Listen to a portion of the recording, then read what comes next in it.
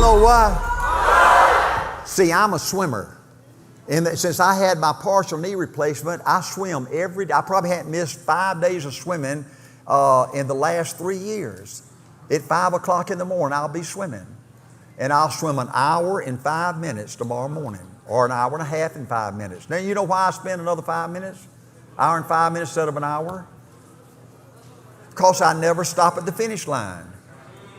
I always do a little bit more. See, A.L. Williams taught me that. That's so programmed in my life right now. At 76 years old, tomorrow at 5 o'clock, I'll be in the water and I'll swim an hour. But when I see that clock up there, I don't count laps, I count time. I say, I'm going an hour. I don't stop. An hour. And then when I get to an hour, I got to go. Another 3 minutes. Another 5 minutes. Because I know Prudential's stopping at the finish line. Right? Ain't that right? See, you got to learn as a leader to be an example, and you got to learn to reward and punish yourself. See, sometimes in the morning at 5 o'clock, I don't want to get up and go swim an hour. I say I like to stay in that bed and snuggle with Angie. She looks still pretty good at 76 years old, right? But you know what? You know what? I got to hit that pool. I got to hit that pool. I used to have a speech with my football team before we went to football camp every year. We'd all meet in the gym. And I said, now, fellas, I feel so sorry for you. We're going to go to football camp tomorrow, and that's the worst experience of our life. I understand that. You're going to get out there, and you're going to think you're going to die, and you just going to... But let me tell you the good news.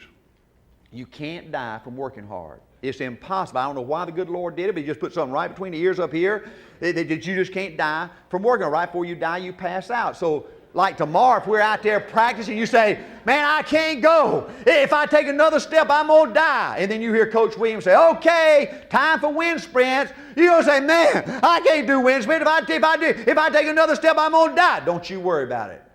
Because you can't die. You get up there and you just keep going, just keep working hard, and right before you die, you pass out. And then I'll get the trainer to take you up to the showers. He'll put you in the cold shower, give you salt tablets, and you'll be back at work this afternoon. See, you can be on the bottom right now. You can be on the pits right now. It can just look like everything is just over for you. But folks, if you've never given up your desire to be somebody, your ability to dream, your ability to hope, there's still time left for you to become all the person you've ever wanted to become. Doing what you're supposed to do when you're supposed to do it. I had one rule if you were going to play on my football team, and you were going to come to practice every day. Unless your butt was in the hospital dying, you were going to be at practice. I was out, we were beginning practice one day with my first football team, and I was fixing to line up everybody for calisthenics, and I saw my starting right guard, Johnny Campbell, come walking out to the practice field in his blue jeans and t-shirt. And I hollered over at him, I said, Campbell, have you quit? What's wrong with you? Why ain't you dressed out? He said, Coach, a bee stung me today, and my face is swollen up, and I got one eye that's closed, and I can't get the helmet over my head. And I said, Campbell, if you want to play on this football team, you get your butt back in the locker room and you put that uniform on and you find a way to squeeze that helmet over your head. And just think about it, Campbell. If you can practice with one eye, just think how good you're going to play Friday night with both eyes.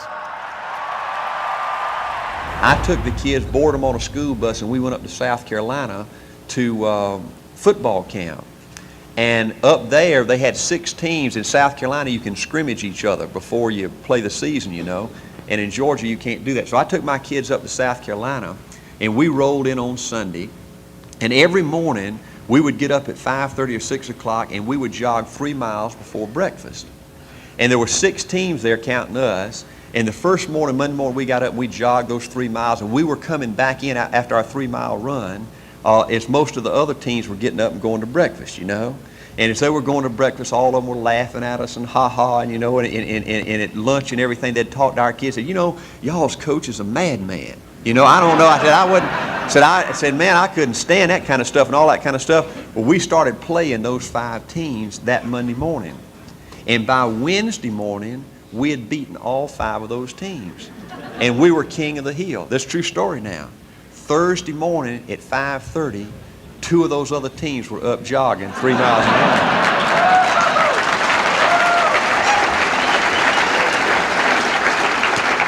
Now, folks, you think about that. You think about that. See, those kids want to be somebody. It ain't no fun to get up at 5:30 or 6 o'clock, dadgummit, and go out there and run 3 miles and stuff like that. But if they knew they could win, if they knew, dadgummit, they could do something and become somebody they could look back on with some pride, they're willing to do that.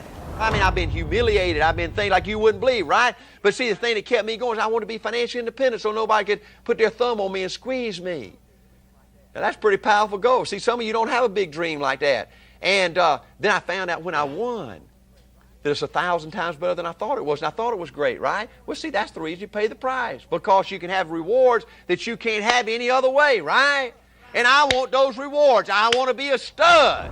In the back of the dressing room, as the kids would put on their uniforms and we'd go out to practice or go board the bus to go do battle, the last thing they saw was a knockout chart.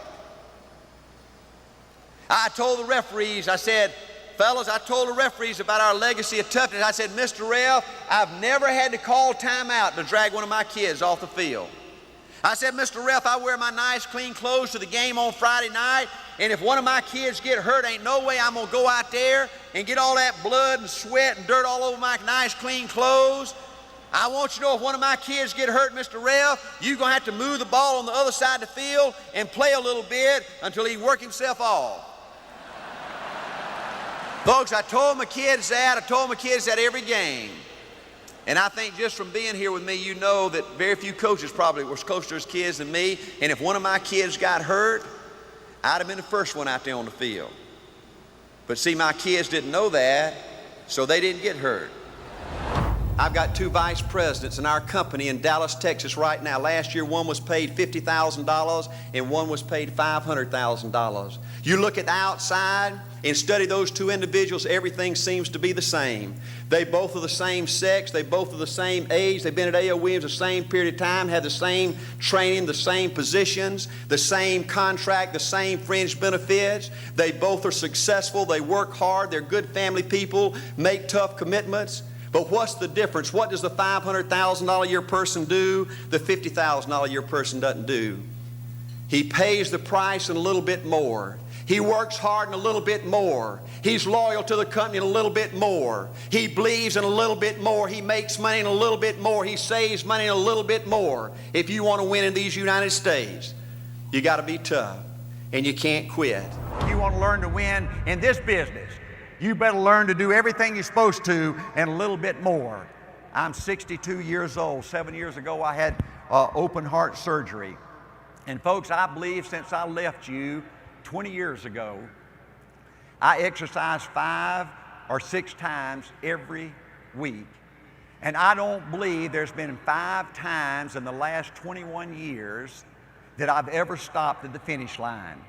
This concept was so programmed in me that you always do a little bit more, that if I'm jogging 2 miles, then I don't ever stop at the finish line. I always go to that next telephone pole. I always go to that next tree.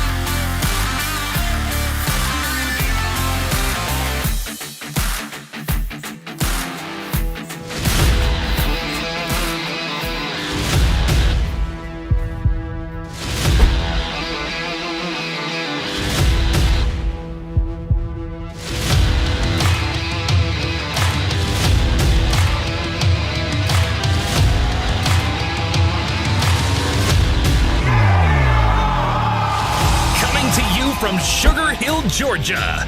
Because the band is getting back together. It's Get Big or Go Home. Live at the Bowl with SNSD Andy Young and your favorite $1 million earners.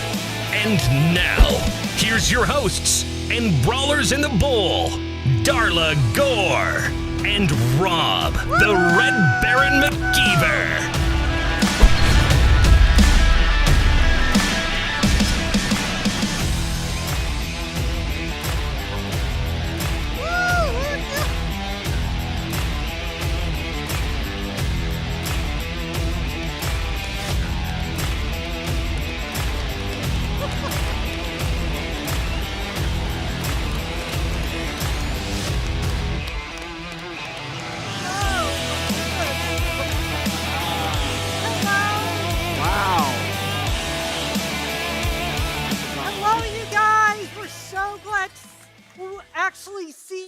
Yeah. We could hear you last night, but we couldn't see you. We're glad that you're here from your offices. Gosh, I think we're back in business. We are. Kind of. Right? Better than ever. So, all right. Kind of taken aback. It was even more than last night. Thank you all for coming. Thank you for being willing for us all to get. All right. All right, so welcome back. We got a lot of stuff coming on today. We're here in awesome Sugar Hill, Georgia. How awesome is this place, right? Well, here's our little interesting facts about Sugar Hill. Well, we put most of those out yesterday. We did? I mean, they have an official mascot. They have an official mascot. Where's that? Eddie the Eagle.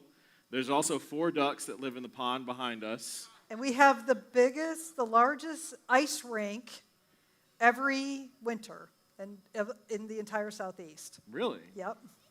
It's actually right back there on that plaza up there. Okay. Right? That's very cool. fun. All right. Social. Yeah, we got the social media. So what we need you to do is post on Instagram or Twitter with our hashtag SNSD Factory. Oh. And then you don't have to spell out the Yahoo. And on Facebook, you do at Let's Get Big or Go Home. And you can also text us at 404-465-1830, and we can add you manually. But as long as you post publicly on those platforms using those hashtags or mentions, it should automatically show up. You can look at that if you want to right now. If you go to getbigorgohome.com, at the top, we've got the social feed, and you can just click on that and see all the promotions, all the recognition, everything that everybody's been posting about the event that's going on right now. So that's what we've got. We've got the wall that we'll be showing later on tonight. But like I said, you can watch that right now on our website. We're still going to be recognizing the firsts, right? Yes. We had a little trouble yesterday. I know y'all raised your hands like we told y'all to, but it was too dark and we couldn't see anybody. Didn't work out So we're going to ask you to do it again if you're in the house. Obviously, if you're watching at home, just like yesterday, if this is your first event or you've gotten your first recruit or your first sale in the months of July and August, we want to recognize you. So you can send us an email at tickets@nightglass.com, and we'll send you your virtual recognition lanyard. But if you're in the house today, I mean, we just need you to raise your hand, and we'll go by and start handing out different things. So there's somebody right there. Raise them high so everybody can see them. Right, we've got volunteers. Here they come, guys. Coming by. You just tell them what you want. All right, guys. What you've earned, not what you this wanted. This is their first event, Let's go. first recruit, first sale. Woo-hoo. Make some noise for these people. All right. Congratulations. All right, you guys. The next thing that we're going to do is we're going to start recognizing senior rep promotions.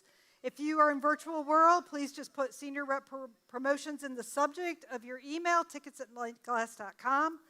If you are in the house and you have received a senior rep promotion, can I step on top of you? Of course. All right. We do all the time. First event, first recruit, first sale. When you send that email to tickets@nightglass, like she put said, it in the put whatever you need your recognition for. Put that in the subject line. Makes it faster for us because much quicker. Trish has a lot of work to do. Yeah, she sends hundreds, maybe not thousands of emails while we're doing this.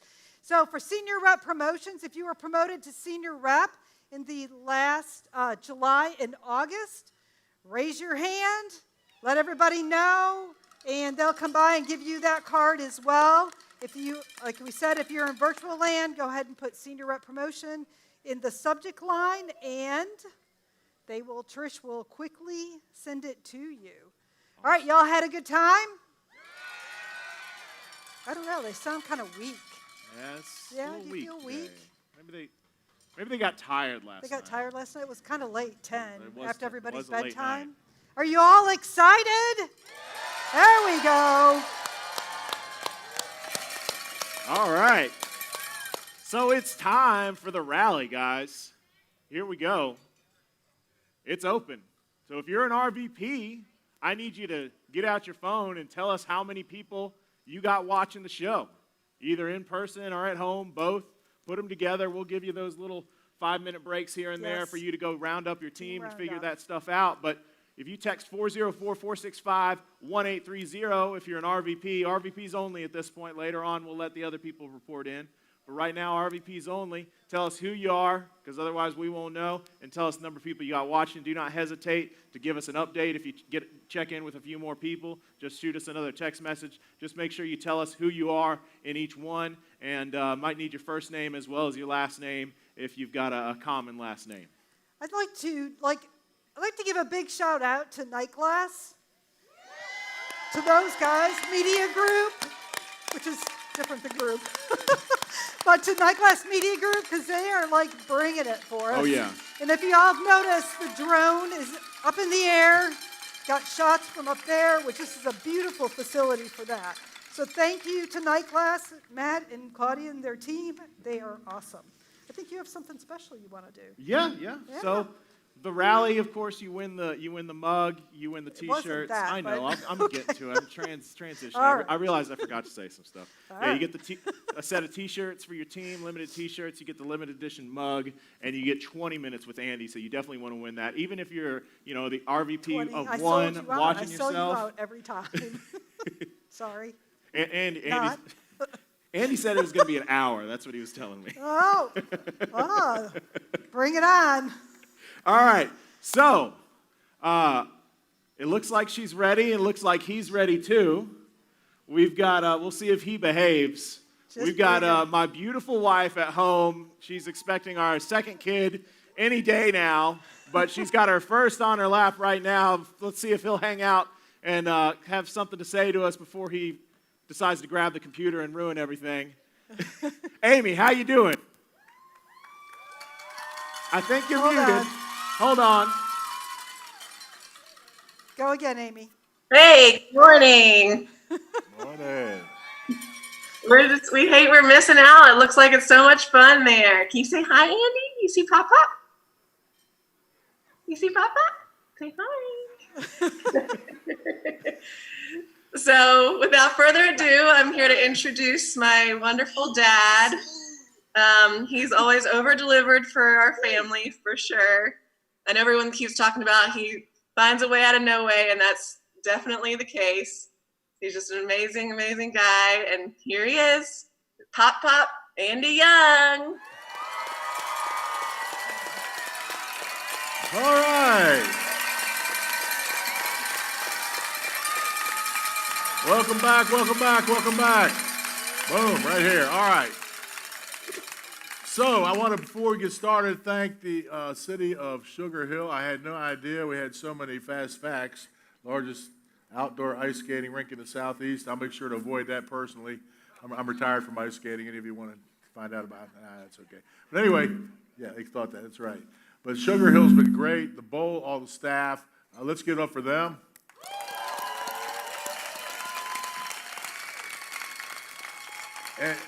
And our man of the hour, I mean, he's such a great guy and doing such a wonderful job. And you know, we got to take our hat off to these kind of folks. Captain Kirk, where you at up there? Kirk. There you go. There he is.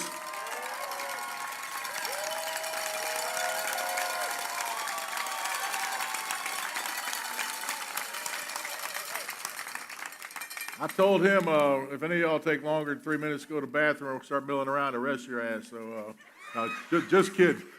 It'd be like a $100 ticket. Don't worry about it. You won't get arrested. All right.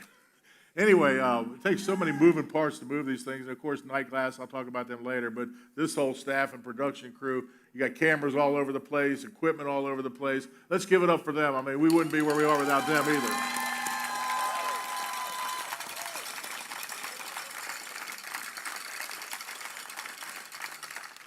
All right, so we've got just a packed schedule, and I was telling some people yesterday, and I don't know if I mentioned it here. We kind of running it. We did the huddle over there. I mean, if you didn't make it to the huddle today, raise your hand. I'm gonna make you do it. If you weren't at the huddle, raise them up. You know you're either there. Yeah, go, okay, that's right. Now, what you got to do to get in the huddle? Double-digit recruiters, right? Now, the people who are at the huddle, how powerful is the huddle?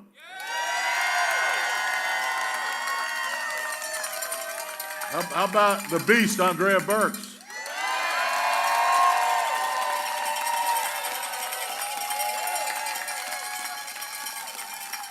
I mean, we take the gloves off. It's raw over there. You want to win. I mean, you got to, bring 2 lunches and plan on fighting all day. That's the whole thing that a lot of people want to know. It's as soon as they can get to, taking some time off, working 2-3 days a week, all kinds, everything except for working.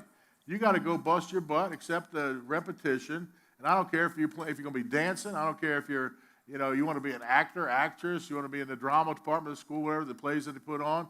I don't care if you're playing music. I don't care if you're going to be, learn a different science, whether it's biology. You got the periodic table and chemistry, football, sports, basketball, anything out there. I mean, you got to go embrace the repetition. And it's got to be perfect practice makes perfect. Not practice makes perfect. Perfect practice. I mean, I could go, and I'm not a good golfer. I'm okay, and I don't play much because it just takes too much time. I needed 250, 280 RVPs instead of being a good golfer, So it was more important to me. But every now and then I play in some tournaments. I mean, I could hit the ball 150 yards further into the woods if I practiced. But if I got a coach and actually showed me how to straighten that swing out, I'd probably get pretty good if you take the time and understand repetition. The Super Bowl, there's a graphic I'll show probably at our next large event, probably Colorado, but the Super Bowl is only 12 minutes long. And you take offense and defense, different teams, I mean, basically you get your certain amount of plays, but then there's kicks, there's kickoffs, there's field goals, there's extra points. Really, each team only plays. I'm talking about from snapping the ball to blowing the whistle, the play's over. Each team doesn't even play 6 minutes in the Super Bowl. No football game lasts long. You practice for and get in shape and work for 1,000 hours for that 6 minutes. And it either gets done or it doesn't get done. And the same thing here. And we've got such a great lineup today. Even our $1 million earners, I hate it. We only got, 8-10. Now we got Sam Shepard's amazing, okay?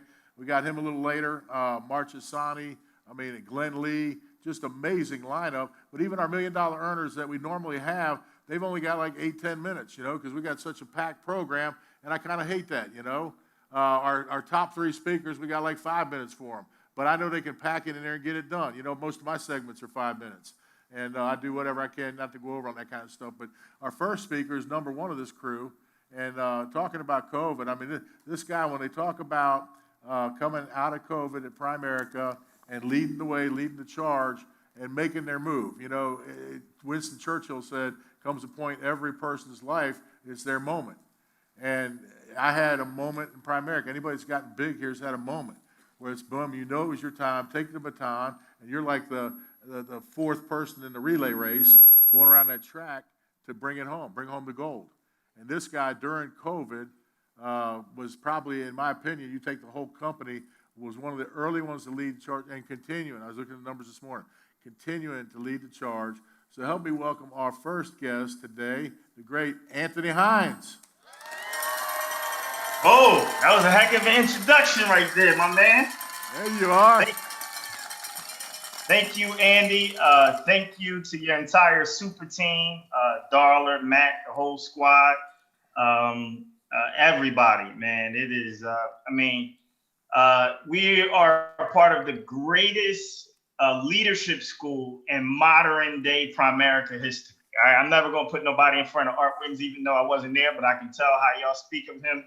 That was just a rare era, but this has to be the greatest leadership school in modern day Primerica history, man. And so we're very fortunate for the hard work that you guys put into keeping an environment for us, especially through this COVID pandemic, the environment that you guys kept for us. So sincerely appreciate that, man. And to have uplines that have built relationships with people and been role models to how to interact with home office personnel and how to build relationships with people throughout the company. Man, just I wouldn't have been able to achieve that without their example. So I appreciate you guys, John and Patty Lavin, always leading the way and being the greatest uplines. But man, let's get down to business. And, so, and shout out to True Chance Hierarchy, the base, the RVPs, man, you guys are doing an incredible job, man, but it's time to crank it up, everybody. And let's just go to the next level. And in order to go to the next level, man, we got to change the way that we think. We got to change the way that we deal with people. We have to change the way we function. And the reason we have to change and reposition our thinking is because many times, man, we're stuck between the lines of limited thinking, a limited outlook, a limited perspective. And as a result, we're looking for other people to save us. And I'm here to tell you, right? Can't nobody save you but you. You got to take responsibility for your life. You have to take responsibility for turning around the ship, because nobody's going to cry for you because they got their own tears, right? And it's time for us to step up and go to the next level. Man, what I'm noticing is the separator is hard work. That at the end of the day, you got to be willing to work really, really, really, really hard. There's no secret sauce other than hard work. And the people that gets the greatest results are the people that work the hardest in the right areas. Just like Andy said, perfect practice makes perfect. Hard work in the right way, doing things a certain way. It's not about doing certain things. It's about doing things a certain way. And that's what he's talking about when he says perfect practice. He's talking about doing things a certain way and then doing them over and over and over and over and over and over and over again. And that takes hard work. One thing you can't teach is motivation. You can't teach dedication. You can't teach consistency. You can do all you can to try to inspire people, but if they're not inspired by their own goals and dreams, if they're not inspired to change their own circumstances, to get away from their own nightmares, then you got to go get some more people. And the reason that you're stuck is because you're trying to get more out of less. You're trying to get more out of the same group of people when there's people out there that are waiting on you. You got to find people who are looking for you. You are looking for people who are looking for you. All the times, man, listen, if you go fishing, right, you can go catch a lot of the wrong stuff, right? You got to keep going in order to catch that bass or to catch whatever particular fish that you're fishing for. They don't just jump on the hook, right? We saw with Gus when he talked about the red marble just didn't pop up on accident. You went through a lot of the wrong marbles in order to find the right marble. And a lot of people, what they want to do is they want to avoid the going through the numbers, right? I say all the time, man, you got to respect the numbers. You got to never disrespect the numbers. Okay. The bad news is you can't beat the numbers, but the good news is the numbers can't beat you, and you got to be willing to work through those numbers. But a lot of people some people don't mind working through numbers, but they don't want to work on their skill set. But that goes back to perfect practice, right?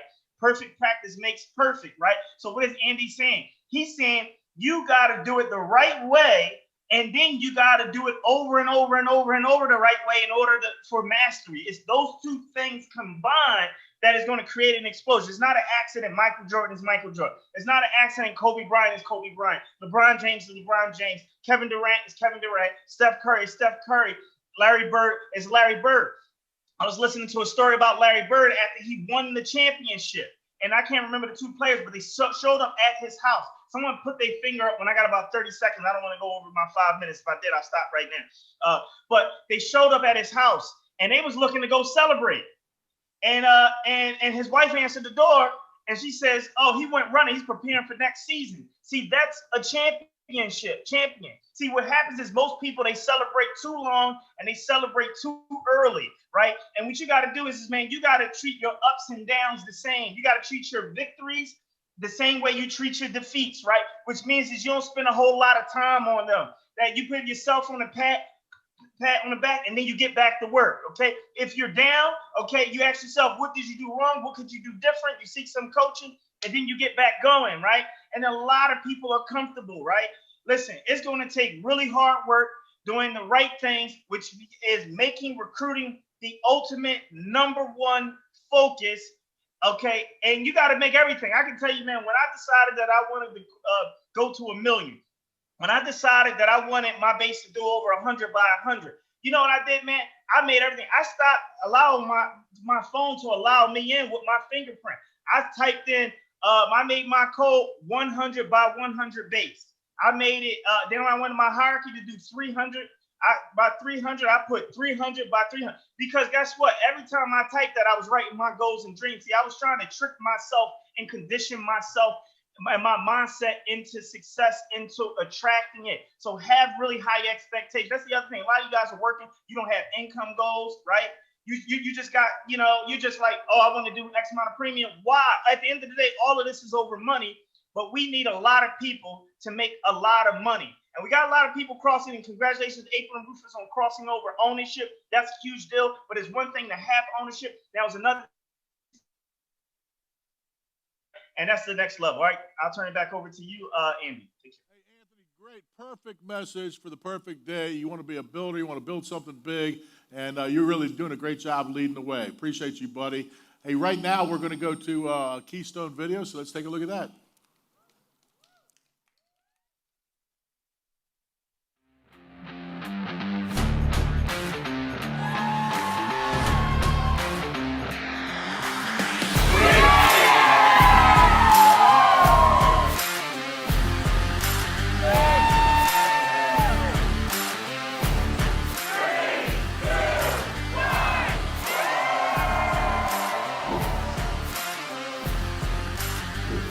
Doesn't matter what you think about in this business, it's all going to take you back to double-digit recruiting. You've got to have a game plan that's focused on growth. Only in Keystone, baby! If you're not here, you're missing out.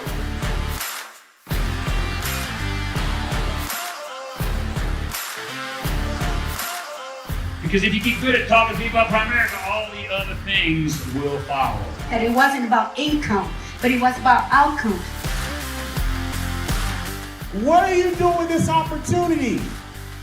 Y'all want more? We decided we want more! Hey everybody, the road to SNSD goes through Winston-Salem, but it makes a huge stop here in Keystone, Colorado. You cannot miss another trip. It is crucial for you to build a huge, huge business. This is the place, this is the time, and you're the one. What a time it is to be in Primerica, to be in this atmosphere, to listen to Gus and Johanna one-on-one, what you need to hear, what you need to know to build your business big. Where else can you go and rub shoulders and pick the brains of multiple million-dollar earners and millionaires, learn how to come and build a business, leave a legacy behind for generations to come? And where is that? Only in Keystone, baby! This is a red car event. This is for the studs. This ain't for the GP, the general population. It's great. You have to be around these people. If you want to build a big team, you got to be in events like this. SNSD Factory! All right, Keystone guys, I'm going to tell you what. That's going to be an epic event. Part of our epic beatdown. So you want to be in Keystone, find a way to make it happen. Get your team out there. It's not about by yourself. How many people you're going to have on your team? Big decisions are made at big events, and that's what you're going to see. Sylvia Robinson was just talking about Gus Gonzalez just a minute ago. We got Gus. Gus, you over there? Where you at? I'm here. He's here. All right. The great Gustavo Gonzalez, my little twin brother. I ate half of his fetus before he was born, so I was hungry before I got out. But my little twin brother. But got it rocking, income's rocking, team rocking. I was looking at your through first, second, third. I mean, crushing it right now in September 2020. Tell us what you got, Gus. Man, I was just watching the Keystone video, and I'm inspired, man. I'm telling you, for anyone that is on this call, this meeting, and you're not there in person, right? And you've never been there in person. You have to understand that the whole get big and go home environment, it's more of a mindset. It is an environment, but it's also a mindset. And I think it's so important for you to catch that, you know, double-digit recruiting and getting to RVP and promoting RVPs is a central theme to everything that is talked about in that environment. So it works on your mindset. So Anthony was saying that this is the best leadership school ever. I mean, I've never seen another school where there's so many SNSD together that are willing to submit to one idea, to one concept, one team, one dream. And I think that creates a synergy that is unique. I don't think you'll find that anywhere else in Primerica. So Winston-Salem, that is where it starts, because everything, you have to learn to connect recruiting to everything good that happens in this business. You have to learn that, and that is something that is learned. I don't think that's something that's natural for most people. The natural thing is to think sales, is to think other things which are more natural, right? But if you learn that, to connect recruiting to everything good that happens in this business, your life will change, because then your focus is gonna be that, So you have to be in an environment that helps your mindset stay focused on what you need to stay focused on. So Winston-Salem is where it starts, and it's something that it's a reminder. It's like every other month there's a reminder there. But Keystone is almost like the pinnacle of that. I mean, I've seen $9 million earners at once speak at Keystone. It's almost like a mini convention. And it's such a special place because, number one, it expands your vision. Keystone will expand your vision in terms of your business, of what's possible. When you saw that video, it's like you see something like, looks like a house. That is Bobby Wison's apartment in Keystone. It's the biggest condo in all of Colorado. And you're going to have a chance to go there and be there and experience that. So it will also expand your vision in terms of lifestyle and what it's possible for you. And there's so much free time. I mean, there's so much information about the business and environment and all of that stuff. But there's also so much free time that it will help gel your team at a different level, at a completely different level, because you are dreaming together, you're experiencing this together, and there's so much team interaction at a level that is not possible back at home, especially not during these times that everything is being done through Zoom. I'm telling you, your people and yourself, obviously, but your people will get inspired like never before, and they will believe more than ever before, and that will lead them to do more than ever before. So I think I just want to take my time to get you to see the value in that, and that you make a commitment to inspire your team to be there live at Keystone at the end of this year. I'm telling you, we are gonna respect whatever protocols they are in place for safety and all of that. We get all of that, but at some point we're gonna have to, get back to real life.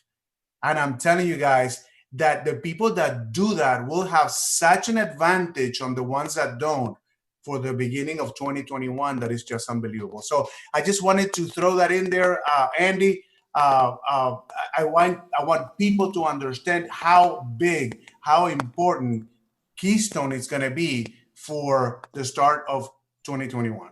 Yeah, Gus, real quick, as you finish up, the big events, I mean, if it's not fun, I'm done. I mean, I love to have a great time. And these events that go 2, 3, 4 days, they're absolutely amazing. And the funny things that happen along the way, stories over 40 years, I could just tell you one funny story after another. Sometimes we do that late at night. And who was on the cruise of Destiny last year in this room? Look at that, man. We have a bunch of people. So Belle to Ruby, I decided they were going on a cruise, and I would rather have been beat to death with a hammer than go on a cruise, because I went on one before and I hated it. But man, we went on and took over that cruise ship, And Gus was talking about one late night story, and this is I'm in a dangerous area, but I like kind of the deep water anyway. We're sitting there with Gus's guys over at the sports bar on the cruise ship, and his guy looks at me. His English is not that great. And he goes, after we're talking about Keystone. It was 1 year ago this week. 1 year ago like today. We were on that cruise Amazing ship. that it's only a year. Wow. 1 year, amazing. And he looks at me, and there's about 12 of us around, selling the dream. And he looks at me with a kind of cocked head. And he goes, "What does this mean, the biggest condom in Colorado?" Like, what? Gus, that's your question to answer. But that's just one of the funny stories that happens. We get our work done, we bust it, we have fun, and I can't wait to get together with you and Joanna and the team. Appreciate you, Gus. Love you, buddy. Let me tell you, man, that right now, I'm telling everyone right now that from our hierarchy, we have right now over 100 people with tickets bought, airfare bought, and cabins, whatever it is that people rent over there. But over 100. So we're coming strong. That's good. Look forward to seeing you guys. All right, back to Rob and Darla. Right. So Yay. Gus was caught on the back foot after the condom comment. He couldn't remember what you call those things that you rent Got rattled. in Keystone. It's not rattled. condoms. Thank you, Gus. And Right. Amy told me that she forgot to say "Go Dogs." She did. I offered to call an audible and bring her back on, but she's like, "Nope, So that's good." I'll You say it, for but her. Go Dogs. Hottie toddy, I care more about. All right, let's see the social graphics for the reminders. Oh no, we're not. I'm sorry. We're doing that, The right? graphics, not the. Oh okay. yeah, we're still doing the graphics, not the wall. We can be on. Can we turn Andy on? I want to turn thank his all mic the on. people that have, Rob is very appreciative of all the people that have cowbells today. Okay, go ahead, guys. If you could just ring them a little bit louder. That's his rival school. They have cowbells. He hates them. All right. All right, back to business. All right, there we go.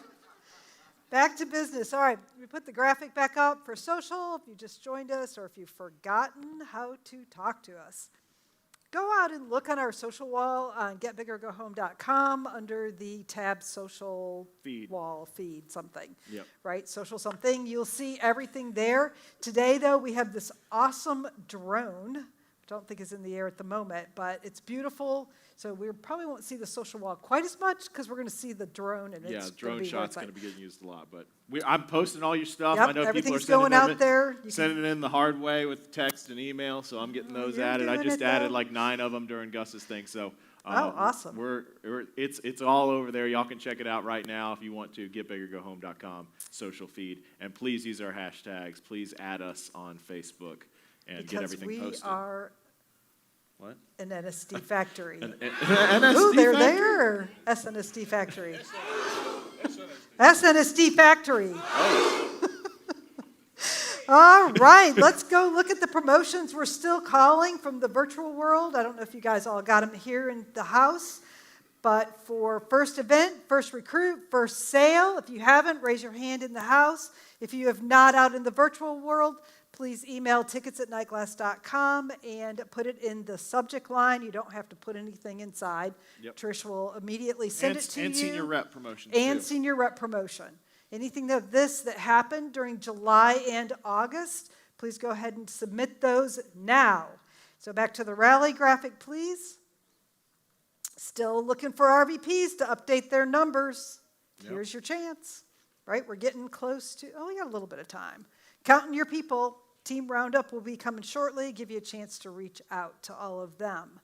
Look, we're exactly on time. Look at that. I think it's Andy's turn at 11:34. We're on time. I'll fix that crap. Yeah, you will. Just kidding. Hey, we got a real special treat coming up. Over the years, you never know how you're going to impact people. I remember my mom passed away November of 1997. It's like unbelievable, and right day before Thanksgiving. And I had a couple things I had to do, finish up some visits for the year. Back in those days, we had to travel all over. And I did a meeting in L.A., flew into Las Vegas, and then flew to Connecticut, and all in one trip. 3 days before Christmas was the finish of the trip. And just kind of feeling kind of down a little bit, because I was a mama's boy, and it's when your biggest fan's gone, that makes it tough, So I had to get the pork chop around my neck and hope the dog was going to lick my face a little bit, because I'm a #1 fan. Y'all, chill out, man. It was 1997. We had a great life. She traveled the world. All right, just chill out. Just if you do this great, she went to Hawaii, went to the Super Bowl, went to Europe, all these great things, lived in Florida. So just chill out a little bit. Okay, so anyway, but I was feeling real blue right then, really kind of down, and got into Connecticut, and I was just like, oh my God, like, just tired, exhausted. And I go into a school, and one of the guys in there, Joe Kabulis, he was talking about, you just got to see what you can do, try what you can do, and he said that, anyway, just keep fighting, always keep fighting. You get one more day, one more day, one more day. And they were having a challenge, and his wife was told to abort a baby because she was going to be severely deformed. And he said after I gave a speech and whatever I said, he went to one more doctor and paid like, 25 grand. And the doctor said because she was missing a chromosome. Well, the part of Italy that Joe's from, in Sicily, when he finally checked it all out, everybody's missing the chromosome in that area, including him. And then, like 4 years later, I'm at Boca Raton, one of our meetings. He goes, "This is a little girl, you saved." It's like you're feeling like crap, and you never know, which is why you got to be on all the time. I mean, you never know what you're going to say to make a difference. I was just talking with great Terry Sheridan over here. Then you pay a death claim. I mean, and nobody expects that to happen, but boom, all of a sudden, and everything changes. What we do is so powerful. Don't ever underestimate the power you have here. And you go out and turn over one more stone, figure out what you can do, and you never know when you're talking, what one little sentence, one little idea, sitting around the room talking afterwards, question and answer, you never know. And one of those great things over time, when Mark Marchesani came, I went to do a meeting for them, and Jimmy Meyer, it's his upline, Jim, my great buddy, their business was down a little bit, and they were struggling a little bit. And I basically come, up and just called them a bunch of punks and all that kind of stuff, and he gave me my gift. It was a sweatsuit, and gave me a gift afterwards. He just basically threw it at me and just said, "Thanks for coming." Didn't even shake my hand or anything, But then he turned around and built an amazing hierarchy and went over $1 million a year, and building just such great teammates that he has that make great money here, great success. And even at that meeting, you never know the difference you're going to make. And this guy's made a difference for many, many people in Primerica. He's a great teammate to have for all of us at Primerica. Got a great message. Let's turn it over to the great Mark Marchesani.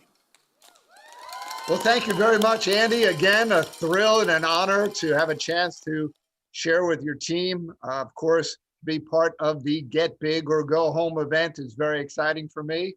I was very honored and thrilled that you invited me a couple months ago, and now this is an encore performance. So thank you so much. And again, I could never, ever repay you for the impact and the significance that you've had in our life.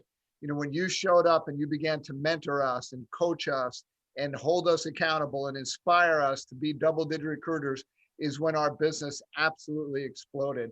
We were stuck. We were sort of in a real ice skating on concrete kind of position, around $150,000 a year of income.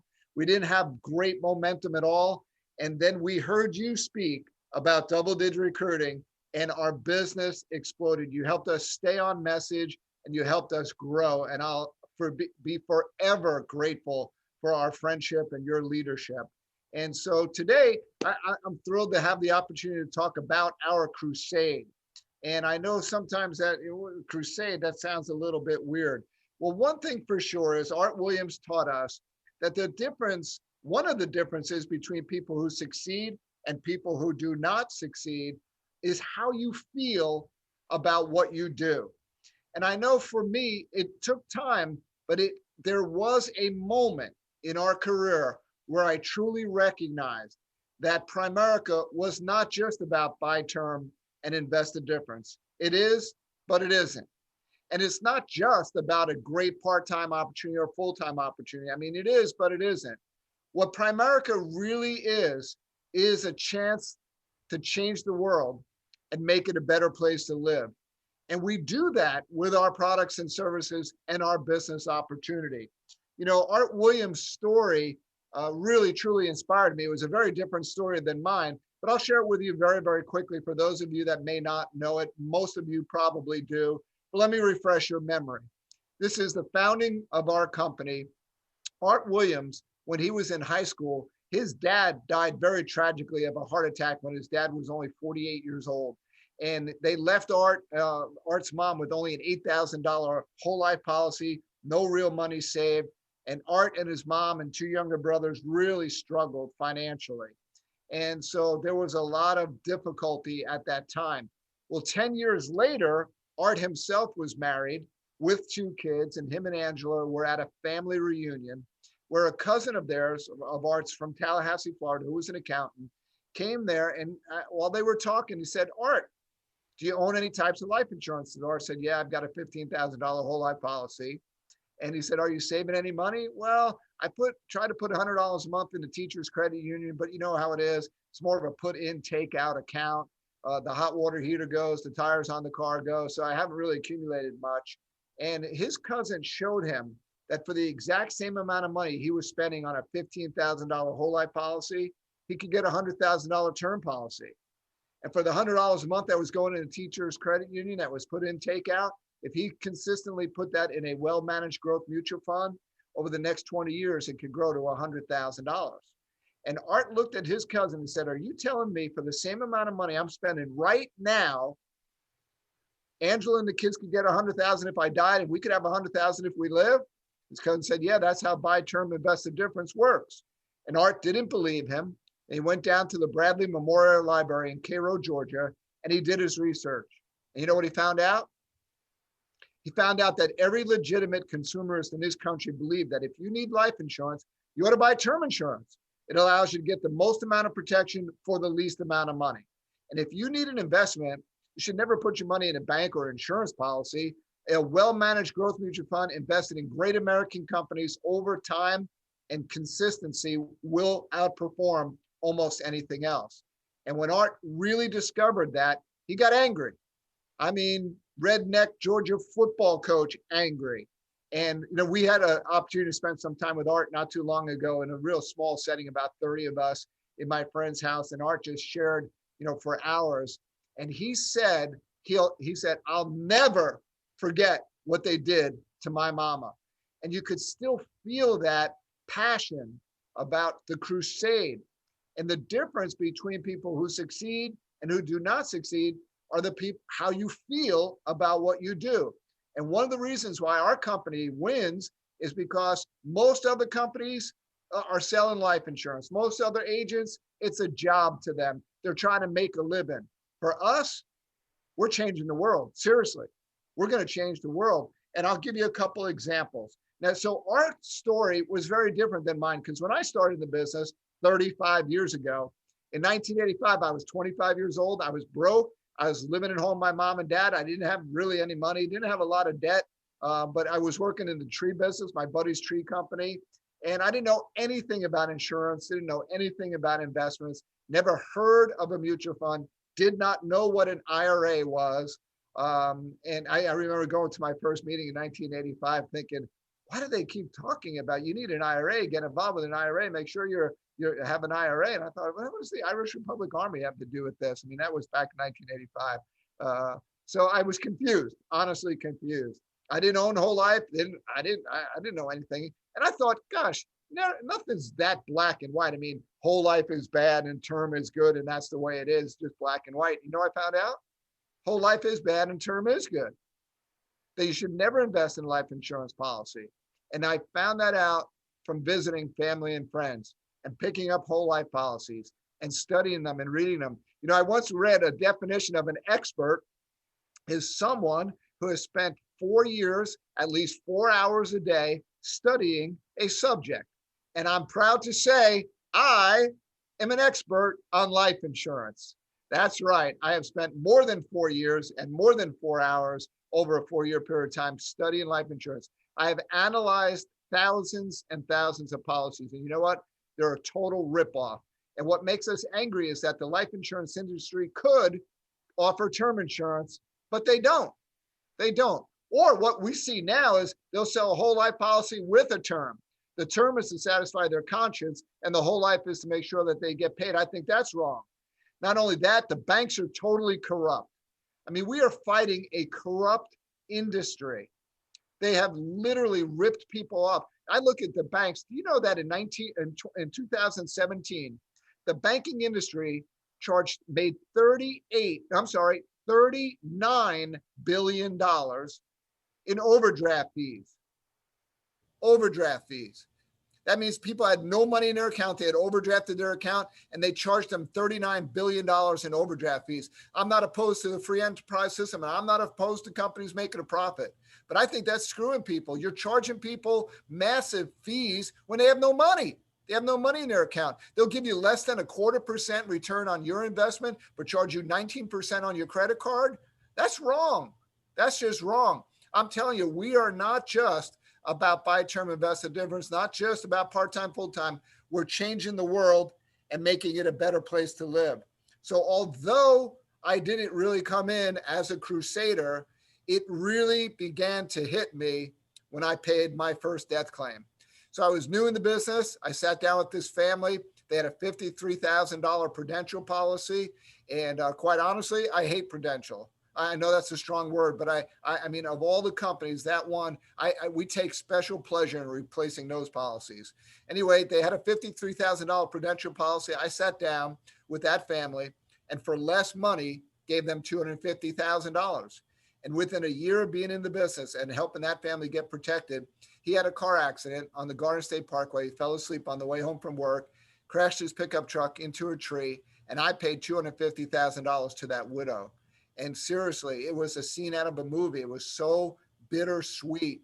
It was so sobering. She had her 8-year-old son on one leg, on one knee, the other 7-year-old daughter on the other leg. And she said to me, Mark, I don't know what we would have done if we just still had that $53,000 policy. Thank you so much for helping us. And it really hit me. And I invested that for them in a growth and income fund that produced $2,000 a month of income for that family. Now, nothing replaces the loved one, but boy, did we replace the income in that situation and in hundreds of thousands of people's lives throughout the course of our business. You know, my brother-in-law had a massive heart attack at age 47, and I delivered $250,000 to my sister-in-law. And that made all the difference in the world for that family, for my sister's family. Let me tell you this story. This is an amazing crusader story. You know, we have I grew up in New Jersey. We moved to Colorado Springs. We were building a business in Colorado Springs, and we were able to attract a high quality couple through our part-time business opportunity. And their name is Doug and Lori Booman, great people, great friends. And Doug got involved in the deaf and mute community in Colorado Springs. In Colorado Springs, there's the school for the deaf and mute. It was established in 1874, even before Colorado was a state. It was a territory then. It has over 700 students, and for the last 146 years has had thousands and thousands of students go through there, and many of them stay in Colorado Springs. So Colorado Springs has a fairly large deaf and mute community. Well, Doug got introduced to somebody and was wise enough to bring an interpreter over and sit down and help this family. And sure enough, they were sold a whole life policy. Now, I'm not going to get too deep into this, but just stick with me, okay? I want you to feel my heart on this. Life is tough. Life is challenging, for sure. If you ever read The Road Less Traveled, the first line is, life is tough. And life is even tougher if you can't hear and you can't speak. If you're deaf and mute, life is really, really challenging. So anyway, Doug was able to sit down with this family, replace their policies, give them more coverage for less money, and start an investment for them. And 5 years later, the husband passed away. And so the interpreter who originally went over there with Doug called him and said, hey, bad news, the husband passed away. Could you help this family? He said, of course. So he went over with the interpreter. The wife was devastated. The daughter was devastated. They are both deaf and mute, and they're communicating to Doug through the interpreter. And the wife says, "It's your company's going to pay $250,000, right?" And Doug says, "No." And obviously, you don't need an interpreter to see that. And the wife and the interpreter and daughter were shocked. And Doug said, "We have a special feature called the increasing benefit rider. And it's not $250,000. We're going to pay $375,000. And they started to cry. The interpreter was crying. Doug was crying. I was crying when he told me this story. I mean, do you understand? We are changing the world. That family was rescued because of our message, our story. You have that power. you have the power to bring a life-changing message. Buying term and investing the difference alters people's destiny. I'm not exaggerating. Not only that, we help people get out of debt. You know how many mortgage burning parties I have been to? Probably a dozen. And there's nothing quite like having a big party. I remember one of our guys paid off his mortgage. He invited us over, and there he was, had a big crowd of about 100 people, all of his family, all of his friends, his team in Primerica. And he he had a fire pit in his backyard, and page after page after page, he threw his mortgage in there as we clapped. And then he had a cake baked into the exact shape of his house. And it was a beautiful house, $500,000 house. It wasn't like a little dinky house. He had a gorgeous house, paid off, and he had a cake baked into the shape of the house, and we ate the cake. I mean, it's wonderful to be debt free because the Bible is very clear. The borrower is the servant or the slave to the lender. So one of our crusades is making sure people are on track to get out of debt. You know, we have thousands of our clients are multimillionaires today because they listened to us 35 years ago. I got one quick story on this. My wife, Kathy, was in the business. That's how we met. And after about 3 years, she came out of the field. So she was in the field 1985, 86, 87. That was maybe 1988 was the last client she actually sat down with. But we just got a call from one of her clients, and the client said, hey, I just saw in my account that I have $180,000, and I'd really like to do something with that and roll it over into something a little bit more conservative. And her story was Kathy sat down with her in 1987. She started a $50 a month investment when they were young and newly married. That's all they had, $50 a month. They only put in $50 a month for 20 years and then didn't put in any more money. And today had $180,000 in there. I mean, you have to recognize that and a big part of our crusade is that we will give people from average and ordinary backgrounds an opportunity, a chance to do something great with their life. That is an important part of our crusade. And I'll start to wrap up on this and let you know that one of the greatest ways that we market our business is through our opportunity, through the part-time opportunities, how we market and we reach our clients. We're able to reach a different type of person because of the business opportunity. So here's one quick story. I recruited a guy who recruited a guy who recruited a guy who recruited a guy who recruited a guy. Okay, so it all started with recruiting. And that guy, this last guy, was a sheriff in the El Paso County Sheriff's Department. And he we did a financial needs analysis for him. We looked at his finances. He was buried in debt, non-mortgage debt. He didn't have enough life insurance. So we got him straightened out. He got the right protection, and he also started saving some money. But he wanted to really get into a better position.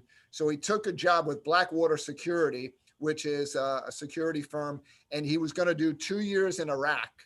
And he was going to make $200,000. The first $70,000 is tax-free. He was going to send that back to his family. That was his game plan, to work for 2 years and 2 years from now be in a totally different financial position.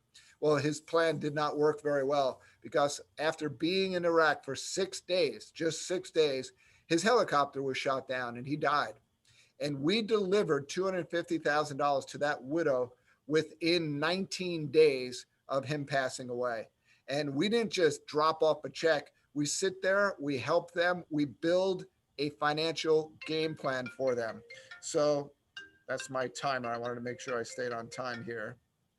So I just want you to know that we make an enormous, enormous difference. And our crusade is critical to people who need you. They absolutely need you. So I just want you to know that the crusade will give you the added extra ounce of faith and courage and confidence and motivation that you need to keep going. Crusaders die hard. Crusaders are passionate. Crusaders keep going when things get tough. And you should become a crusader because this book right here tells you you can do it. This is the $100,000 income earner book.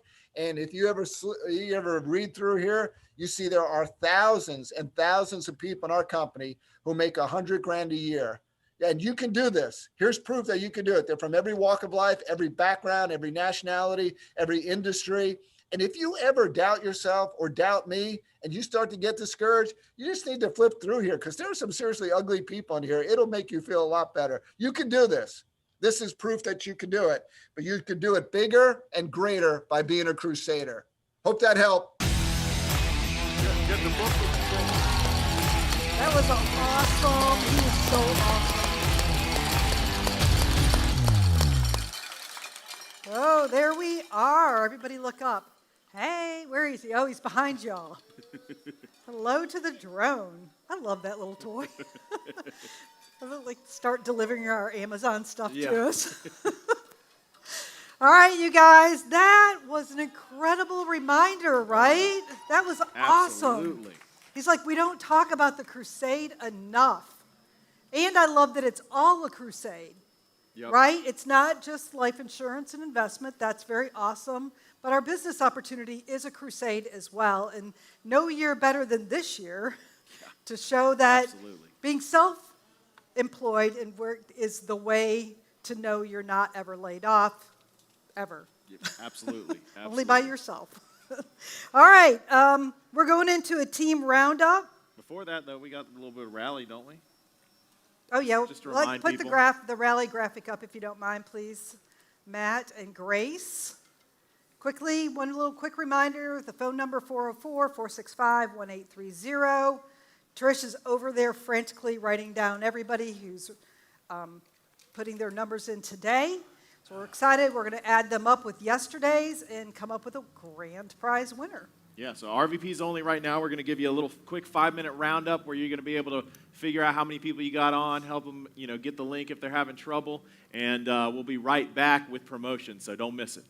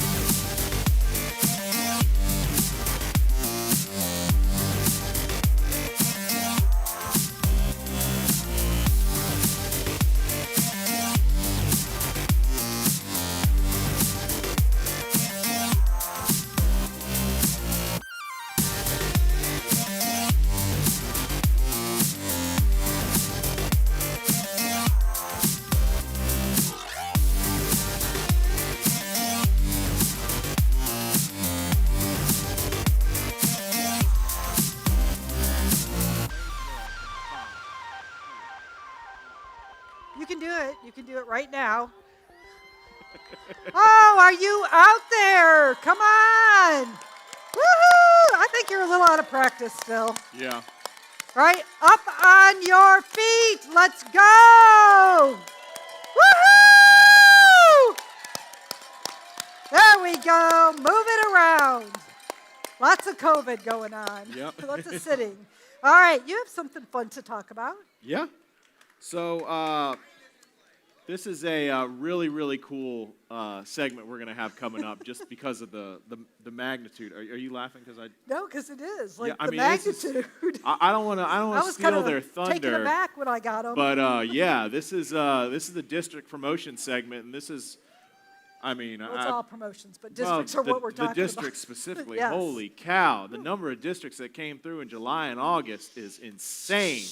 So I mean, if there's gonna be massive businesses that are gonna be built, people are gonna look back at what happened this summer and talk about it because it's insane the amount of districts, and districts are the building blocks for the business, right? I mean, you want to build a house, you want to build a big business, you need bricks, and districts are your bricks. So with that, I want to throw it over to some of my favorite compatriots and listening to dirty South Country rap tunes, Ron and Tammy Lewis.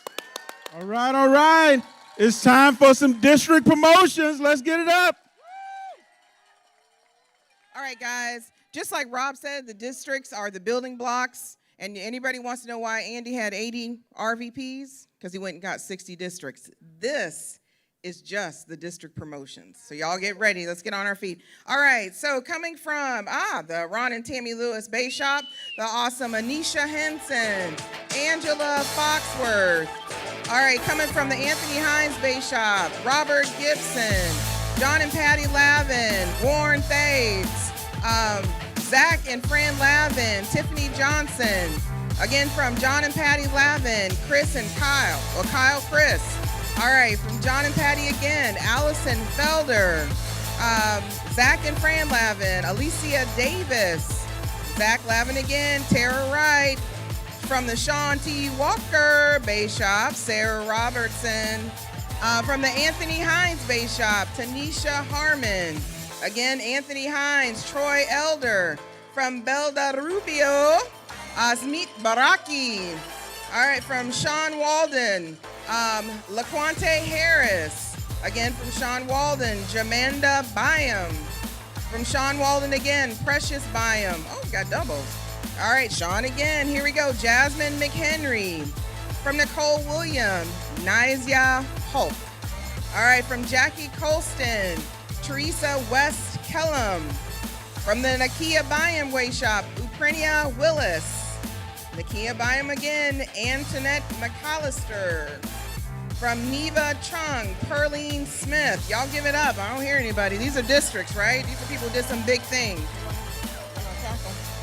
From Dante and Janine Thomas Bay Shop, Lakeisha Walker. From Lynn and Wallace Jenkins Bay Shop, Carolyn Leggins.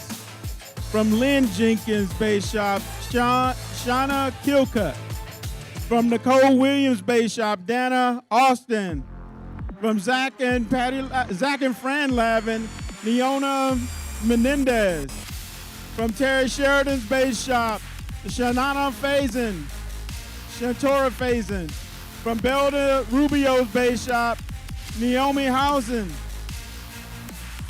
From Denise Devon's Bay Shop, Viridian Scott.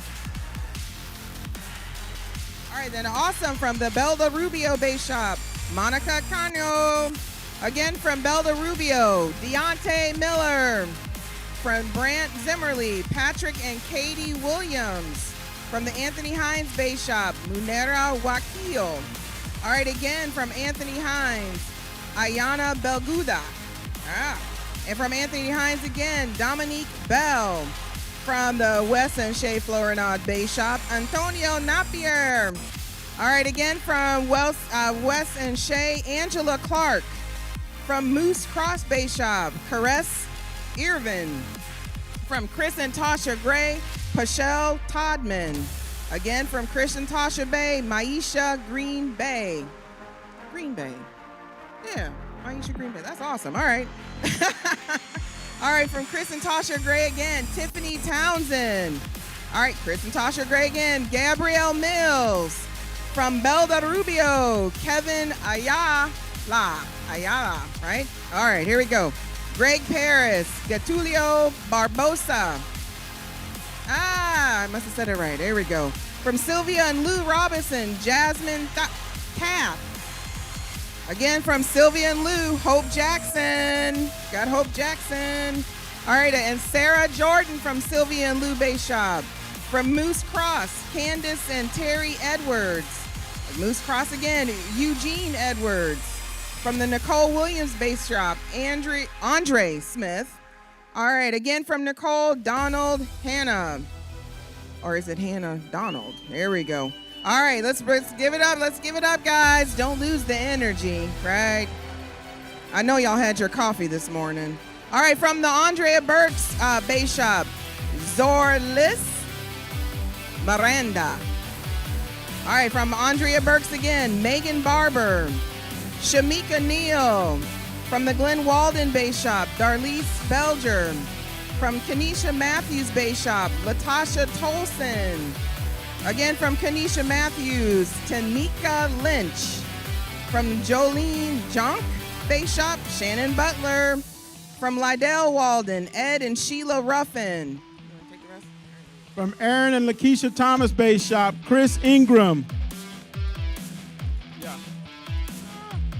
From Aaron and Lakeisha Thomas Base Shop, LaShane Ingram. From Aaron and Lakeisha Thomas Base Shop, Brandon Ruffin. From Burning Campaign Base Shop, Jody Sebastian. From Lyndon, Lydell and Arian Weldon's Base Shop, Ashley and Yolande Holman. From Ashley and Lydell Weldon's Base Shop, Lakeisha Jones. Also from the same base shop, Katrina Hutting. From Lydell and Arian Base Shop, Cedric and Denise Everett. From Lydell and Arian's Base Shop, Nicole Newman. Also Frederick Ivan, and Monica Jordan. Teresa Walker. Okay, from the one in Anthony's Base Shop, Zakandra Hall. Lakeisha Barker Base Shop, Jaquila Stewart. Teresa Speaks. And from Rashid Barker Base Shop, Tariq Bailey. As well as Gerard and Erica Sanders. From Barker Rashad Base Shop, Kashija Shaney.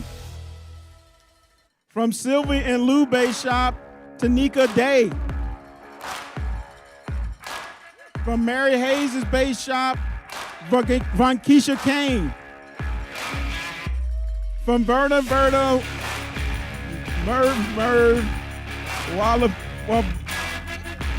Wally Bruce Base Shop, Jira Scott. From Lisa and Chris Bell's Base Shop, Juanetta Gray Walker. From Lisa and Chris Bell's Base Shop, Butch and Tony Alkins. Yep. All right, y'all, keep that energy going. Let's go from Jolene, the Jolene Base Shop, Stephanie Ingravale. Is that correct? All right, here we go. Martha Odiase. From James and Sylvania Belat. All right. David Bernardin. All right. Again from James and Sylvina is a Chana Bay Cherry. All right, here we go. From the Mary Hayes Base Shop, Leisha Bodaford. Again from Mary Hayes, Nisa Harrow McNeil. Again from the Mary Hayes Base Shop, Marilyn Mercer. Again, here we go, Jonathan Dunn. From Lydell, the Walden Base Shop, Nishia Edwards. Same base shop, here we go, Kanisha Foss. From April and Rufus Taylor, Faye McMillan. Murda Scott, Elisa Hillman. From the Olivier and Jamita Brutus Base Shop, Fanikia Casting. All right, here we go. From Chris and Rick Walker, Angelique Alston. Again, from April and Rufus Taylor, Chico Stokes. April and Rufus again, Lucia Barrett. April and Rufus again, Daniel and Jasmine Auguste. April Taylor, Nate Gibson. Delina Devereaux. Johnson Robin. This is also from April and Rufus. Here we go. Tamika Brown. She must be my cousin. I may have to call her. All right, and here we go from Bernard, from the Bernard Champagne Base Shop. Shoba Pandy. From Rick and Chris Walker Base Shop. Tynia Davis. From Merv Wiley Bruce Base Shop. Araceli Nunez Matox. Again, from Olivier and Jamina Brutus, Marie Mark. From the William Kofer Base Shop, Floretta Grant. Again, from the Kofer Base Shop, Jeanette Jackson. From April and Rufus, Aaliyah Harris. From the Andrea Burks Base Shop, Lunice Celeste, or Celeste Lunice. From Olivier and Jamita Brutus, Jean Leandre. All right, here we go. All right, from Joe and Nadia Charles, Jenny Paul. And that was just the districts. Woo! Y'all give all those districts a hand, man. That was a big dang on deal. All right, so when you go to district, you got to promote a district. So these are all the division promotions. Y'all ready? Here we go. All right, the promoting RVP from the Terry Sheridan Base Shop, Colette Jenkins. Naomi Williams. All right, from Wesley and Shea, Mia Mazudier. From the Belle de Rubio Base Shop, Petros Aptu. All right, from Belle de Rubio, Brittany Martinez. Nayeli Fuentes Garcia. From the Belle de Rubio Base Shop, Bana Fitwi. All right, from Sean Walden, we got Jasmine McHenry. From the Kia Biome, we got Antoinette McAllister. From the Sheridan Base Shop, Contesset White. And also from the Terry Sheridan Base Shop, Marcus Johnson, Sanika Britton. Look at these people promoting districts. Also from the Sheridan Base Shop, we got Katara Harris. She's in there double.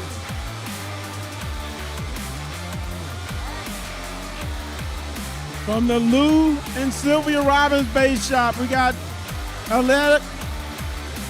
Adelia Craig. From Christophe Bischoff's Base Shop, we have Olivier Precis. From Wesley and Shea Florinard's Base Shop, we got Amber Johnson. From the Moose Krause Base Shop, we got Candace and Terry Edwards. From the Burnett Zimmerly Base Shop, we have Nathaniel and Anna Brook. From the Burnett and Zimmerly Base Shop, we have Lauren and Vasley Turner. From the Tansley Jackson Muhammad Base Shop, we have Malene and Wesley Warren. From the Mary Hayes Base Shop, we have Letisa Vaughn. From the Lydell Walden Base Shop, we have Andrea Hundren. From the Lydell and Alia Base Shop, we have Roderick Hood. From the Lydell Base Shop, we have Angela Moore. From Glen Walden Base Shop, we have Terrence and Michelle Taylor. From the April Walker Base Shop, we have Asana Richards. From the Rich and Chris Walker Base Shop, we have Dwayne Letitia Jordan. From the April and Rufus Taylor Base Shop, we have Legene Marbury Walker. From April and Rufus Taylor, we have Tamara Purnell. I got that name. From Olivier Brutus Base Shop, we have Jean Lador Landry. From Olivier Brutus Base Shop, we have Edith Darius. And now to the regional leader. All right, guys. So these are the guys that promoted more than one district, of course, right? So from the awesome Andrea Burks Base Shop, we have Edwin and Tanisha Davila. Again, from the Burks Base Shop, Gerard Kruger. From the Heinz Base Shop, we have Keisha and Herb Wilkins. From the Beldo Rubio Base Shop, we got Danite. Here we go. Danite. I'm sorry, baby. Right, here we go. All right, Beldo Rubio, Naeli Fuentes Garcia. From the Glen Walden Base Shop, we got Art Meese and Arthur Jackson. From the Mary Hayes Base Shop, we got the awesome Chamonix and Michael Williams. And then again, from the Mary Hayes Base Shop, we have DeQuante Anthony. And the last regional, we got two more. Here we go. From the Mary Hayes Base Shop, the awesome Bridget Jackson. And then last but not least, from the Peggy and Jaron King Base Shop, awesome new regional leader, Rosalind Patterson. Woo! That was a lot of promotions in motion. So we're gonna give it back to the man who got the 80 RVPs, because he got 60 districts. Back to the awesome Andy Young. Hey, let's roll. Hey, they're doing a wide angle shot. So while they're doing this right now, they told me to keep talking. So I'm gonna give you a wide angle shot.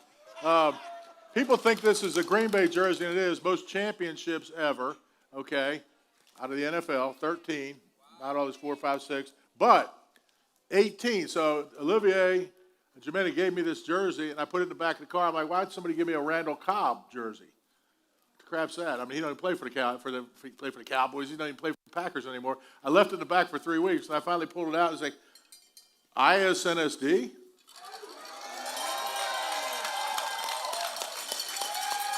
Because you need 18 first generations to be an ISNSD and get this ring. Brilliant. Brilliant. Brilliant. All right. Our next speaker, we are fired up. I mean, brilliant. He's brilliant. You can put it down. Tomorrow, we check with Jermaine tomorrow. He won't be brilliant tomorrow, but today he's brilliant. The top of his head will be brilliant. I know. I got to look at the... Hold on. Y'all quit distracting me. I got to look at this camera right here. I'm going to get my ass beat, okay?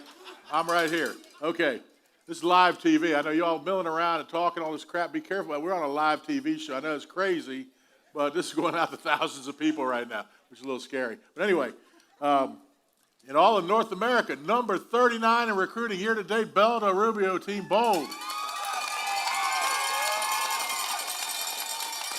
Number 33 in all of North America, Anthony Hines. Gum. Number 30 in all of North America recruiting, Olivia and Jimena.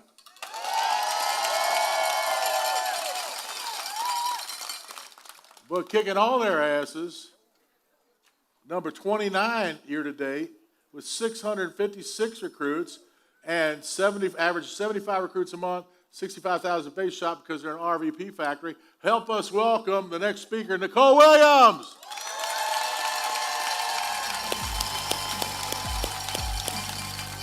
All right.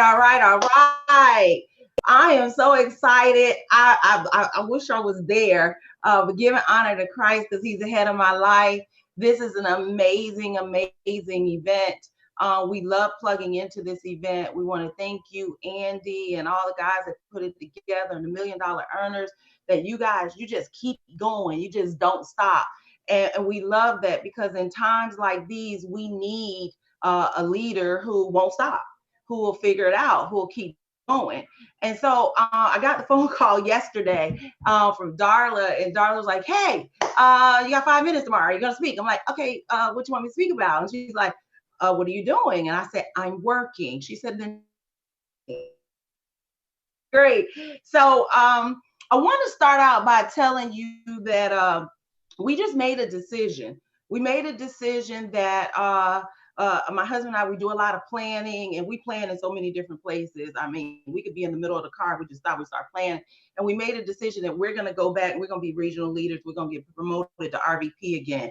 And we made a decision that we're going to build us some direct districts, and we're going to work every month, because until we get to where like Andy is and those kind of things, we got to work. We got to put the work in. We got to put the time in. And so that's what we're doing. I'm out there personally recruiting. I'm field training. We are writing a personal premium. and getting other people. But see, the thing about personal premium is, and I was listening to you guys, didn't get a chance to be at that VIP. That thing was nice. So if you were there, you know it was hot. But the thing about writing personal premium is you better be training somebody while you're doing it. Okay, you got to be training people while you're out there doing this thing. You can't just be out there just writing and nobody see what you're doing. And so, and that's how you train and develop people. We just made a decision. We're going to do 3 personal recruits every month and take that 3 and change it to make it 10. We're going to write 3 to 10, 8, 5 to 10, 8 to 10,000 in personal premium and more, whatever it takes. We're going to do whatever it takes to get this thing rocking, because until you do, nobody else will. I got some points for you today. The first one is don't be a victim.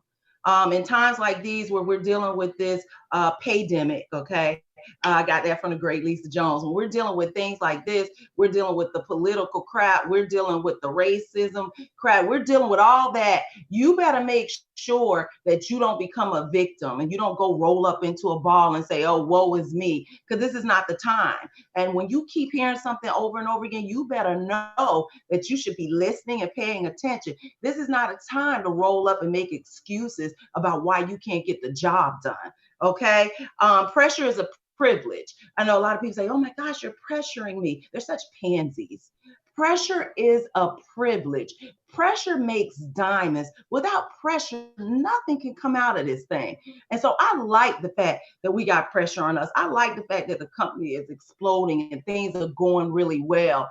I heard, I think it was Gus, somebody yesterday said that when they talk to people, it was somewhere, somebody said when they talk to people and their friends outside of Primerica, not that you have many of those, but I heard this somewhere and it may wasn't here, but their friends outside of Primerica, some, oh man, you know, businesses, you almost got to, you know, feel bad for them, like, well, my business is going pretty good, you know, because things are just awesome. People have realized that, you know what, I need a plan B because it'll become your plan A, because that's what happened to me, because I'm a girl that came here for $1,500 a month and then bam, we're like $3,000 out from $400,000 and we're so excited about that. But our focus is, okay, who we're promoting out of that? Who's the next RVP out of that? Who's coming out of, who's the next $50,000 earner out of that? Who's the next $100,000 earner out of that? And so pressure is a privilege and you better appreciate pressure. If your upline is putting pressure on you, you better know how important that is because they see something in you. And then next, don't allow these times to of the average to get you off of the ultimate goal. Don't let average people get you off of the ultimate goal. The ultimate goal is to explode, is to promote districts, is to promote regional vice president. The ultimate goal is to get free. And I think so many times we get away from that because of what's going on, what's happening. And I believe we have to stay focused. Here's something I wanted to point out to you guys. And do you guys ever have people that say, you know, I don't want to recruit? And I always look at them like, gosh, maybe I made a mistake. Maybe I didn't explain that properly. Maybe they don't get that. Without that, you have no freedom. Okay. But let me tell you something. Here's what I figured out. Remember, Jesus was a public speaker and a recruiter. You got to remember that. You got to remember that he was a public speaker and a recruiter. And don't ever forget that. Listen, guys, make a decision to make a decision. Make a decision that you're going to go for it. That's what we did. We made a decision. We're going to go for it. We're going to go all the way in. We're not going to play small. We're going to play big. We're going to hit the big numbers. We're going to have the best team. We're just going to explode during these times. So when we come out of here, we look good. That's my time. Thank you so much again for everything that you do out there, Andy. Let's go tear it up. Let's go take it to the top. I'll see you guys very soon. Thanks for having me. See you later. All right, Nicole, great job. So proud of you. All right, our next speaker, live on the Zoom from New York. And I met this couple back at, I guess it was the IPO, and they were kind of bouncing around, the new kids, and I think it was Jim Meyer, Keith Otto, Mike Sharp, and some of us they were on the firing squad side. We were the old guns, and they're the young guns coming up and asking questions, big eyes, and they were having a hard time staying out till 3 or 4 o'clock in the morning at the Bull and Bear at the Waldorf Astoria in New York, because some of the young kids can't hang. That's what Jenny Carter always used to say. I'm just afraid these ladies out in California, they want to go to bed at 11 o'clock. On my body, it's 2 o'clock. She was 83. 2 o'clock in the morning on her body clock, 83 years old. So I don't know if these girls are going to make it. They're going to go to bed at 11 o'clock. What the hell? I mean, it's time to go get a drink. Jenny Carter, badass. And these folks are badass, too. I've just loved getting to know them, spend time with them on the trips, and watch their careers. It soars, watch their mentor, Keith Otto, talk about them all the time. But $1 million earners on their way to $2 million. So proud of the job they are. I think we got Glenn. Are you on there, Glenn? Glenn Seal? Yes. Hey, there you go. All right, welcome to the Bowl. Hi guys, this is awesome. I'm telling you, we're here, we're watching this, and we saw some of the pictures that were coming through. This is absolutely sick what you guys are doing out there. And Andy, thank you for allowing us to be a part of this. I started here when I was 18 years old, and I can't believe, you look at all the successful people that are in Primerica, maybe before Primerica, coming into Primerica, and just like Andy said, we were flies. I remember that night we were flies on a wall, just listening, trying to get those gems. So, when I look at Andy and the great leaders that are here, you look at mental toughness, someone who's so tough, and we learned that right away, no excuse attitude, and we're just thankful that Primerica has leaders like you, Andy. You're just an amazing human being, and we're just excited to be in business with you. So love you, appreciate you. And guys, again, I started when I was 18 years old. I looked at the opportunity. I was absolutely looking for Glenn Lee. I was looking for an opportunity, and I sat down, and I lived, born and raised in New York City, but I know New York is one of the most expensive cities in the world, and I just knew that I wanted to be in business. I didn't want to work for anyone. I've been working since I was 10 years old, babysitting, 14 years old in retail. And someone spoke to me when I was 18 years old about Primerica, guys, and this business has absolutely changed our life. I met Glenn in the business when I was about 20 something years old, 22, 23 years old. And we just have been together since. So again, thank you so much. We're just excited to be here. One thing I want to say is, when we looked at the opportunity, we didn't look to seek anyone's approval. We knew this was our shot. We thought, well, what's the worst thing that can happen? We stay right where we are, and thank God that we took this opportunity. And so I want to turn it over to my awesome husband and best friend, Glenn Lee, guys. All right. Hey, appreciate that.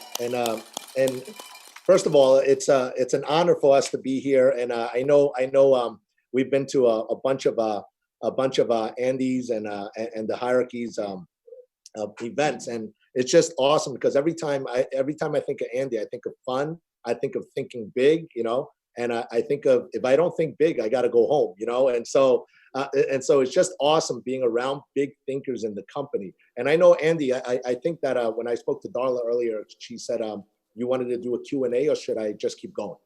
Keep going, man, and then after 5-6 minutes, I'll ask a question, and okay, do another perfect. segment. That's going to be fun. Hey, when I joined this Primerica, I was making $10 an hour. I worked at a bunch of different jobs. I worked in a spring factory, where they make little springs. I worked at a retail, in a selling CDs and audios and videos. It's crazy because you take a look at a lot of the things that I did prior to Primerica, and we've been here 21 years. None of those things are like over this COVID thing over the last few months. All of them are hurting. Some of the companies I work for no longer in existence. And it's just crazy how Primerica has exploded. And I prior to coming to Primerica, I used to do lighting and sound at a theater in a college.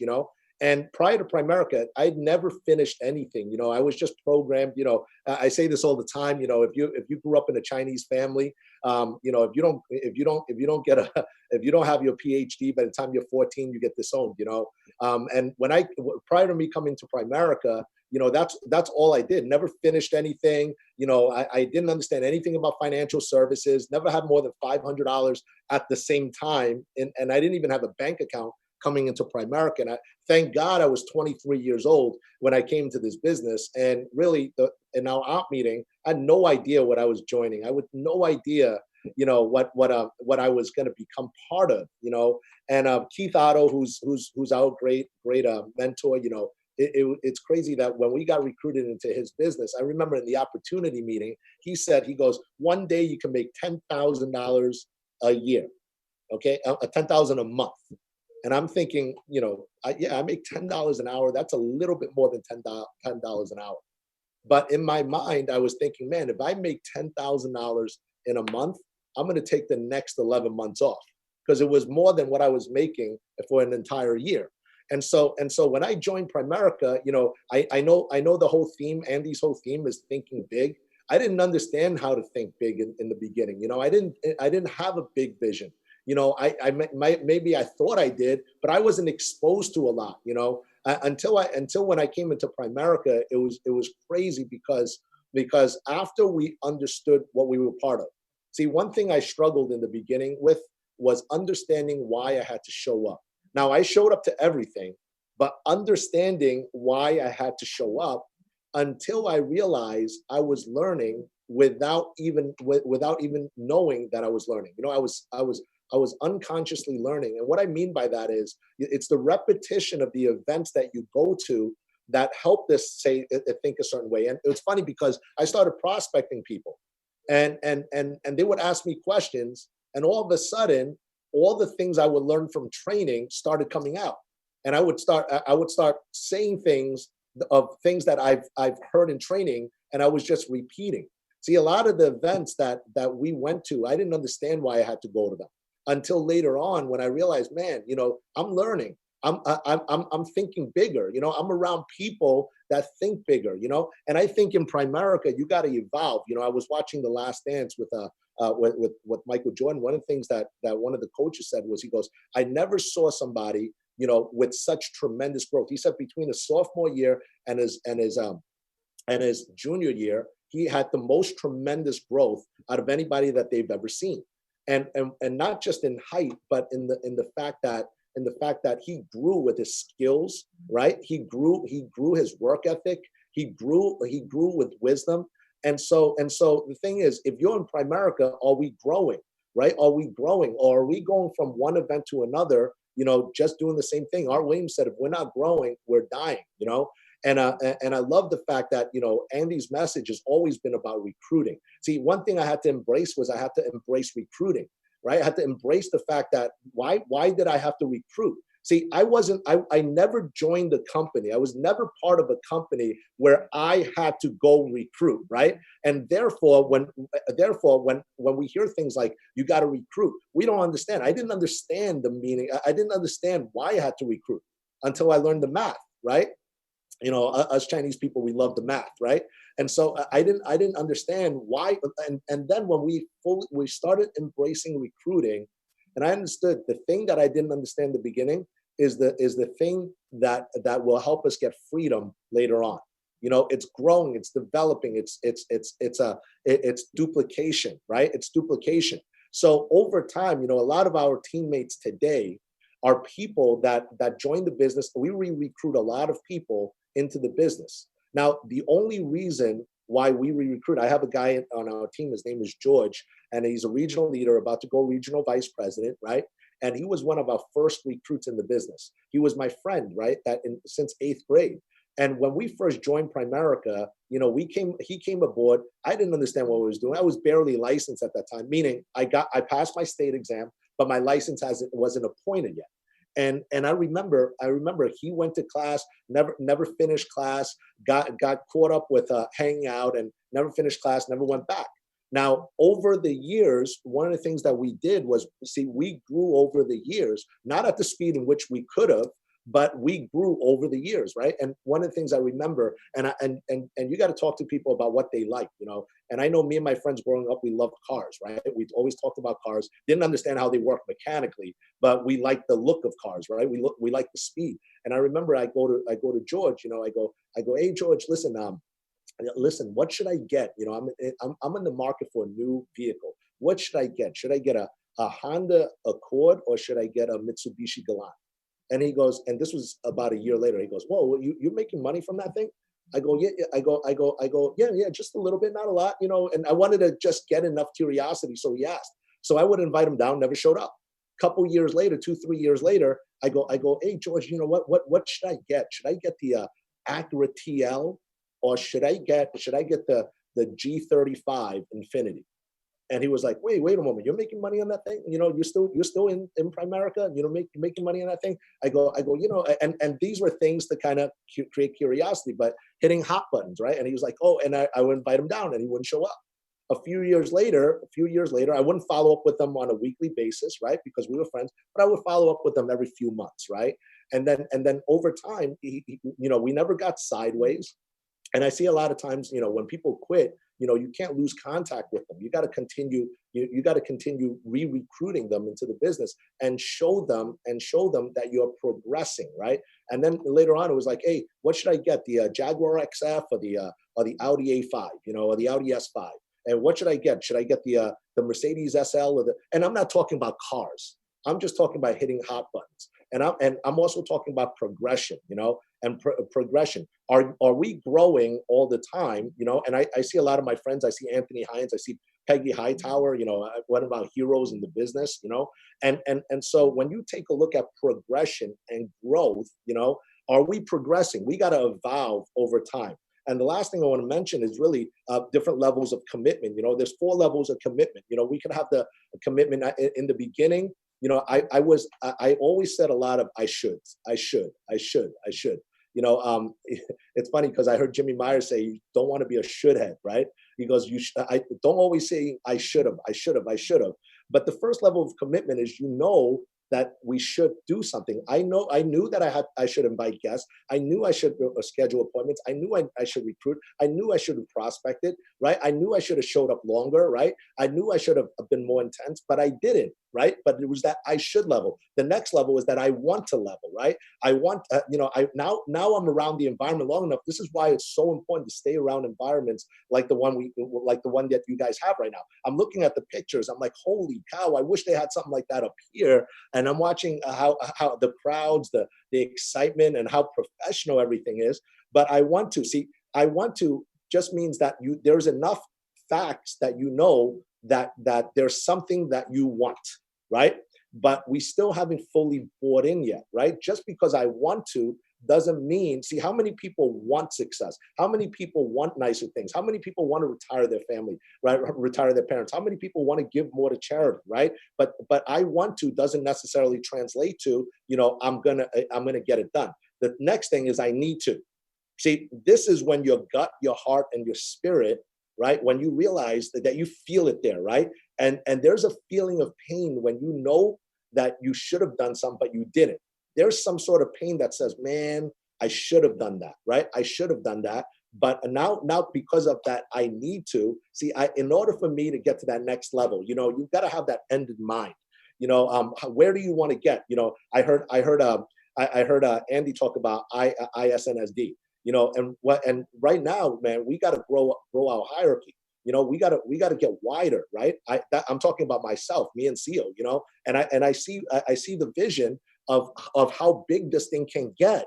But all we got to do is repeat the same things we did before with enthusiasm, right? But that feeling of I need to get this done, I need to. And the last thing is I will, right? I will get it done. This is when you're all in mentally, right? When you look at something, you say, man, I'm all in. I'm going to get this done. I'm fully committed, right? And and this is the level where you remove all excuses, right? And I heard Bill Whittle say, he goes, there's winners and losers. He goes, and there's nobody who's a loser, okay? But when people win or when they lose, right? It's like winners go through the same things, right? People that lose do. But the difference is they react different, right? They're the way they bounce back a lot faster. They do things a lot quicker, right? They're able to compartmentalize things. They don't take their challenges with them, right? They don't seek negative attention. They want positive attention through hard work, right? And so you got to remove all excuses at that level, right? And at this level, whatever it is, right? I heard Rick Suzy say one time, he goes, sometimes we got to stop asking how. All right, because we want people to think the reason why we're not where we are is because we don't know how, when in fact it was because we didn't want to put in the work, right? And I realized, man, I heard Keith say, if you've been here 90 days, you pretty much already know what you have to do. And anything you need to learn, you'll learn because you do the things you need to do now, right? And so it's just awesome, man. And make that decision to stay committed, right? And make that commitment. And I'm just excited about being part of this team. I'm looking forward to the possibilities that Andy is talking to. And the most important thing, man, we got to recruit, and get our teams to that next level. So Andy, I really appreciate you having CO and I on this phone. I mean, your hierarchy is awesome. One of the most fun hierarchies. I love spending those 2-3 hours. And then I got to sleep 3 days straight right after hanging out with Andy. That's right. I really appreciate you, Andy. All right, same here, man. We're going to have Glenn come back. Glenn and CO come back in about 10, 12 minutes, so hang tight with that. Right now, we're going to look at a quick Art Williams best video.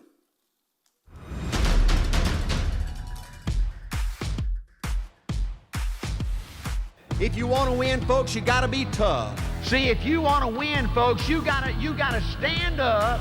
If you want to win, you got to be different. And you got to say, I'm so sick and tired of being average and ordinary.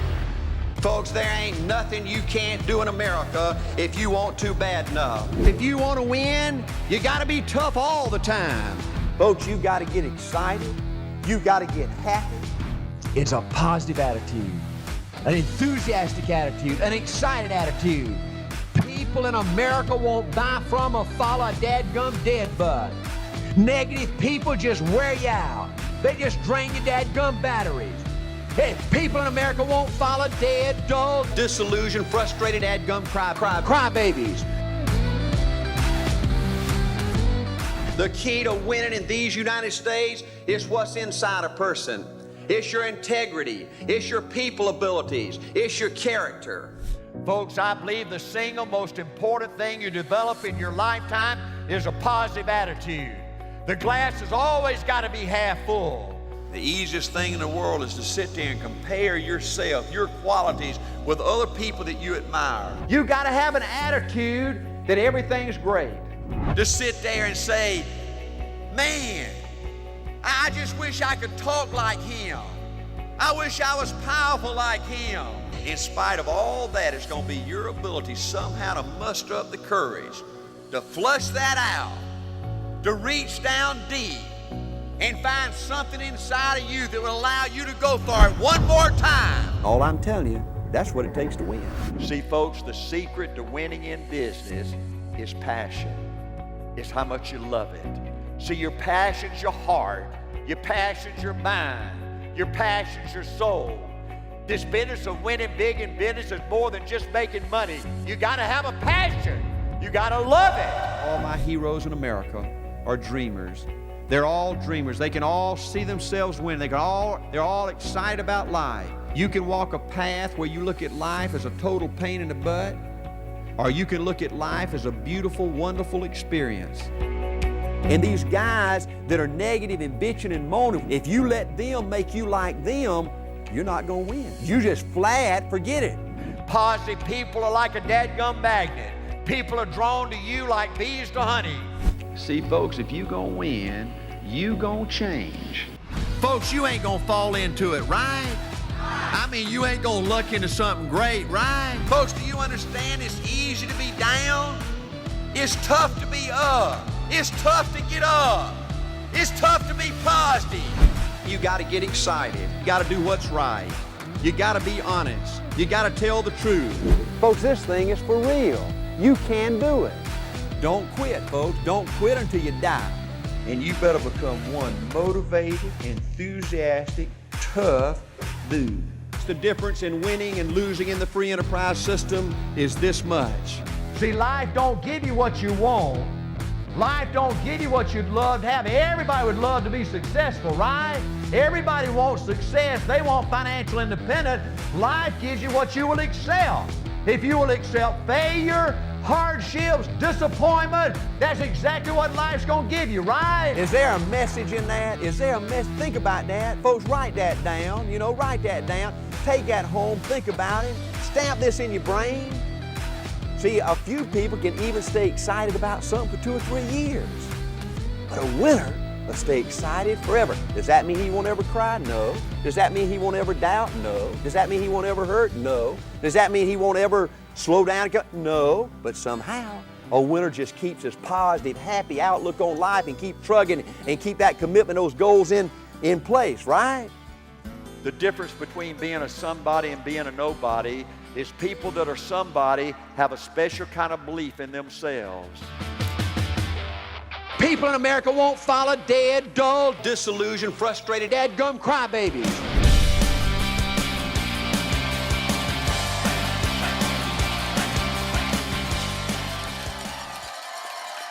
Oh my goodness.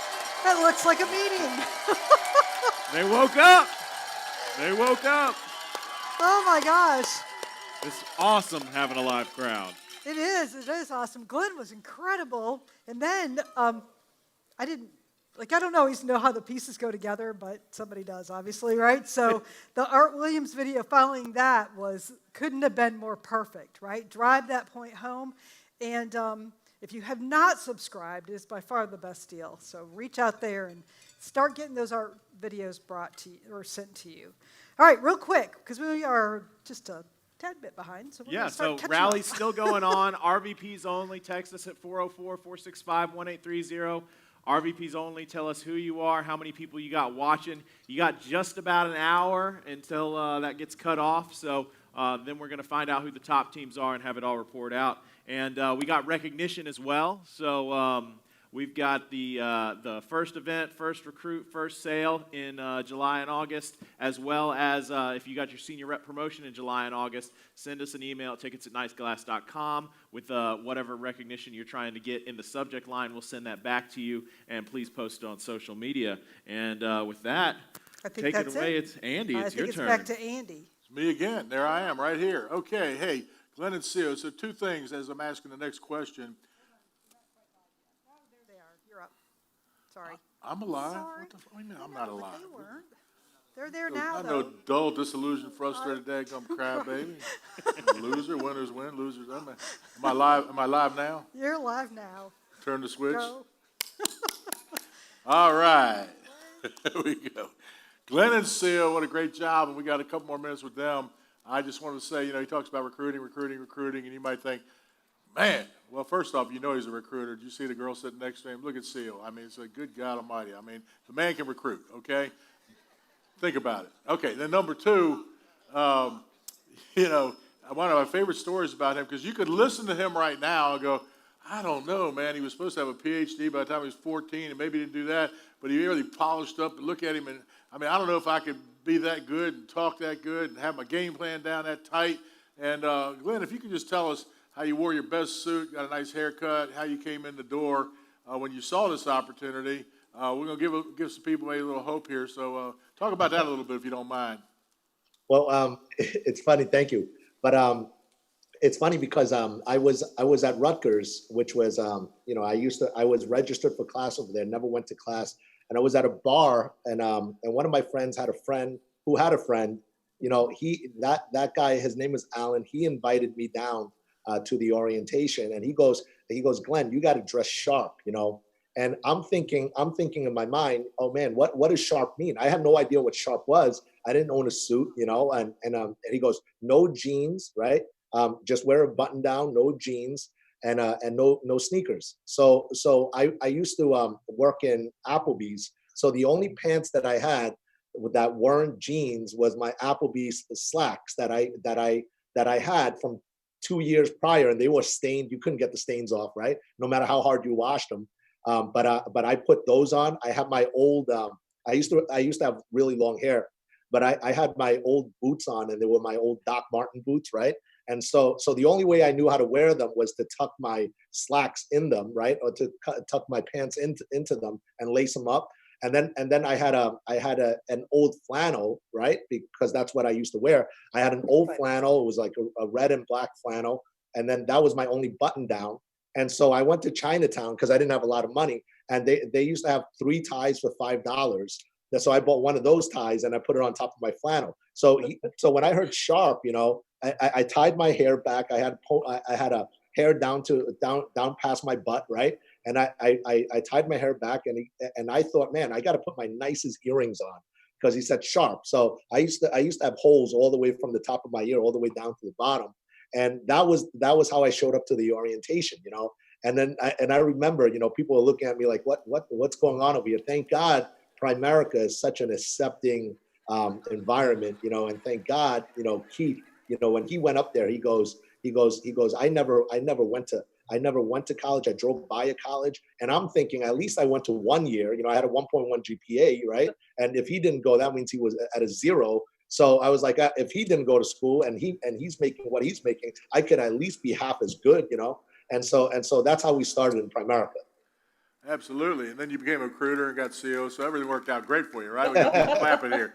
But if you take the next 4 or 5 minutes and just talk about, you know, why it's important to build a business. You got great teammates on your team, and you know, when you build a business, I was telling our guys earlier at the huddle we had with the double-digit recruiters for the show today that, you know, it's one thing you can make $300,000, you're an owner, but what do you own? And I've talked about Zoom, and I believe we'll use Zoom in some fashion or whatever down the road. But the reality is, I mean, I know I built a business that's lasted 40 years, and because we got 22 new RVPs, it's going to last another 40. And so it's critical to build a business. So talk just quickly about that, and then what it's allowed you to do for your family, the fun you've had, the place you're able to go, and the dream at Primerica.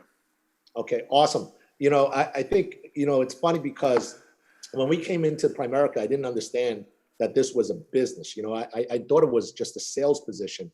But building a business, you know, I take a look at Andy's numbers, and he talked about, and I saw his numbers progress over time. That's building a business. You know, that's building a business where he built a 30-30 base shop, promoted some regional vice presidents, built it back, promote some more regional vice presidents. But the idea of building your own business is, you know, you take a look at so many people today, and because of the pandemic, what's happening with a lot of businesses, they were shut down. You know, there's 2,000 restaurants that closed down. But you know, that's businesses. But how many people work for those restaurants that now don't have a job? You know, and so the idea of owning and operating something. You know, I heard early on in my career, why would you ever work that hard at something you're never going to own? You know, and I think a lot of people we've been groomed in the employee quadrant, where we're thinking trade time for money. See, I heard early on, man, this is a 3 to 5 year game plan to go build a business. And like you said, you know, 3 to 5 years will only get you so far. And what type of business do you own? So you got how many people on the team make money? How many people on our team, you know, how many regional vice presidents do we have? You know, and so the bigger our hierarchy, the bigger our team, the more people we have making money outside of us, the more our business is worth. And so what is it that we're going to leave down the road to our family? You know, what is it that we're going to one day show for? You know, are we building equity in something? And I think it's just so important. You know, I think going through the process of going to school, get good grades, and then get a good job with good benefits. I think that's been so ingrained in just the society that we forget there's better ways to make money out there. And I love the fact that nowadays, you know, and CEO's going to talk about that for a second. But I love the fact that, you know, we can get up, right? We're starting to average. It's not where we want to be, and our business is not as solid as it can be yet, right? But how awesome is it that you can wake up every day to go build your business and to go find somebody that's going to be your next RVP? That's why this business remains fun, you know. And I love the fact that we've been averaging about $100,000 a month in income right now. And it's crazy without us physically having to be involved, even though we're involved, okay? But how awesome is it that you don't always have to be physically involved? That's what freedom is, you know, and that's what freedom. Think about Andy's income, Peggy's income. You know, they don't have to work, and they have income coming in. That's passive. That is what freedom is all about. You know, I remember hearing, you know, it's not a matter of if your family's going to need you, it's a matter of when they're going to need you, you know. And I remember, you know, just like Glenn said, Keith would say to us, just duck down 3 to 5 years or whatever it takes, build it until it's built. And we're still on that. But I you know, we have some family members that have, you know, some actually health issues. And I think the beauty of what we're able to do right now is be there for our family, you know, put a smile in their face, on their faces, you know, maybe extend whatever time that we have on this earth and whatever time they have on this earth, just be able to put a smile. What is it that you need? What can we do for you? I think providing for our families has been, outside of all the fun things, the cars and the homes, all the fun things that we have, I think being able to provide for our families when they need, because it's not going to be a matter of if, guys, it's going to be when that time comes, are you going to be able to provide? And Primerica has provided that vehicle for us. So we're so thankful for that. And sharing with us. And, you know, I just cannot wait till we can get back together, have a drink, talk about more crazy adventures, bigger dreams, bigger vision. You guys are such great teammates. Love you and appreciate you sharing with our team. Thanks a lot, guys. Love you, Andy. Thank you, Bye, Andy. guys. Thank you, guys.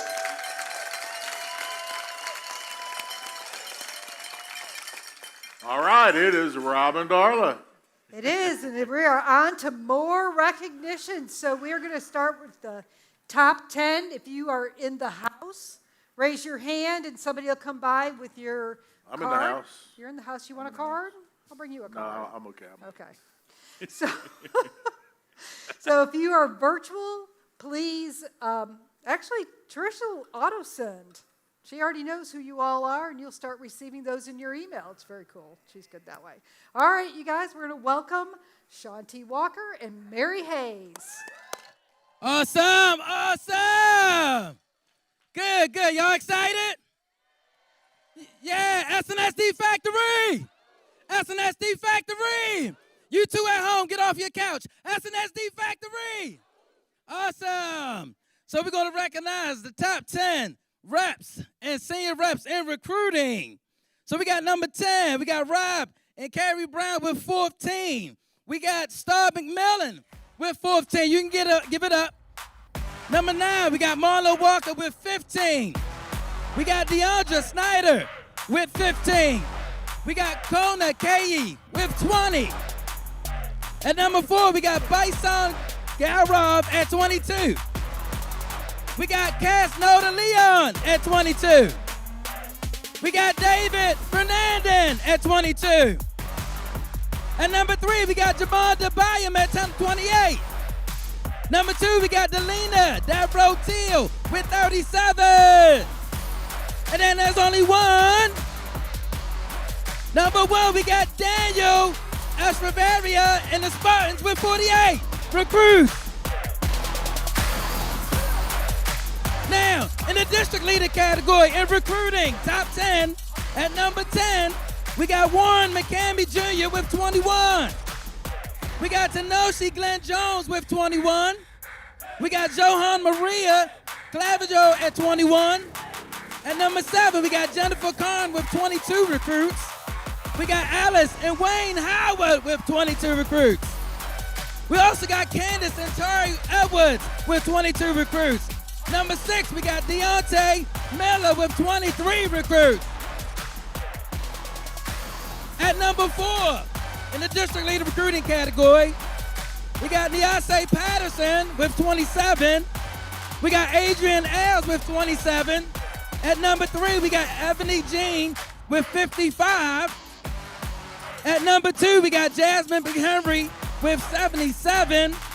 And there's only one. Number 1 district leader in recruits, Chiquo Stokes with 85 recruits. All right, in the division leader category, top 10. Number 9, we got Khalif Lovett with 23. We got Princess Shalia Hathaway with 23. At number 8, we got Edwin Robinson at 25. At number 7, we got Meshane Charisma with 26. At number 5, in the division leader category, we got Latoya and Brandon Pryor with 29 recruits. We got Bridget Jackson with 29 recruits. Y'all clap for those people, that's fine. Feel free to do that.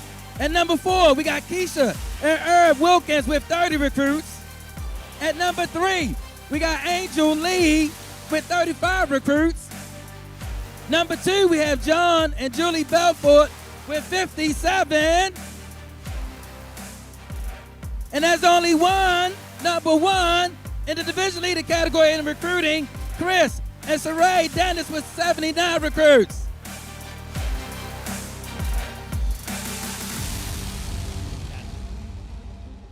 All right, the regionals, the leadership, one step away from RVP, regional leaders and senior regional leaders. Top 10, DeWitt Saleh with 53. Number 9, we got Doug Medina with 54. At number 8, we got Steven and Johan Williams with 62. We got Shaloriel and Benjamin Banks with 63. At number 6 in senior regionals, Joe Jordan with 64. Number 5 in the regionals and senior regional leaders, number 5, Bernadette Palmer with 66 recruits. Number 4, we got Mayance Philibos, 74 recruits. Awesome.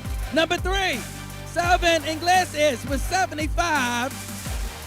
Number 2, we got Harry and Adeline Thomas with 96 recruits.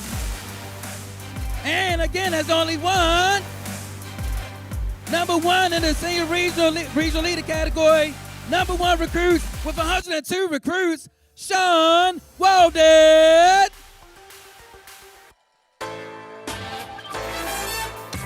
All right, now this is your leadership. This is the executive position in the company, regional vice presidents and above, top 10, number 10, Grant Brewer and Jordan Anway with 120 recruits. At number 9, we got Glenn Walden and Sandy Wiggins with 129. At number 8, we got April and Rufus Taylor with a 131. At number 7, we got Andres and Alvaro Alarello with 135 recruits in the RVP category. Number 6, you just heard from a little while ago, Anthony Hines with 136 recruits. Top 5 regional vice presidents and above with number 5, Shay Bond, 138 recruits. Number 4, we got Ressie and Laurie Bertie with 141 recruits. At number 3, we got Olivia and Jamina Brutus with 154 recruits. At number 2, we got Derek and Crystal O'Neill with 169 recruits. And then number 1, regional vice president and above, there's only one with 170 recruits, Nicole and Lizelle Williams.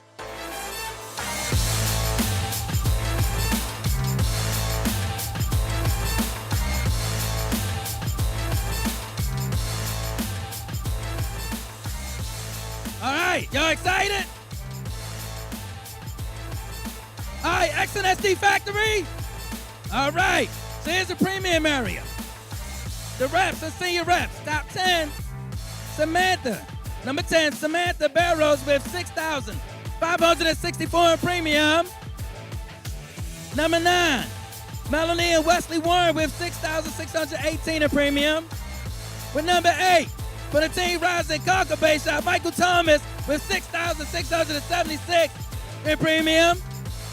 With number 7, Christina Peroni with 6,678 in premium. Number 6, Tyrone Booby and Shay Elliott with 6,763. Number 5, reps, senior reps. Number 5, Shamini Alexis with 7,155 in premium. Number 4, we got Shoba Panday with 7,582. Number 3, we got Daniel Echeverria with 9,363 in premium. Number 2 for the Team Rise and Conquer base shop, Angela Davis with 16,010 in premium. And number 1, there's only one. Number 1 in premium with $16,066. Give it up for Ed Brown.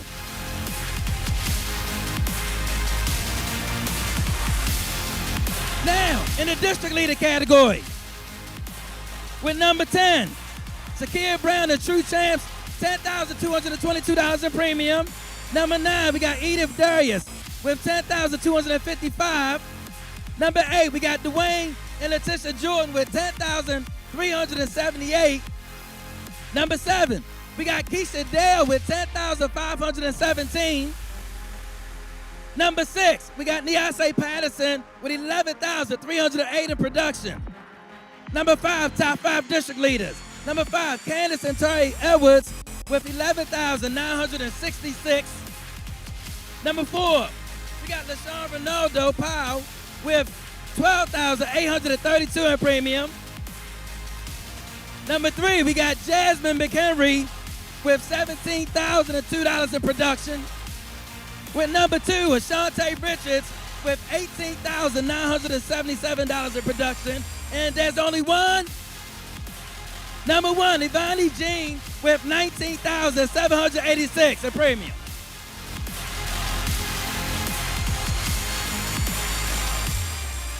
All right, top 10 division leaders. Number 10, Meshani Charisma with $16,879 in premium. Number 8, we got Heaven and Jackie Neal with $17,190. Number 8, we got Chris and Sarai Dennis with $17,575. Number 7, we got Bridget Jackson with $17,844. Number 6, we got Edwin Robinson with $18,253 in premium. Number 5, top 5 division, Keisha and Herb Wilkins with $19,447 in premium. Number 4, we got Matthew Dunn with $20,156. Number 3, we got Latoya and Brandon Pryor with $21,995 in premium. Number 2, we got John and Julie Bedford with $27,799. And there's only one.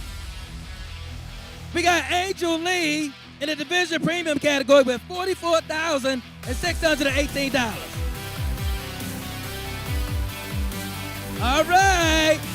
Regional leaders and senior regional leaders in premium. We got top 10. Number 10, April Walker with $36,892 in premium. Number 9, we got Kimberly and Franzel Whipple, $40,407 in premium.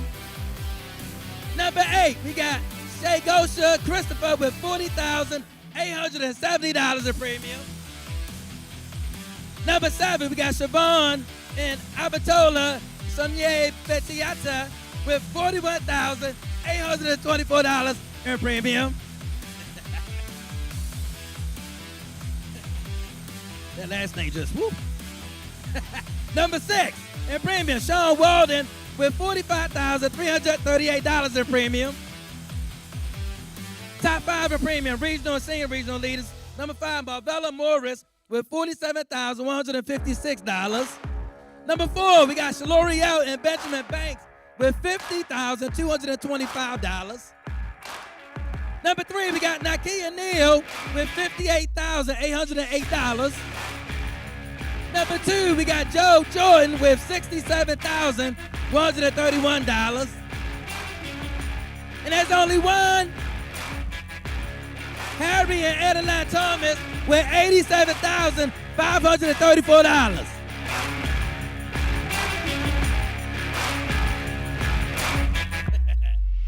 Awesome. All right, here's the leadership category. Regional Vice Presidents and above. Top 10. Number 10, Rusty and Lori Verti with $100,520 in premium. Number 9, Walter and Rebecca Jones with $100,908 in premium. Number 8, we got Terry Robinson with $104,591 in premium. Number 7, we got Sean and Marquita Hightower, $110,790 in premium. Number 6, we got Olivia and Jamina Brutus with $119,401. Top 5 regional vice presidents and above. Number 5, we got April and Rufus Taylor with $137,447. Number 4, we got Rodney and Natasha Reed with $137,981 in premium. Number 3, we got Chris and Tasha Gray. This is good with $145,059 in premium. Number 2, we got Anthony Hines with $148,409 in premium. And there's only one. You just heard from her a little while ago, Nicole Nizelle Williams with $161,204 in premium. Let's give it up for Mary Hayes. All right, let's do cash. You know, the first big convention I ever went to with my upline, he said, you know what, Mary? As long as you're in the cash, you're winning. So this is the category everybody needs to get in. Top 10, Stephen and Patrice Batson from Canada. Number 9, Walter and Rupert Charles. Number 8, Glenn Walden and Sandy Wiggins. Number 7, Chris and Tarsha Gray. Number 6, newly promoted RVPs with ownership, April and Rufus Taylor. Number 5, Nicole and Lizanne Williams. Number 4, Rodney and Natasha Reed. Number 3, imagine this, he overrides the beast, Mark and Kelly Blast. Number 2, Anthony Hines, but there's only the top dog, beast in the room, Andrea Burks.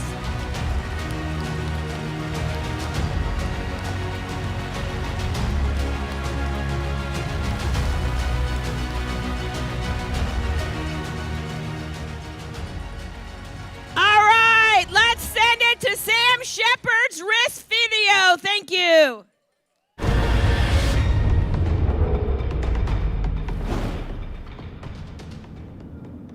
I don't even like to call people I don't know. I'm an introverted person, I am. I love to have fun, but I'm introverted. But I also learned that real introversion leads to poverty. So I had to learn to talk a little bit so I could make some money. Does that make sense? I worked with a guy side by side when I was working airlines, putting bags on a plane. And he'd been trying to get me out to meetings for months, and I was never showing up. And after a while, you run out of lies as to why you weren't there. So finally, he was like, do you want to make extra money? And of course I say all the right things. Sure, I want to make extra money. I'm thankful for a person like me with my background, a bag man, to have an opportunity, folks, to go out and now I get somebody else to pick up my bags. I make sure here's $10, pick up my bag, take it. If I don't have a one bag, I still pay. Take that bag. Somebody just take it on up there. I just let them carry my briefcase. I give them a manila folder. Just take that up for me, sir. Right? I was going for NSD, and I missed it. I hit all the numbers, but at the last minute, Randall called me. Randall Walker, he said, hey, Sam, you're -1 point. You got to be at 0, and they're not going to do the promotion. He said, I fought for it, but it's just hard. So he's not going to do it. So I hung up the phone, and our whole team been on this promotion. I was mad. I was like, I wish I could talk to Art. You tell your friends, you're the big guy when no one's around. I wish I could talk. If I could talk to Art, I'd straighten him out. Mr. Pushing Up People, I was going, I'd like to talk to him and plead my case.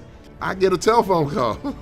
I'm in the car with like one of my top guys, and this one, car phones are just coming out. You don't have portable, it's like in the car. And I said, hello. And the lady said, this is Art Williams' secretary. I'm like, sure. She said, yeah, Art wants to talk to you. I said, put him on, something like that. So I hear, next time I hear, I say, Sam, this is Art Williams. And I'm like, this is Art Williams. So I pulled the car over. I'm on 285 in Camp Creek Park. I still remember. I pulled the car over. I don't want to lose this call. And he said, Sam, I heard about your promotion, heard about your disappointment. And the guy with me, his name Kenny, said, tell him. This is your chance. Tell him. I said, shut up. I put him on mute. Shut up. Art said, hey, we got rules. I said, hey, Art, rules are rules, baby. You got to do what you got to do. And I just went on, and Art continued to tell me why he had to do it. And I just kept buying in. Yes, sir, Art, I understand. Hey, Art, we're going to go get it done this month. You ain't got to worry about me. And when I hang up the phone, the guy looks at me. He said, you punked out? I said, man, I used to make $1,900 a month. I made 30, 40 grand last month. You think I'm gonna jeopardize that worrying about that doggone promotion? I said, I got clarity when the Art called. But you know what? The fact that he would call me just because he heard that I wasn't happy. He didn't have to call me. I wasn't going anywhere. but he did, and it showed me again, he's the ultimate people person, and I'll never forget that. Sam Shepard, been with A.O. Williams since 1981. Cash flow about a little over 200,000 last year. Got 14 RVPs. We plan on having about an additional 30 by New Orleans. So that means 8 years you built how many RVPs now? 14. 14, and then in the next 9 months you expect to build 30. 30. Fantastic. 16. So you don't do more than 9? We're going to do 30. We're going to triple. Oh, you're going to triple. Okay, so you'll triple the number in 9 months. Fantastic. Thank you. My business was going great. I've never had a down year from 81 to 88. And then during that time when there was a lot of turmoil in the company, 89, income started going down, and that's when it was the first time in my life I actually wondered, was I still going to be with A.O. Williams? Not having art there for me, it just didn't seem like the company was the same. I'm like, I'm missing art. I'll never forget that Frank Deneen came up to me. I didn't know Frank. I knew who he was, but we never had a conversation. And he just came to me, he said, look, I've heard there's, the company's really down, the company's not doing well now, a lot of people are leaving, and I heard you might be a person looking to leave. I want to encourage you to stay. He said, I think you'll be good here, Sam. You can be really big here. We're going to fix what's wrong with the company, but just stay. That was so impactful to me. I said, okay, here's a guy that doesn't override me. Here's a guy that doesn't know me, yet he's telling me to stay. He has no personal vested interest in me, so I felt like it was really God speaking to me through Frank saying, don't go. And I made up my mind that decision, okay, I'm either gonna make it or not make it here at A.O. Williams. I'm not going anywhere else, I don't wanna look at anything else. If you pay the price, and folks, and you really love this thing, it ain't even paying the price. You enjoy the price. Folks, I love the price. I love getting up early. I love staying up late. I love going to meetings. I love taking notes. So I love listening to the tape. And we started coming back with our income, it's 92, 93. We crossed, the third diamond and things were going really well. I just felt like, I said, well, there's no African Americans make $1 million, but somebody's got to be the first to do it, so I think it's going to be me. And I really had a little talk with God. I said, God, you let me be the one. I'll make certain I give you all the honor and praise for it.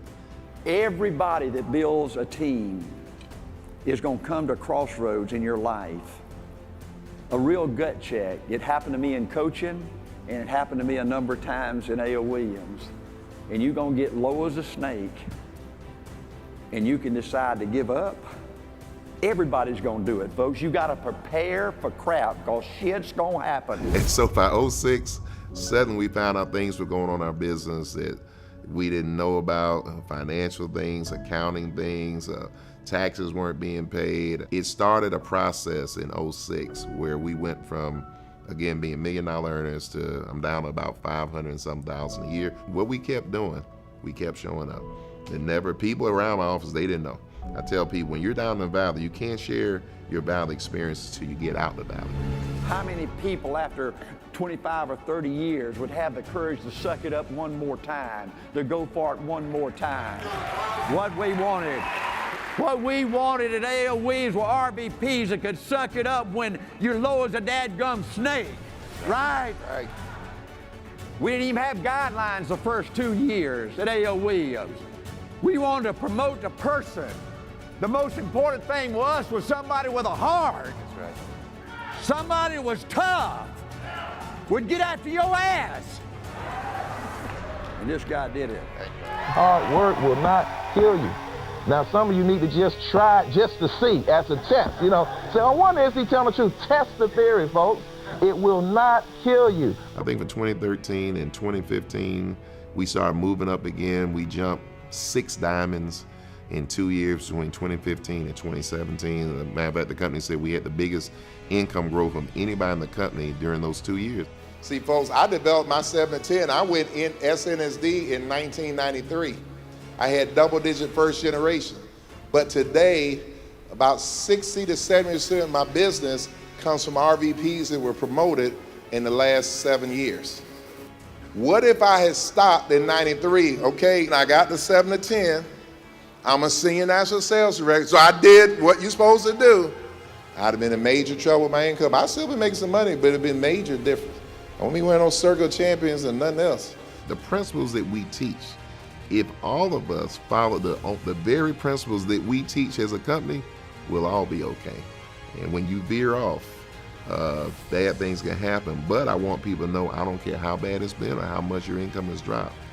You can go back to where you were or maybe even a new height.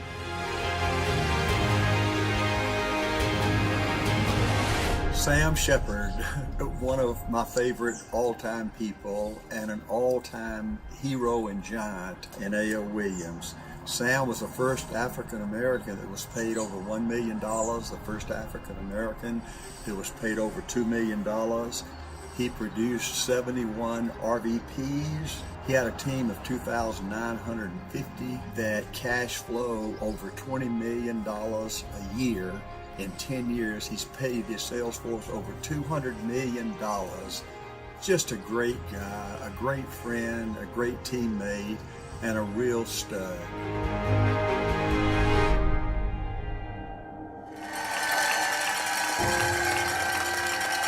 All right. All right.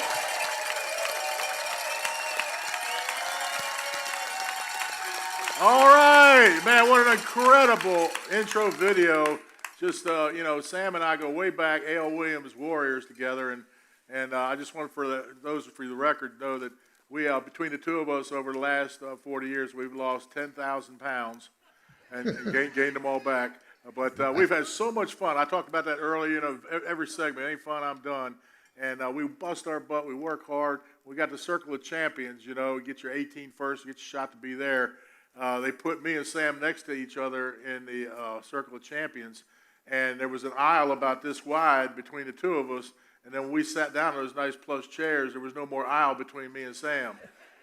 And we had so much fun hanging out. We always have, because, you work hard, you play hard, you deliver for your family, all that great kind of stuff. And he wanted to be the first African-American $1 million earner. He's on his way to $3 million a year in Primerica. Absolutely tearing up. And A.L. Williams Primerica treasurer, Sam Shepard. Hey, thank you so much. Thank you, Andy. First of all, I thank God for the opportunity to be on here today. And I see the big social distance warriors there. Everybody, come, give me a few more feet there. A couple of you too close.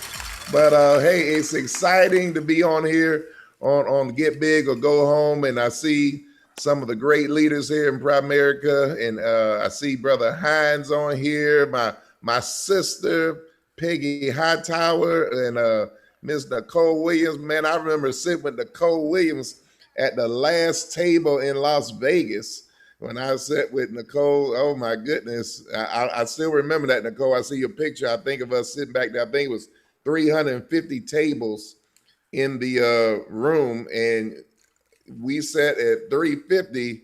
We sat at table 350. I just remember that. So, hey, you and Linzel have really moved your business up. I don't even think you were at 100 then, and y'all are exploding. So it's just great to see wherever you are, you don't have to stay there.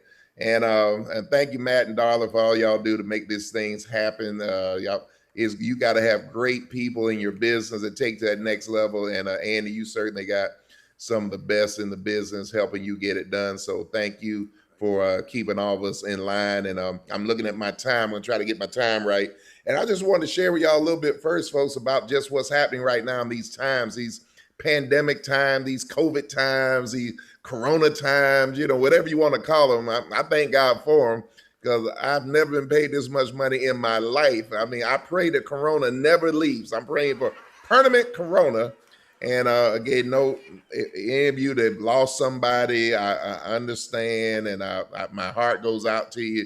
And we're certainly not talking in terms of anybody that lost loved ones due to that. Certainly that's sad whenever we lose those who are close to us. But when I think about this season that North America is in, folks, and the season the world is in, and just to see what a special company we have here at Primerica in the midst of these times, folks, we're growing like never before. It's crazy what's happening in Primerica right now. And I did a presentation a few weeks ago on TV, and it was funny. The attorneys woman, they actually told me I was having too much success. When I do my presentation, they were like, well, we had to really, I really went through all kind of approval, because they just said, you're just focused on so much success. It was funny. I was like, oh, my bad. I thought we were supposed to be focusing on people being successful. Excuse me, what am I supposed to be focused on? And hey, folks, we're crusaders. I mean, we want to do the right job. I mean, I hope you look at that Heroes book in Primerica. And I love looking in there and seeing that we've got, I started a business with $45, folks. 1981, $45. I'm a baggage handler making $1,900 a month. My dream was to get to $2,000 a month or more. I was making $22,000 a year. All you had to do to get my attention, I always tell people, was $23,000 a year. That would have got my attention. I met an incredible business mentor of mine and great friend of mine named Harold Kraft, who was one of the original 85. And he told me he had made $100,000. He was just got the $100,000. He'd been in the business 5 years. And he said, Sam, I know people can do it quicker, but my story is 5 years to $100K. And I said, Harold, that story is good enough for me. I've been at my company 5 years, almost 5 years, and I'm at 22,000. So if you can take me from 22 to 100, you got me. I mean, something like that. I wasn't talking about $100K a month. I wasn't talking about millions of dollars a year. When you make 22,000 a year, and somebody says I can show you how to make $100,000 a year, that was all I needed. And I just wanted to know what I need to do. I didn't know anything about insurance. I didn't know anything about investments. I didn't know anything about entrepreneurship. I'd always worked jobs my whole life. But see, folks, if we want to change our destiny, we want to change our outcome, we're going to have to change some things. That we're going to get out of our comfort zone. You've heard before, all success lies outside the comfort zone. So I knew I was going to make some changes, but I was willing to learn. I was willing to, okay, well, teach me what I need to do. And I always said, when Harold was telling me things, folks, and the leaders that were pouring into me, because I've been blessed, I've known Andy for years. I've learned from Andy for years. Andy and John Lennon's one of my first mentors. Andy, John, Peggy. I've learned from Peggy forever. We learn, all these people. I think we learn from each other. Larry, and just so many people that have poured into me in my career. And of course, Mary and Randall and Bobby and Red. I've just been blessed to have so many great leaders. Primerica really is a leadership factory. I think it really is. There's so many great leaders who are willing to share what they're doing. And, you can share what you're doing because nobody's going to do it, but you can share what you're doing. And when I came in here, folks, Primerica has already blown my mind on all my dreams. I had to continue to dream big dreams because everything I came in here to do, we've already been blessed to do it. And yet I believe that the best is yet to come. I absolutely believe that the best is yet to come. But I just want, when you think back to folks, wherever you are, and a lot of you have tremendous success stories and incredible things that have happened.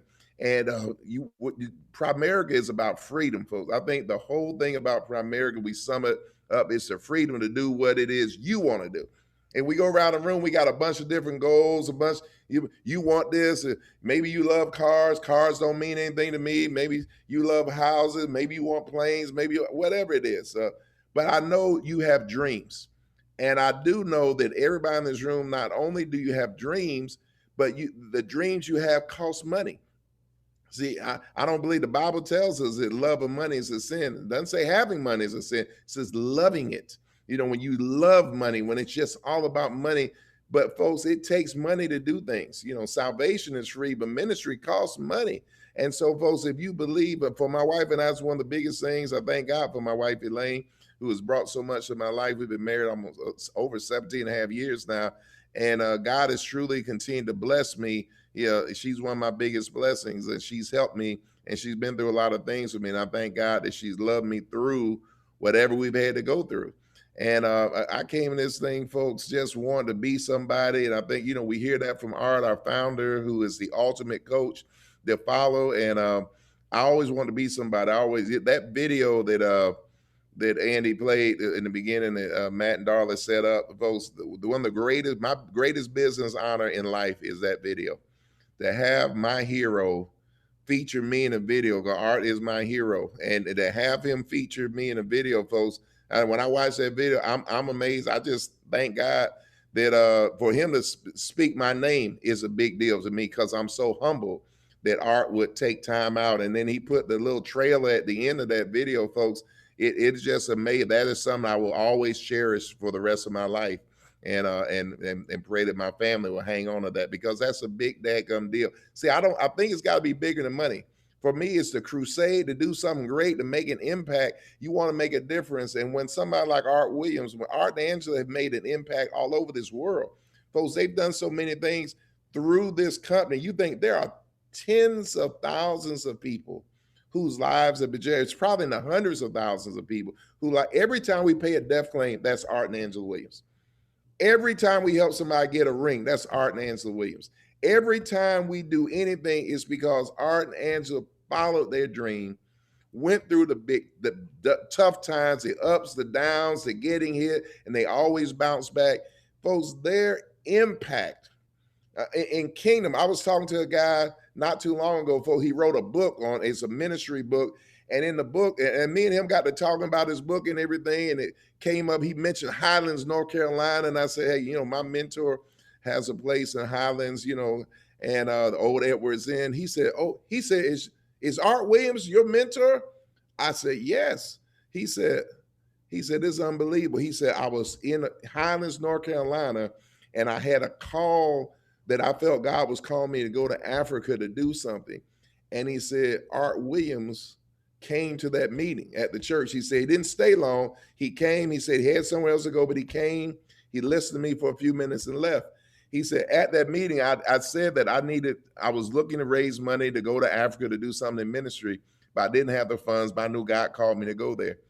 He said when the meeting was over, or I think it was a few days later, he said he got a check in the mail from Art Williams that funded that trip. He said at that trip, there were some things that had never, ever happened in that part of Africa before in ministry, and it never would have happened without Art and Angela Williams. Because in their heart writing a check, seeing something in this guy, this couple, the Hebels, and seeing something in ministry and saying, I want to make a difference. See, folks, I think if you fight for financial impact, to have a kingdom impact, I think it's far beyond what any car, any house, any material thing will do. And there's nothing wrong with that stuff as long as that stuff don't have you. But for you to be able to go and make someone else's dream come true, he made that ministry dream come true. He blessed, it's a lot of people in Africa that Art and Angela will never meet that are forever changed because he funded the Hebels mission over there to Africa. See, folks, those are the kind of things that get me excited, that we can go and have an impact in lives and people you may never, ever know. You know, I think about what we do on a day-to-day basis, folks, and I think about a guy that walked into my office who's getting ready to go RVP now in one of my RVP's teams. But he said, are you Sam Shepard? I said, yes, sir. He said, my mother told me to shake your hand. I said, okay. So we shook hands. He said, my name's Steve. And he said, you helped my dad change his policy a few years ago. I said, okay, good. I said, who's your dad? When he told me that, I said, oh yeah, your dad, he worked at Delta. He said, yeah. And then he said, my mom said, my dad didn't want to do it. He didn't want to change. He said, you just were kind of like, no, you're going to do this because it's better for you. And I remember, I said, yeah, it was a slam shut. He should have done it. But for whatever reason, the guy didn't want to change. And I pretty much made him, you're going to change your policy tonight, man, because it don't make sense to keep that crap. And the guy changed, and we gave him, we doubled his insurance. I didn't even realize this was like 10 years later when his kid comes to me and tells me, my dad died, and the payout on that policy allowed me and my sister to go to college debt-free, my mom to pay out the house. And man, I just sit there and think about what we do. See, for me, it was a training appointment. It was what we do. I was out at the kitchen. I was training a new guy, and out at the kitchen table, just doing what we do. See, many times we think it's just about the leaders bulletin, it's just about hitting a number, but that family is changed forever. And folks, there are thousands of stories like that in Primerica where we've gone in and been there for that family when the mom dies or the dad dies, it's just so many stories. I think you need to remember that when you're taking notes and you're getting hit and you're thinking about, how you feel and it seems like it's not going for you, folks. But if you continue to stay on the journey, things are going to change for you. And we talk about this COVID journey, folks. Since March, I was looking at some numbers. I really need to update this, but since March, I'm looking here, we promoted, I was telling Art, I think on that video, I had 14 RVPs, and I've been in the business for 8 years or something like that, folks. In the last 6 months, we've promoted 14 RVPs. So I promoted 14 in 8 years, and now I promoted 14 in 8 months. Now, the difference is before I was promoting all the RVPs myself. It was just me and we had a couple of RVPs, but it was mainly me. But today, folks, we got a bunch of RVPs. I think we're up to 80 right now. See, when that video art, he said 71, we're already at 80. We promote another 9 RVPs since he made the video. Folks, it's unbelievable. I will promote my 26th direct RVP next week. At the end of this month, our 26th direct regional vice president. And I think one of the keys, folks, for you to do something great in this business is to continue to produce direct regional vice presidents, because direct regional vice presidents ultimately will give you second generation, third generation, fourth. We're in the 6th generation right now. We've got a 5th generation, folks. So we got our first $500,000 earners at 5th generation. Okay, we building it deep, but we building it tough at every level.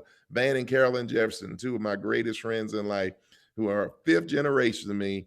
And folks, guess what? I don't make big money off their business, but it's not about making big money off their business. It's about great people winning. It's about seeing people in your team win. And it shouldn't matter to you what level they are, 1st, 2nd, 3rd, whatever. When great people win, that's a blessing to your team. That's a blessing. See, I believe that although they're 5th, I believe they're impacting people who are 4th, impacting people who are 3rd, impacting people who are 2nd, impacting my 1st generation, and they're impacting my base shop. Their success is an impact. When I see the success on here, when I see Hines get another diamond, when I see Nicole Linzel get another diamond, when I see Peggy, fight through and go over $1 million and beyond, about to get her 11th diamond, those kind of things. So every time someone's having success, it's impacting my business. See, the beautiful thing, we should never get jealous of other people having success. But if you're in a business and all these people have success, that's your success. That's the business you're selling to people. Like, look, man, we got great things happening all over, from the East Coast to the West Coast, from the U.S. to Canada. We got great things happening, and people having success everywhere. So I think we're getting ready to go into a little commercial. I think Darla's finna come on, and I'm going to take a little break and kick it over to you, Darla. Go ahead. All right. That's good. awesome. Thank you, Sam. I love when Sam's here. Always. I love him. He's one of my most favorite.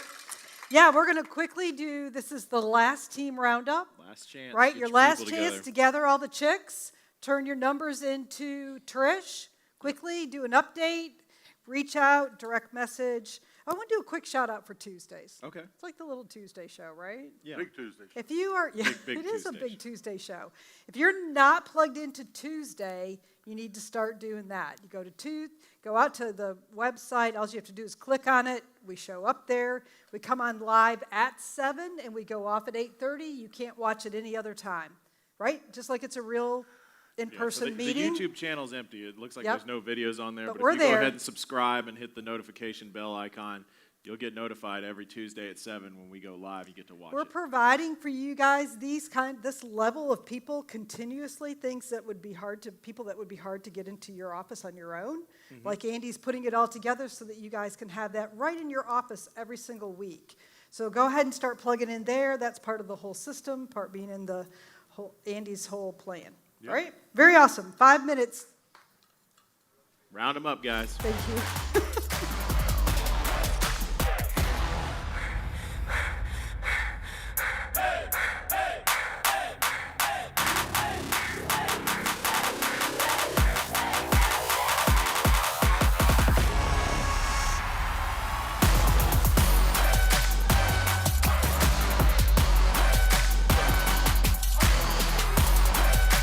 Is it back to me?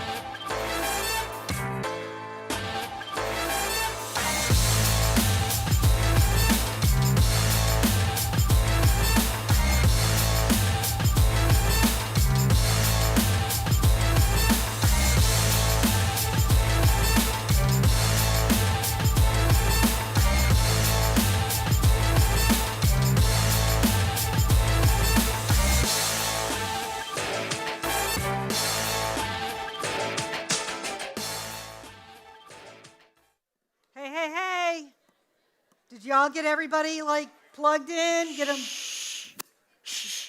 Let's go. All right, you guys. We're got lots of stuff left to hear. Sam Shepard coming back in 4 Sam, minutes. Sam's let's get it waiting together. on us to kind of like Sam's do on his our way back. housekeeping. Let's go. Let's go. Let's go. I lost my buddy somewhere. Oh, well. All right, you guys, remember we're still doing recognition for first event, first recruit, first sale, senior rep promotion. For those of you in virtual land, go ahead and hop on and do whatever your recognition is, put it in the subject line, send it on. Trish, when she gets done up here, will send you the card. We are now done with the RVP section, where you guys are reporting your numbers in the rally, and we are moving to the verify. So Trish has picked 3 teams that showed up yesterday and today. So Trish, can you tell us about which teams you did pick this time? Okay, so there were a ton of people with great numbers.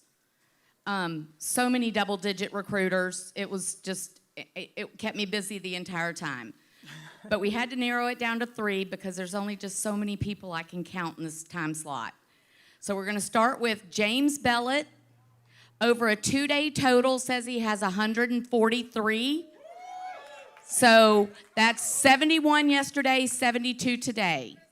All right, and then we have Walter Charles with a 2-day total of 217, 70 yesterday, 147 today. Then we go down to the Brutuses. And they had 120 yesterday, 125 today. They report in with a 2-day total of 245. So we only want these 3 RVPs reporting in. James Bellett, Walter Charles, and the Brutuses. All right? So only those 3. That's all that counts. I can't add them to their totals. They're good. They know. That's okay. All right, you guys got the teams. We're all set. Let's see the graphic. So Rob's going to give us, he's returned, and he's going to give us the details on how this part of the rally works. So if you are part of the top teams, right now, this is only the 3 base shops that have been selected right now by Trish. James Bellett, Walter Charles, and Olivier Brutus. If you're part of those teams, I want you to text the same number we were showing for the RVPs to text in. But if you're a member of the base shop, now's your time to participate. Now's your time to be counted. So 404-465-1830. Save that in your phone. Send it to the people on your team. Because you got a company within a company. You got teams within teams. And then make sure you count out who you are reporting for. So if you just send something in without putting Brutus or Bellett or Charles on there, we won't know who to count it for. And then we need your solution number in order to count you for that. And we're only going to be counting 1 count per phone number that sends in a text message. So I can't text in 4 or 5 different solution numbers through one phone. I need everybody individually on their own phone sending in. And if you don't have a solution number, you can put guest. But that's how that's going to work. And how long do they got, Darla? Actually, I gave everybody some extra time because Okay. there's a lot of people that you need to get moving. So you all have approximately an hour. Awesome. To get everybody in. And I love, in virtual land, you can't really see this. Well, maybe you can. A wide shot of everybody, the team leaders, heads down, man. They're like into the text on all the teams that are reporting. It's pretty fun. Absolutely. All right, I think that takes care of us, and we're back to Andy and Sam Shepard. All right. The great thing about Andy and Sam Shepard is it's Sam Shepard. I mean, what an unbelievable start. What do you guys think about that? I said, and A.L. Williams, Primerica Treasurer, help me welcome back the great Sam Shepard.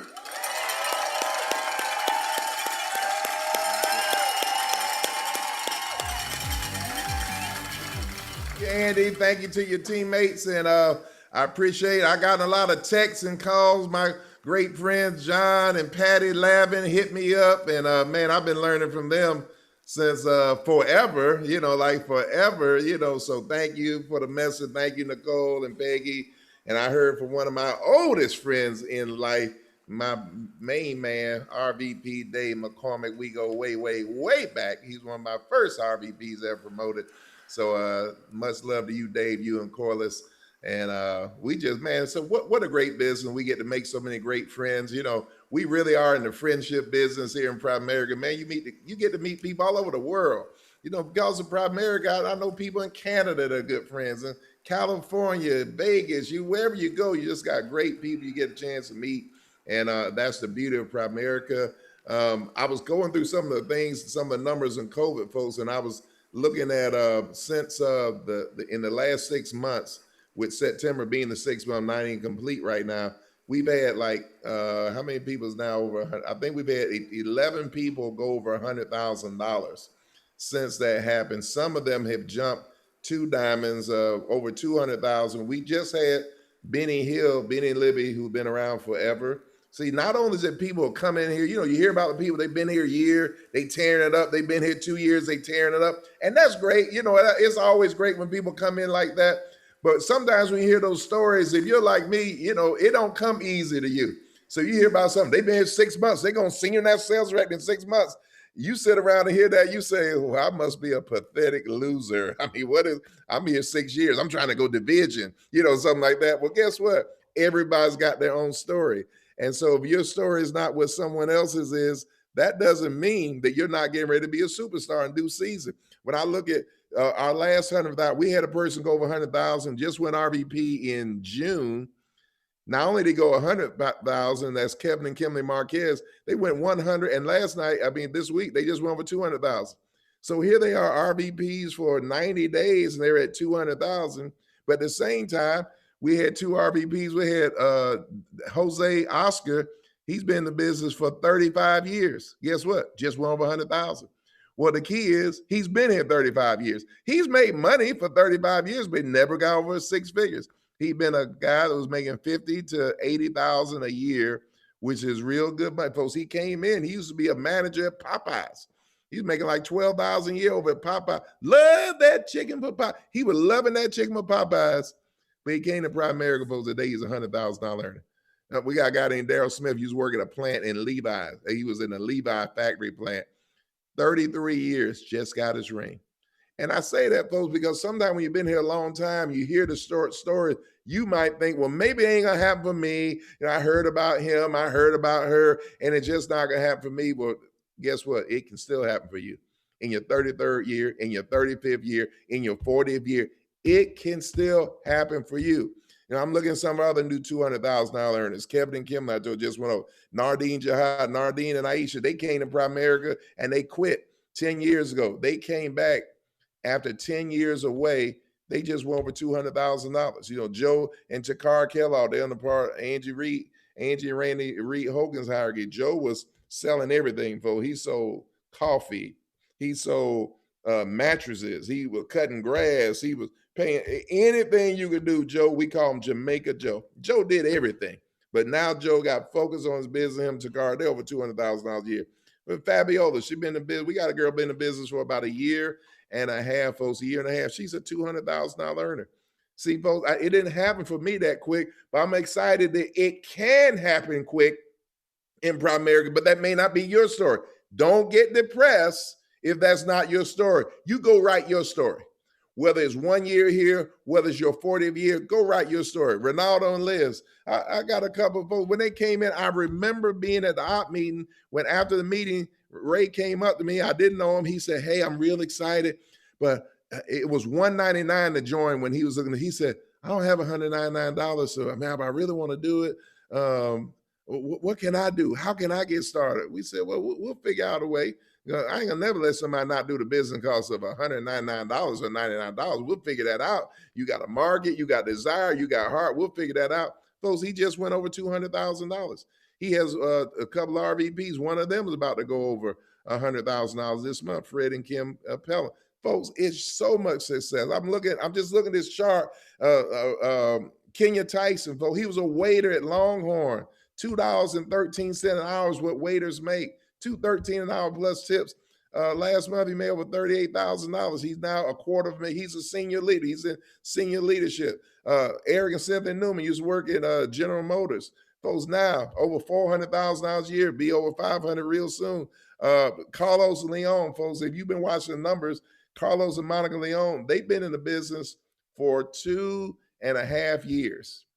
He was in the business back in 05. He quit in 07 or 08. He came back in 2018. See, sometimes when people quit, you might say, well, they're a loser. Folks, it just wasn't his season. But he comes back 10 years later. Here's the key. Alex Sanabria, Alex stayed in touch with him for 10 years. They stayed in touch every so often. Hey, man, boy, you ought to come back. Hey, man. For 10 years, he said, no, most of us after one no, we're through. Oh, you say no to me, you're through. He followed up because he knew they could be great. 2.5 years, folks. Last month, they went national sales director. They promoted their 7th regional vice president. Out of their 7 vice presidents, all, is it 6? Either all 7 or 6 of the 7 have their ring. All right, very successful, very successful. I think only one doesn't have their ring so far. And they went over $600,000 the other night, folks. From 0 to 2.5 years to 600,000 to national sales director. Folks, by the end of the year, he'll be a senior national sales director. They'll be $1 million earner in the next, I think, the next 4 to 6 months. Folks, I mean, they're on their way to $1 million. Folks, he wasn't even allowed to go to senior leadership in last January. He missed it. He was trying to get to senior leadership in last January in Dallas, and he didn't make it. So here's a guy that did not qualify for senior leadership in January, but a year later, folks, going to go to senior leadership. Probably worst case scenario, he'll be $700,000-$800,000, and he's actually going for $1 million. I look at Lorenzo and Daniela, folks. They were carry on. They came to business. I remember they were students. You know, they had no income and they came to business. They're about $480,000 in cash flow right now. Those they were sent to us by Willie and Lorena, and we're so thankful that they became a part of our team and rose them up from reps to now they'll be going senior vice president soon. See these success stories, Van and Carolyn Jefferson. Well, you can be around, nobody can know your name. Van and Carolyn Jefferson been in the business for over 30 years. They spoke in the Punta Cana trip or wherever we were. I don't even know where we were. Where were we? Wherever we were in February, they spoke. And that was their first time ever speaking in 35 years at a company event. But guess what? Since then, folks, they were on fire going in. They're on fire right now. They've jumped in the last 6 months, the 4th diamond and the 5th diamond. They've been consistently the top base shop in Premium, Mississippi. But great things have just great couple, always manage their money, totally financially independent. See, folks, you ain't got to get to $1 million to become F5. You don't have to get to $500,000 to become F5. They were financially independent when they were at like 200,000 because they did. See, if we do, I said in that video, if we do what we teach, we'll all be straight. If we follow the things that Art Williams wrote about in Common Sense, we follow the things in our solution book, folks. There's no reason for us not to do the right things. It's what we teach people each and every day. Folks, John Sanders been in the company for 40 years. Okay, he's 40 years in the business. Right now, he's having his greatest success ever. He's a national sales director, fighting to get a few more. I think he needs like 2 more directs to qualify for senior national sales director. Already does the number. John retired from the NFL. He already done something great in life. Very few people play in the NFL. He played for 6 years with the New England Patriots and the Philadelphia Eagles. But after retiring from football, folks, he came into Primerica, and here he is today, folks. He's about 540,000, excuse me, rolling 12 income, having the greatest season of his life. Folks, John will be 70 in January. And as he goes, you know, in the regular world, boy, 70, they want you out of there by 65. They want you out of there. Here he is at 70 in the greatest season of his business career. See, folks, that's Primerica. I don't care if you're 17 or you're 87. I'll never forget, folks, I had the honor at Jenny Carter's last convention was at the Grand Wailea. The year that she passed away, we're at the Grand Wailea. And, you know, the company assigns tables and usually put $1 million earners at the same table every day. And they put me and Elaine and Jenny at the same table every day. And every day I sat there, and I've been blessed to know Jenny, being in Atlanta over the year, my whole career, I've known Jenny. And Jenny was in there just taking notes like I was, you know, in my mind, I'm like, Jenny about 90-some years old. Jenny taking notes on her 10-year plan, you know, and, you know, I'm like, I don't know if you need a 10-year plan, Jenny. You 94, you know, whatever. Jenny got a 10-year plan, a 20-year game plan. And she just tell me all the great things she gonna do. I'm like, Jenny, you need to make it through the night, girl. I mean, and that's the same for all of us, right? I mean, it could be any day. But I was amazed, and I just saw the greatness. I said, this woman showed me her 10-year plan. She 94. I know when Jenny got to heaven, she was shocked. She was like, what? I can't believe. I remember she told, I think she told John Addison, she just hated, like, what a time to be dying when the company, we had just gone public. It was 2010, and John said he went to see it in the nursing home. She said, just what a bad time to die. You know, I'm just like, but she was still ready to get on the field. She was still playing the game. She was still sharing her experience. I mean, I got on an airplane with Jenny one time. I was so tired. I was up all night. We flying from Atlanta, Vegas. Me and Jenny sat next to each other. And I, you know, of course, I'm greatness sitting next to me. Hey, Jenny, how you doing? But hey, Sam, we talk. I'm ready to go to sleep. Jenny started talking. Jenny talked all the way to Las Vegas. I'm like, Jenny, I'm like, don't you, I'm about to pass out. I'm 30 years younger than Jenny. Jenny's like, and then Sam, and then Bill and I got the whole, I know everything there is to know about Jenny Carter's life on that flight to Vegas. And yet I was so amazed, because what a woman, what a powerful person I had a chance to meet. Never would have met a great woman like Jenny, except for being a part of Primerica. See, folks, this is a different kind of company.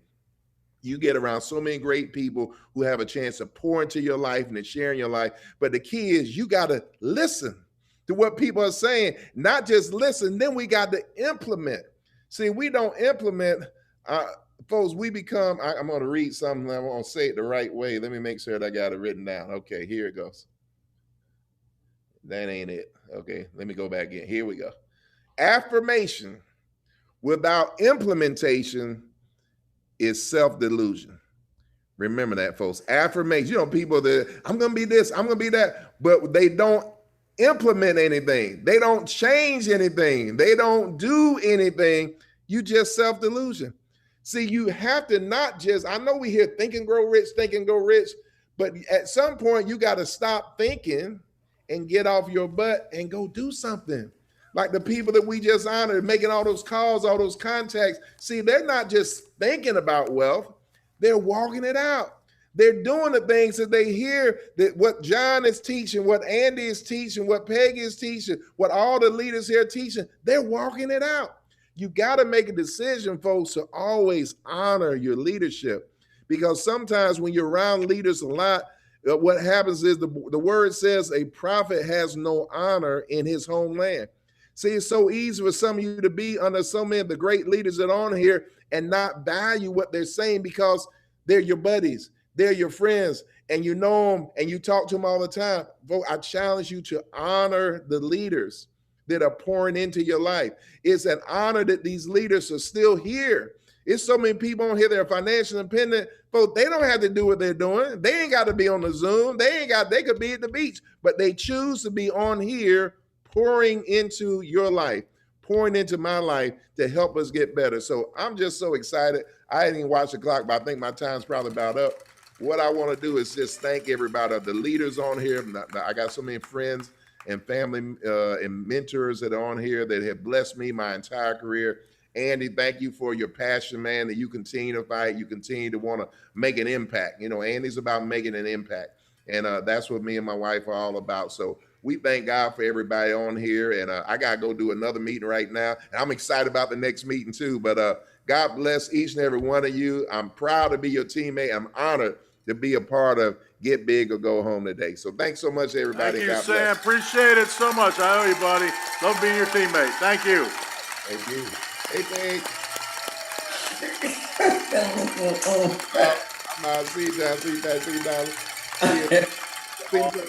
Thank you. All right.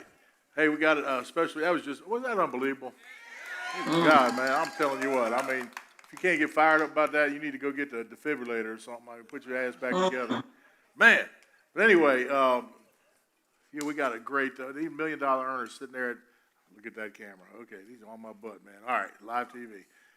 $1 million earners, hate it, but I mean, looking like 8-10 minutes to get them on. And this guy is just been a major part of Get Bigger, Go Home and the transition as we've gotten bigger and bigger, which is going to continue to happen.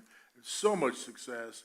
And for years, I mean, just back in the day, we were just kids running around. We weren't even RVPs yet with our T-shirts. We're going to take over the world, all that crap. It's just amazing how that all came into fruition. But we talked about that. We thought big, and we went out there and did the work. And I'm so proud to call him a teammate. Help me welcome to the Bowl at Sugar Hill, John Lavin. Hey, hey, hey. Hello, hello, hello, man. I miss you all so much. Wow, this has been, what a blessing this meeting has been. My goodness, I just want to thank all of you, Matt and Darla, and all of the planning, and Andy and Marion, what you all put together, this event, and Rob, just the great job you're doing. This is like, by the time we get this Zoom meeting stuff down, we'll be all meeting live again always, right? So, but you really got it down. This has been, you guys have delivered big time, you know. The statement was made earlier. I think Gus did an amazing, I think every speaker's been off the charts. I've never had so much fun on the Zoom event. I mean, I love this meeting. So I hope you all are getting a lot out of it. I'm going to just pour into you real quick. I got 7 minutes to let it rip and give you all I got. But the first thing Gus spoke about, we're products of our environment. You know, this environment, Andrea spoke about it again earlier in the huddle. This environment that's been created for us to use and utilize it's changed our life. And we've gone from, you know, in May of 2018, we started coming to Winston-Salem, and it's completely transformed our business. We started a breakfast club. We started accountability in a whole new way. Anthony Hines' hierarchy absolutely has exploded as a result of this. Our lives have changed, and it's so great because it's such a simple focus. You know, the big events are everything, and I'm so excited about Keystone. I wasn't certain that I was going to be able to be there with some things that's going on with the family, and I made a decision. I can't miss that, and I'm going to encourage all of our team to be there, and I would encourage all of you to be there. It'll be so special to be all together and to have that synergy again. I miss it. You know, I've been since March. I really haven't been at a meeting. I've been working on a Zoom since March, and I think I've done 1 or 2 live meetings. Probably Andy's done hundreds, but I've done 1 or 2. But we've been working really hard, and you know, I really think about Keystone really leads to the convention. So it's the work we're doing right now that leads to Keystone, builds this momentum. Hopefully, in the early part of the year, we'll be back in Winston-Salem. And then we build Winston-Salem into the convention. It's what you have at the convention. You could be starting from where you are right now with nobody. Just maybe this is your first meeting, and you can absolutely transform your life with the work that you do to rally to the convention. And that all starts now. You don't wait till the convention or a month before the convention to start working on the convention. You start that right now. The company already started that. We've already got our hotel block rooms. The company's already organized with us for that. And so I really think of you know, my top thought process anymore right now, especially in these times, is the subject of leadership. And, you know, it's time for a lot of us to step up and become leaders. You know, some of you have been leaders or are leaders in your life before Primerica. I was in sports and all, but I wasn't in a leadership role. I mean, I wasn't the captain. I was the assistant captain, or I was one of the good players, or I was on the golf team, and I did all that, but I wasn't in a leadership role. I had to learn leadership here. And there's 5 levels of leadership that I think you all should just think about and make sure that you're in level leadership 3, 4, or 5 is what I'll tell you. Level leadership 1 is you're a leader by your title. And there's a lot of people still running around Primerica acting like there's something that they aren't because they're called a certain level. They're called a vice president, or they're called an NSD or SVP or SNSD. But are you really leading? Are you living that? Are you living the leadership life? Are you being an example of leadership? So there's the boss. You know, we have a boss. They're the leader because they say they're the leader by title. The next type of leadership is the type of leaders that they want to be liked. It's like a social club. Primerica is a social club. No one talks about production, and no one really talks about recruiting and building. It's just, let's have fun and let's learn. And these are these environments where everybody's teaching everybody everything. Everybody's just, all that's happening is everybody's learning about financial services over and over, and social and you know, coffee and cookies, right? And then there's the producer. Then there's the person who starts to lead because they produce. They put numbers on the board month in and month out. And every one of you should make a decision out of this event every month in and month out, you're going to put numbers on the board. Now, the number that we play is 10.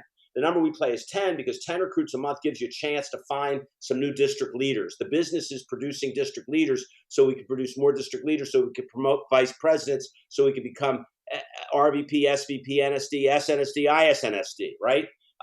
The reason, so double digit is where it all starts. And a producer is out there recruiting and writing business every month. Then the number four leader level of leadership is a reproducer. This is a person who has now developed other people. There's tangible evidence that you know what you're doing because you've actually performed it, and now you've trained somebody else to do it. And you've got other teammates that are doing it. And I challenge every one of you, pay attention to that number.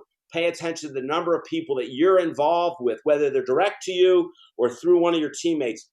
Pay attention to the number of people that you work with on a daily basis to help them to get that competency, that you're doing interviews with them and you're making sure their interview skills are there and their presentation skills are there and that they can close and get referrals and write good business and have good QBI and make money and have a team that starts to make money and that they're consistent in what they do. You've reproduced yourself. You've got and then ultimately level 5 leaders, you're a leader by reputation. That's where Andy's at. That's where most of the $1 million earner, that's where Peggy's at. That's where the $1 million are. We've done it over and over and over and over for so many years. It's undisputable that we obviously know what we're doing because you can look at our hierarchies and see the numbers. And as I look at what's so important to me, I would say the number one top priority for all of you to master is people skills.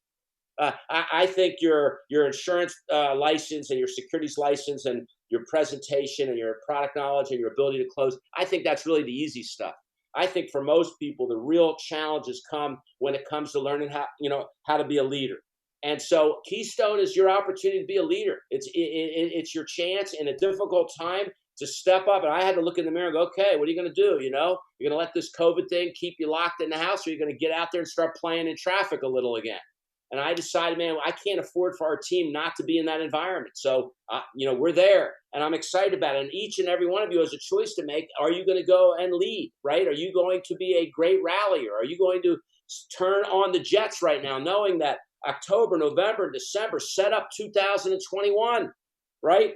And so what are you going to do with this thing? That's my question for you. What are you going to do with this thing that's in your lap, staring at you, this vehicle, this unbelievable system?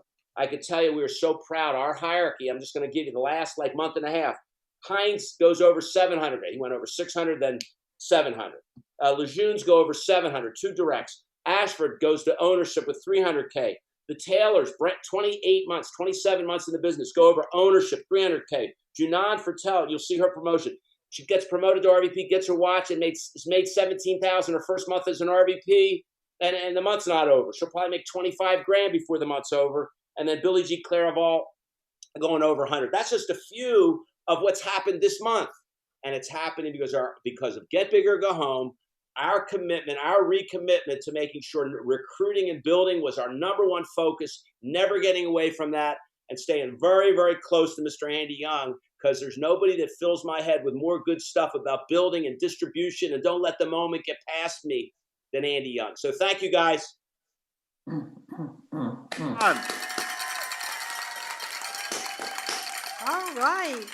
All right, real quick. Take a breath, Andy. Get a drink. You have 30 seconds. We'll be back to you. Starting now. Starting now. Started 20 seconds. Can I look in that camera next time? Yeah. No, okay. Thank you, John. Yes, we appreciate it. All right, let's see. We're going to skip the recognition graphic and we're going to go to the Rally Verify graphic. We'll bring that on the screen, please. This is just a quick reminder for the teams that are out there. About 30 minutes to finish reporting out. James Bellett, Walter Charles, and Olivier Brutus base shops. Make sure that you do RVP, the RVP's last name, but your solution number, right? Yep. Not a trick question. We know all the parts, right? And text 404-465-1830. Trish and probably backups are over there helping her count because it starts coming in really fast.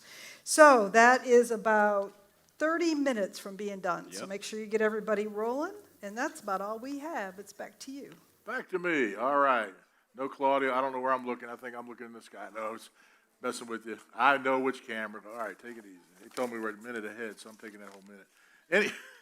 Anyway, and I'm not taking it because our next speaker is on the line, and we are fired up about her, always fired up, kicking it. First female African-American to go over $1 million a year in income, on the way to $2 million a year. And she is fired up. She's watching this whole show, texting me all the way through. Help me welcome the great Peggy Hightower. Thank you, Andy. Thank you, guys. I'm telling you, I am so freaking fired up right now. Everybody, even starting from Anthony with #1 on down, you know, like it has just been so freaking exciting for me, man. I tell you. But here's the thing that I keep saying: why, you know, like when will we get to the place? And I guess I ask myself, you know, when do we get to the place where we say satisfied? And I don't think that happens here. I think that happens like over on the other side, whatever side you choose that's going to be on. But here's the one thing that I know: it wasn't but one Moses. And I believe with all this in me that if we've had eyes to see and ears to hear, not only Primerica, but then to know that God has put this Andy Young in front of us, who is just, I can't explain, you know, like what kind of human being will continue to work the way that he works, will continue to involve people that he don't override, will continue to just see everything. It's just like he's like got vision all around, right? In order to put people in place. What on earth would you do? And see, here's what I know. Everybody's got a time for their leadership deal. I believe that if we've been given an opportunity to be here now, not only in Primerica, but to be in the environment of get big or get home, and we don't take advantage of it, shame on us.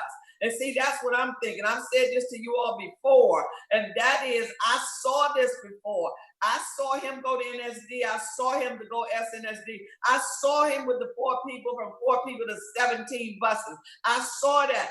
I saw where we're going in December. You know what I'm saying? With, you know, like starting out with less than 50 people, and now people from all over the country are calling, can I get in on that, right? In Colorado. All I want to know is your why big enough?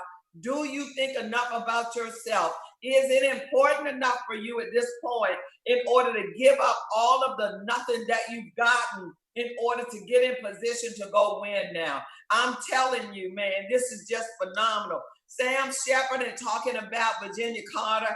I remember the last time that I saw Virginia Carter, and what she said to me was, girl, you need to get your ass to $1 million. And, you know, like I kept thinking about that and thinking about that. And, you know, I'm saying, like, what keep people going on no matter what? It ain't about the money. It's about the desire. Here's what I'm going to Mark Marchesani. Just blew my mind. Everybody. You know, like I've got all kind of notes, you know, like recordings. But listen to this. He talked about, you know, like I didn't come in for life insurance. I came in for $200 a month. But guess what I realized? I could change folks' lives. You know what I realized is that people who didn't have a chance to have an estate. My dad didn't leave $1 million. You understand what I'm saying? He didn't have that to leave. But ultimately, right before this, I couldn't have left it. But lo and behold, because I saw the value of putting $1 million policy on me, that I could leave that for the family. Why are we still writing? I see people going out on training sales, Andy, and they're coming back with a $300 app, a $400 app, a $500.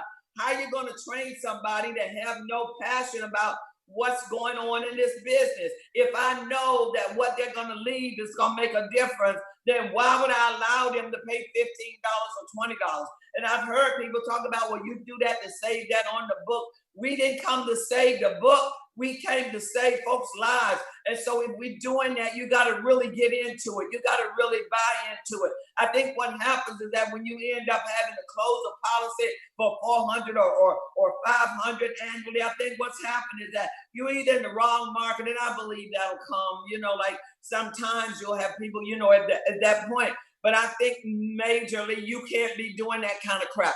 I think you got to make a decision that if I'm going to save somebody's life, I think that if you say if somebody in this family died, they need to get $500,000 that's coming, because you don't know when the death date is. But literally, you got to find out why you're here, and you got to get that deep down in your heart about, I really want to truly help people. See, I believe people talk about it, you know, like for the money or whatever. I didn't see any money. John talked about this last night. He came from money. I didn't come from money. I came from the cotton field at 3 years old. I don't forget about that. I came from not having. I was thinking the other day, it got chilly up here in Maryland. We cut the heat on. My daddy wouldn't let us cut the heat on until October 15th because that meant the bill was going to go up higher. I'm like, thank you, God, I can cut the heat on. Those are the things I want to help people to be able to cut the heat on. It's probably still some people that's going through that, but if I'm not out there talking to them, you know, they'll still think that they're supposed to live like that. Here's what I want you to, when you leave here today, you know, what is your why? And then here's the other thing. Why won't you work for your why? Are your children really important enough for you to go out and make it happen? Are your family, you say you want to do this for your mama, for your daddy, are they really important enough to make it go happen? I'm so excited that God has put me into the middleman of warriors. You understand what I'm saying? I'm so excited about Chris and Tasha, who are warriors, who are fighting in order to get the job done from their family, who are teaching their children about what an estate that they're leaving them. With Rodney and Natasha Reed, that I don't care what happens, they make sure they get the job done.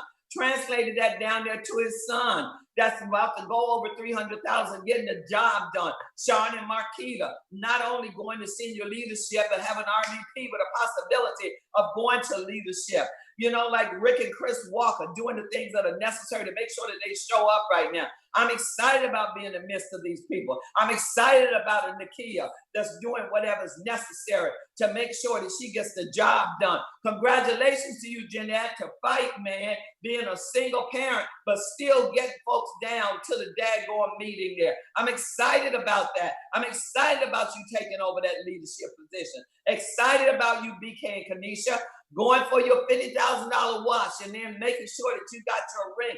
But I think the reason why we work so small, listen to me, is because our thinking is small. I think you're still listening to what the people told you before you weren't supposed to make it. I think what you're still looking at that. I think you're looking at too much of the news where they tell you you're not worth anything. They keep talking about Black Lives Matter. People so much on Black Lives Matter. I say Green Lives Matter. If you got enough green, then you can change some lives. And so I think that there's still enough in order for us to do, in order to represent the community, in order to get the job done.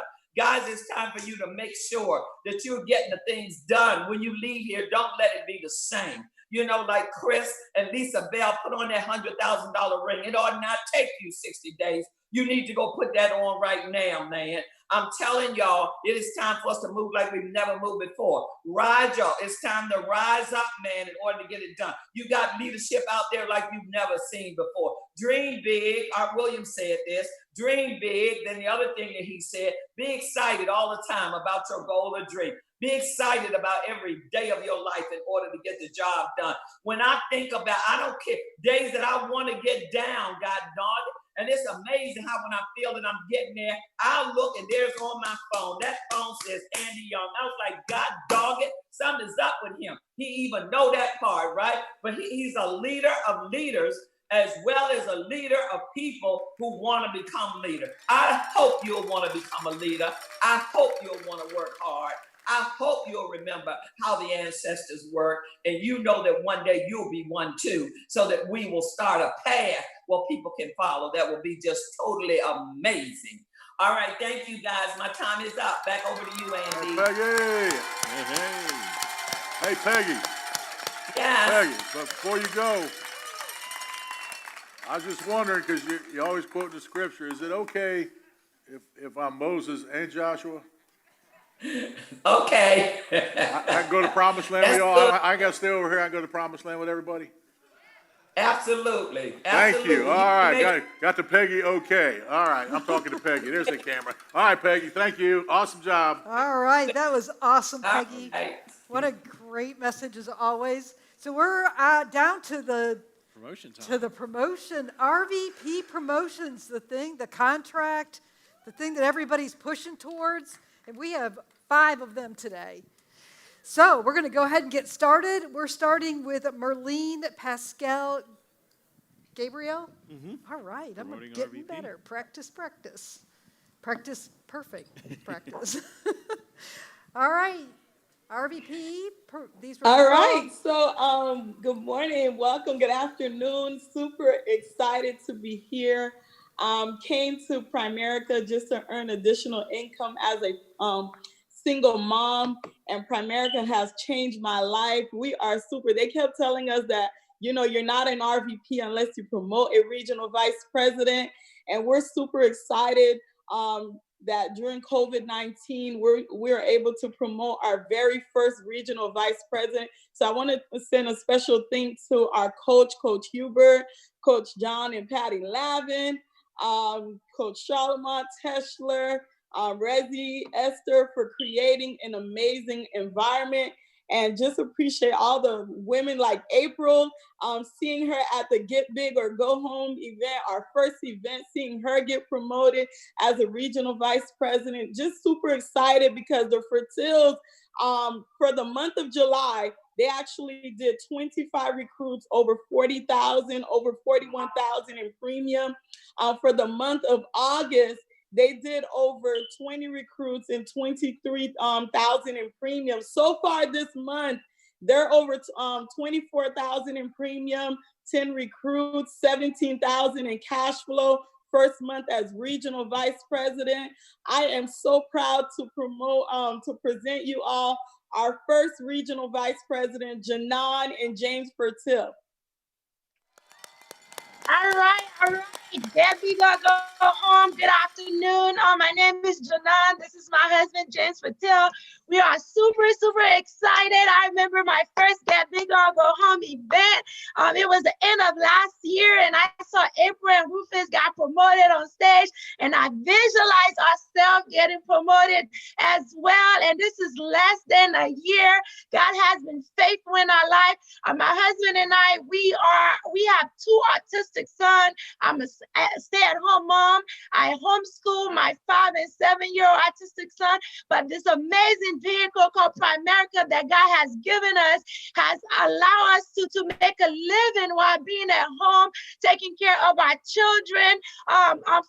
Since March, we've been cash flowing over 10 grand every month, staying at home, taking care of our autistic children. This company really give you no excuse to make it happen.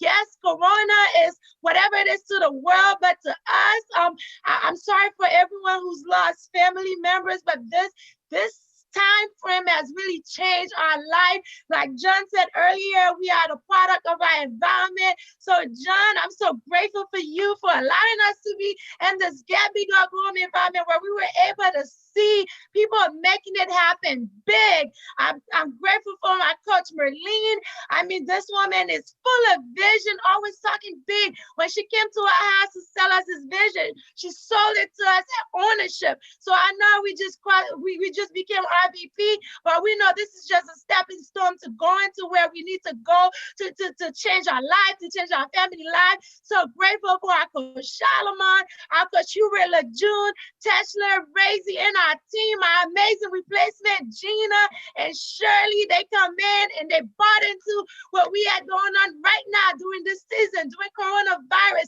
when the world is full of chaos here in our Primerica bubble. We are having the time of our life, and this is just the beginning.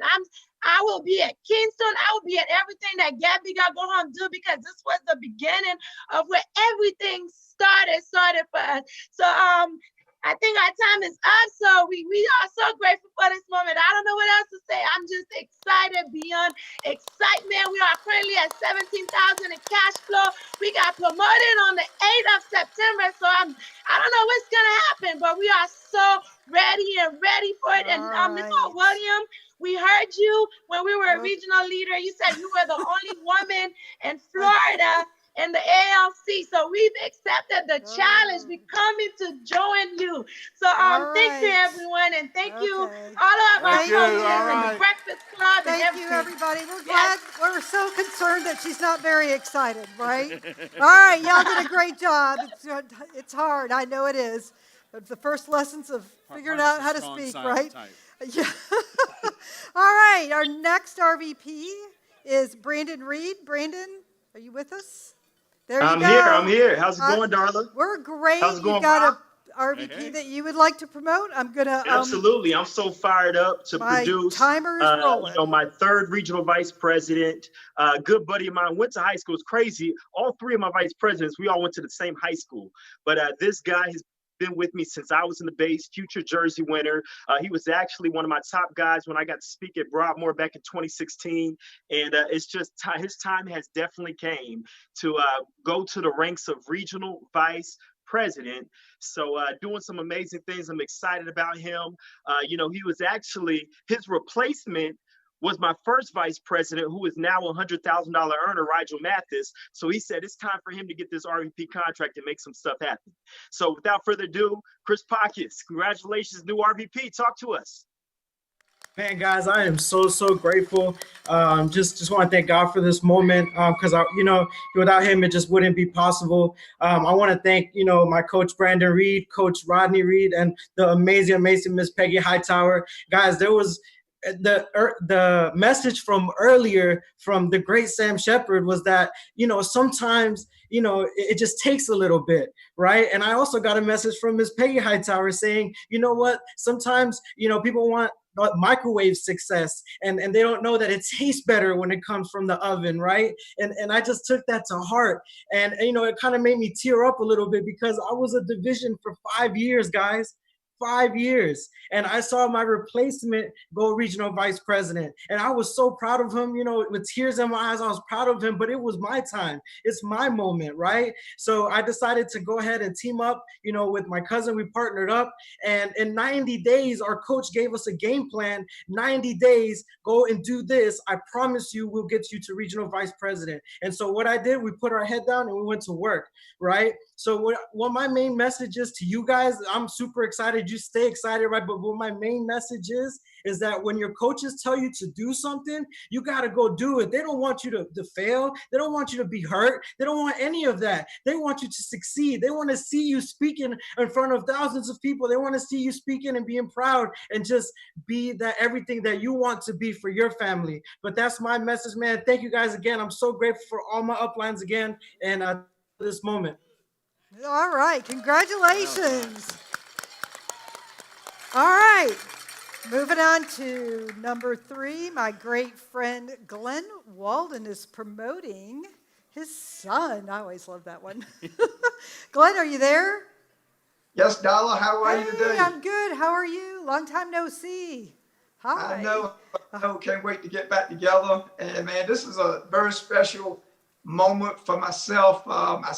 Promote my second son to a regional vice president. And, when you look at Primerica, I've been here 32 years and neither one of my sons have ever worked a job. They grew up in a Primerica home. We always talk about what we do for the consumer. Primerica has helped me become financially independent. Unfortunately, in 2006, I lost my wife and Sean was 14 years old. And so, he's grown up in his teen years and today without his mom. And I am so proud of the man that he has become, his character, his integrity. He told me earlier this year that he was going to become a regional vice president. He's been around for a while. He's an introvert as well as myself, as well as Lydell. And we truly are building our family business. And we're so proud to be able to have ownership, to have a legacy that I'm going to have with my sons. It's fun building the business with my sons. We got this saying that, kind of like I override my sons. So when I need more money, all I got to do is tell them to go work harder and then I'll make more money. And I tell them that, today I make more money on them. And then one day I'll leave them my code and they'll get paid back. So what other business in America works like that? I mean, it's incredible. So today I'm excited. I'm really excited about promoting Sean to a regional vice president. He is an incredible human being. The last 4 months, he's averaged 50 recruits, 25,000 in premium. He works his butt off. Didn't give it to him. Didn't come easy for him. But I'll tell you one thing. I think he's going to be one of the greats in Primerica. So I want to introduce second regional vice president out of the family, Sean Walden. I appreciate that. First, I just want to real quick just thank you, of course, Dad, because I wouldn't be here without you. You've been a great example from a leadership standpoint and definitely as a father. I do want to thank my brother and his wife. He's been a great mentor to me ever since I got into the business. I want to thank Andy for allowing us to plug into Get Bigger, Go Home. You definitely got us locked in on recruiting, so that helped us out tremendously. And then lastly, I want to thank Mr. Lavin and Anthony Hines for letting us plug into the Philly Breakfast Club. That has made a huge difference in our business over the past 5 months. But I'm definitely excited to become a vice president with the company. And the only thing I'm really going to say today is if you got a family and you want to build a business with your family, I can't think of a better place to do that than Primerica. I've been with the company now for a little over 8 years. Didn't necessarily do everything I was supposed to do when I was supposed to do it, but when I did decide to make a decision to go ahead and go for it, we went ahead and got the job done. But I'm just grateful to be able to wake up every single day and build something with my family. It's been one of the best experiences of my life. So I appreciate everything that you've done again, Dad, and I'm going to pass it back over to y'all. Awesome. We got the Waldens, doubled down, got both of their sons on there, and now we're gonna double down again because in the past 2 months, Jolene Janke has promoted 2 RVPs. So she's gonna hand it over to her and let her introduce the 2 people she's promoting.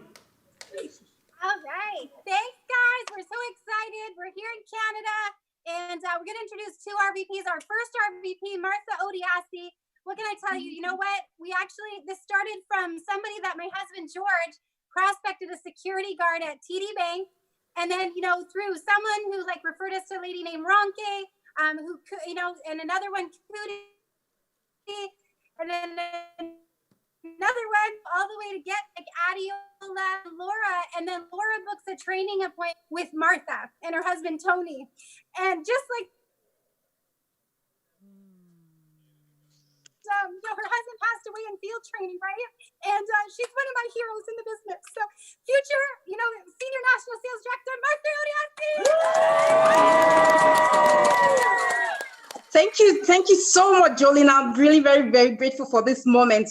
Thank you for coming to my home that day. So just like Jolene said, she came to my home with one of my friends. My friend wanted to started this new business and wanted to introduce it to me. Little did I know that it was going to change my life forever. So I just want to thank you, Jolene, for this opportunity, to be in this business. And I'm really so glad because, yes, my husband did pass away about 3 months after, sharing the opportunity with me. But I'm so glad that, him passing away, we didn't have enough coverage. So we didn't, I didn't even realize the math that goes behind, how much we should be covered for. So I learned so much.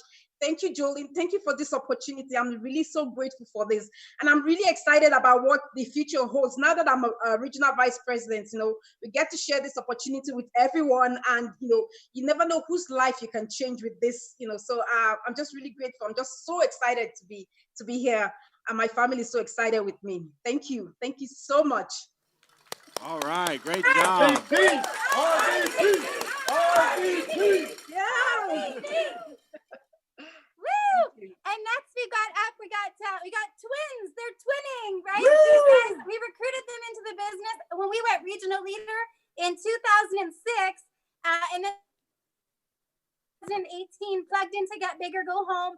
Totally sold out to the event and did everything they were supposed to do. 160. So proud of you guys. Your ISNIs, Amanda,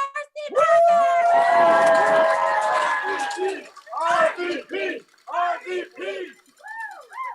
Okay, everybody, thank you so much. As you can see, I'm here with my sister, and we've got our team in the background. I mean, I am so grateful for Primerica. Without Primerica, I'd actually have no job right now. I come from the retail industry, and Jolene just never gave up on my sister and I. It took 9 years for me to say yes, and I'm so glad I did. I'm so grateful for George and Jolene for never giving up. Always love your people, guys, because you never know. They're always going to come back, or most of them will. You just got to keep asking them every year if they want to go for that coffee and sit down with you, because they will. That's me. And I'm just so grateful for my family, our family support. We have our mom and dad who just are so grateful for us to be here today.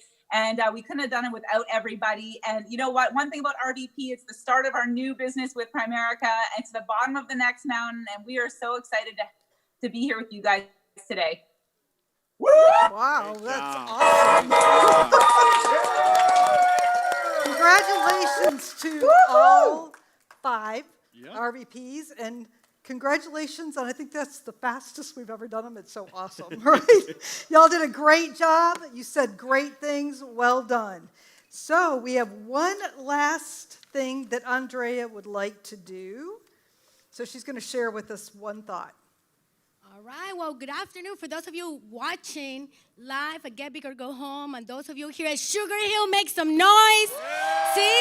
Awesome. See, you got to decide to be in the environment here. It's not the same in the Zoom world. So get packing to Keystone for sure. But I'm telling you, R. Williams said, this is a company for dreamers. You know, they said you get as many people to get what they want, and you get what you want. And it's been my pleasure. It's so excited in these unprecedented times. I can get used to this at every school, to give some bling bling. This amazing couple took it up a notch, a little bit more of intensity, that extra degree that takes, hot water at 211 to 212, right? That can even create steam and give that locomotive the fuel it needs to do great things. So I'm super excited, strength and honor to present to you a new $100,000 Power Builder ring to Joe and Nadia Charles.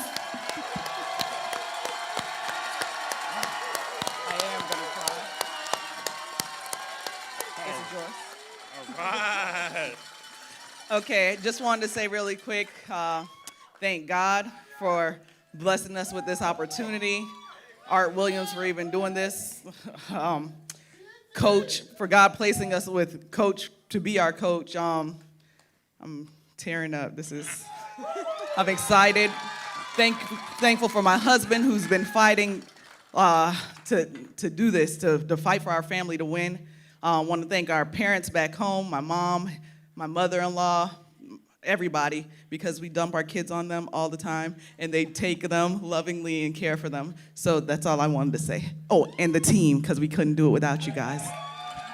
All right. Woo! I'm excited, man. I played sports my whole life and always came close to winning a championship.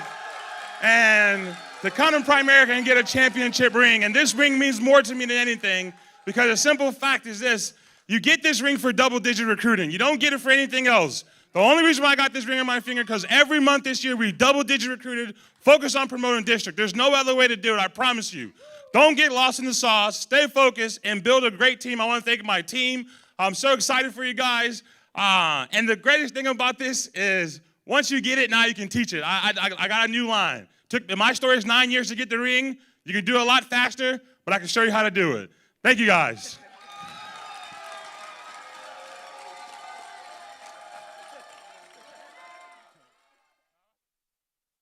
Thundercats, whoa!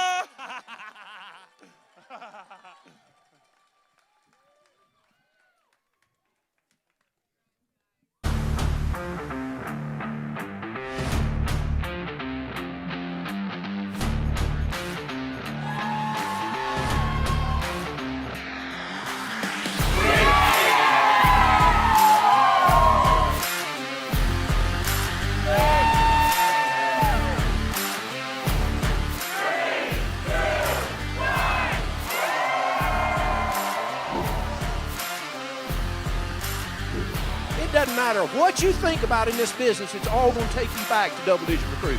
You've got to have a game plan that's focused on growth. Only in Keystone, baby!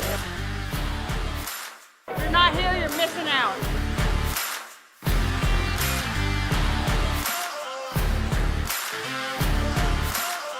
Because if you keep good at talking to people about Primerica, all the other things will follow. And it wasn't about income, but it was about outcome. What are you doing with this opportunity? Y'all want more? We decided we want more!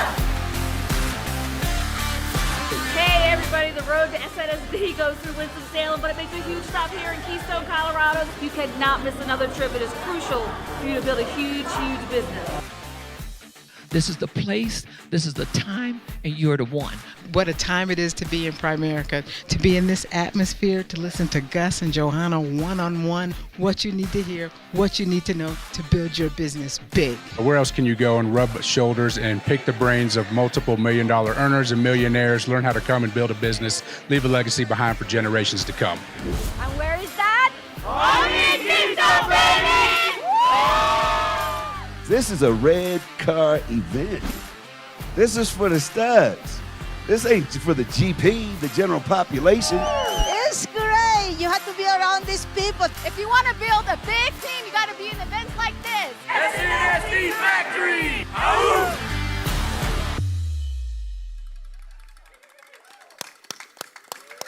Back to me. All right. Hey, you know what? I know everybody's talked. Everybody has talked all the, last 6 months, Zoom this, Zoom that. I mean, you know what? I believe we're going to use some of that down the road. But I'm telling you, ain't nothing like a live event, the room where the Zoom does. Yeah, we're Zooming. And y'all, because you were not here, these guys had water bottles and just annihilated these guys. And no, seriously. And he won the wet T-shirt contest. Zoom that, bitches. All right. Congratulations.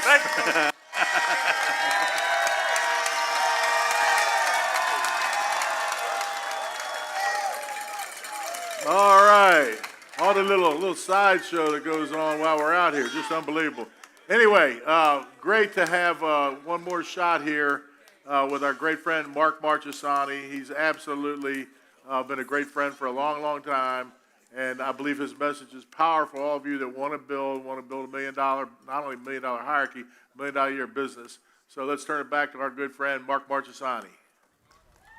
All right. Well, thanks again, Andy. And I am going to start out with an Andy Young story because my topic now is building personal relationships. I have a couple minutes to share with you the critical importance of building personal relationships. Here's the story. I don't know if I've ever really shared it, but I told a little bit about it when I was asked to speak last time.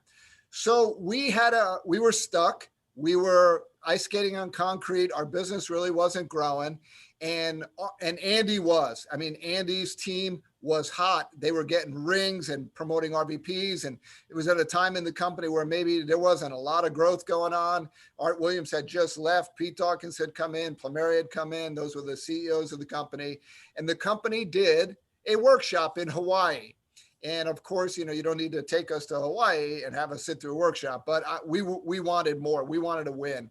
And we went to a workshop that Andy Young did. Kathy and I got there early. We sat in the front row. We had never met Andy, had never spoken to him, obviously knew who he was, loved him, admired him, respected him. I knew he was super hot. And we sat in the front row and Andy talked about double-digit recruiting philosophy, the importance of getting more people. And we knew, we looked at each other, this is it. We're going to sell out to double-digit recruiting. And we did. We really did. So we go home. We declare to our team, hey, we're going to be recruiters. When they think of us, they're going to think those guys recruit. We're going to double-digit recruit. We are selling out. We're going to oversteer towards recruiting. And we did. And we stayed on message. And then sure enough, about 6 months later, and it didn't happen right away. I wish it would have, we could have just pressed a button and popped it up. But we were staying on message. Our guys started to listen, and then we exploded. So our team went from doing 11 recruits a month to about 7 months later, we did 127 recruits. Then we did 151 recruits, and it was awesome. So I thought, you know what? I should call Andy and ask him, what do I do now? So I start calling Andy, and for some reason, he doesn't call me back. I mean, he didn't even know me. I'd never spoken to him or even met him. So I called again and called again. I actually called 6 times over the course of about 3 months. And on my last call, on the 6th call, I said to Andy's assistant, hi, this is Mark Marchesani. Is there any way I could speak to Andy? No, he's not available. He's traveling. I said, I think I've called 6 times now. I haven't heard back from him. Is Andy getting my messages? And she said, I assure you, Andy is getting your messages. So I guess I meant, okay, he's not calling me back. And I didn't really expect to have access to him at that point. So I had a game plan. My game plan was, I'm going to see Andy in Boca. The company had run a trip to the Boca Raton Hotel and Beach Club. I knew I'd see him there. And I strategically waited till after dinner where I knew he would be very happy and satisfied. And so I went up to him when the key lime pie was being served. And I knelt down and I said, "Hey, Andy, Mark Marchesani." He goes, "Yeah, man, I know you. Sorry I haven't called you back." I said, "Don't worry about it. It's not important. Look, we are exploding. We got some recruiting going on right now. And I've got some questions. Is there any way we could grab breakfast?" He said, "Absolutely. I'll meet you at 6:30 tomorrow morning at this place at the Boca." I said, "Okay, great. 6:30. Man, that night, I couldn't sleep. I had 16 questions written out. I'm looking at the clock going, 5 more hours till I meet with Andy, 4 more hours. And I got up early, went down there at 6:10, got a table, positioned it just right. Andy came down at 6:20. And sure enough, that began a personal relationship that altered my destiny. From that point forward, if I called Andy, he called me back. I remember one time calling him, he was in Sweden with his daughter, and he called me back. I said, "Dude, you don't need to call me back from Sweden." He goes, "No, I saw you called." He came out and spoke for me. I've spoken for him. And that began a personal relationship that I know for me has been very enriching. And I'll hopefully I brought some value to him. But building personal relationships with people is the key to building a big business, not just recruiting.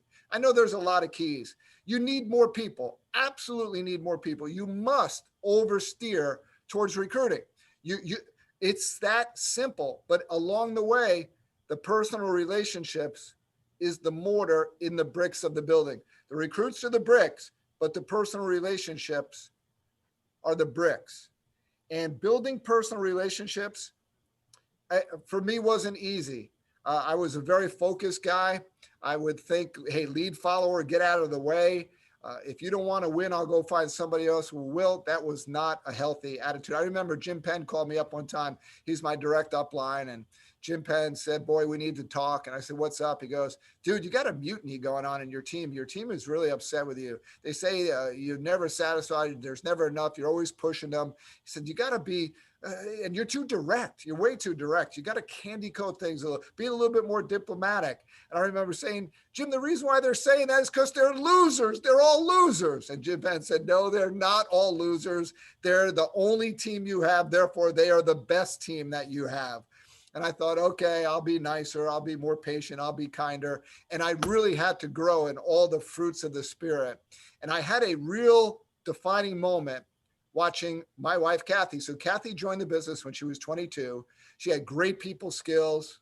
I did not. She was highly motivated, great work ethic, great attitude, incredibly coachable to Jim Penn. And Kathy had enormous success. She started when she was 22 as a cashier in a supermarket. She made she qualified for RVP in 9 months, made $49,000 her first year, and made $100,000 her second year as a vice president. She was 24 years old, blonde hair, blue eyes, absolutely gorgeous, making $100,000 a year. And I persuaded her to marry me, which goes to show maybe I was a pretty good recruiter.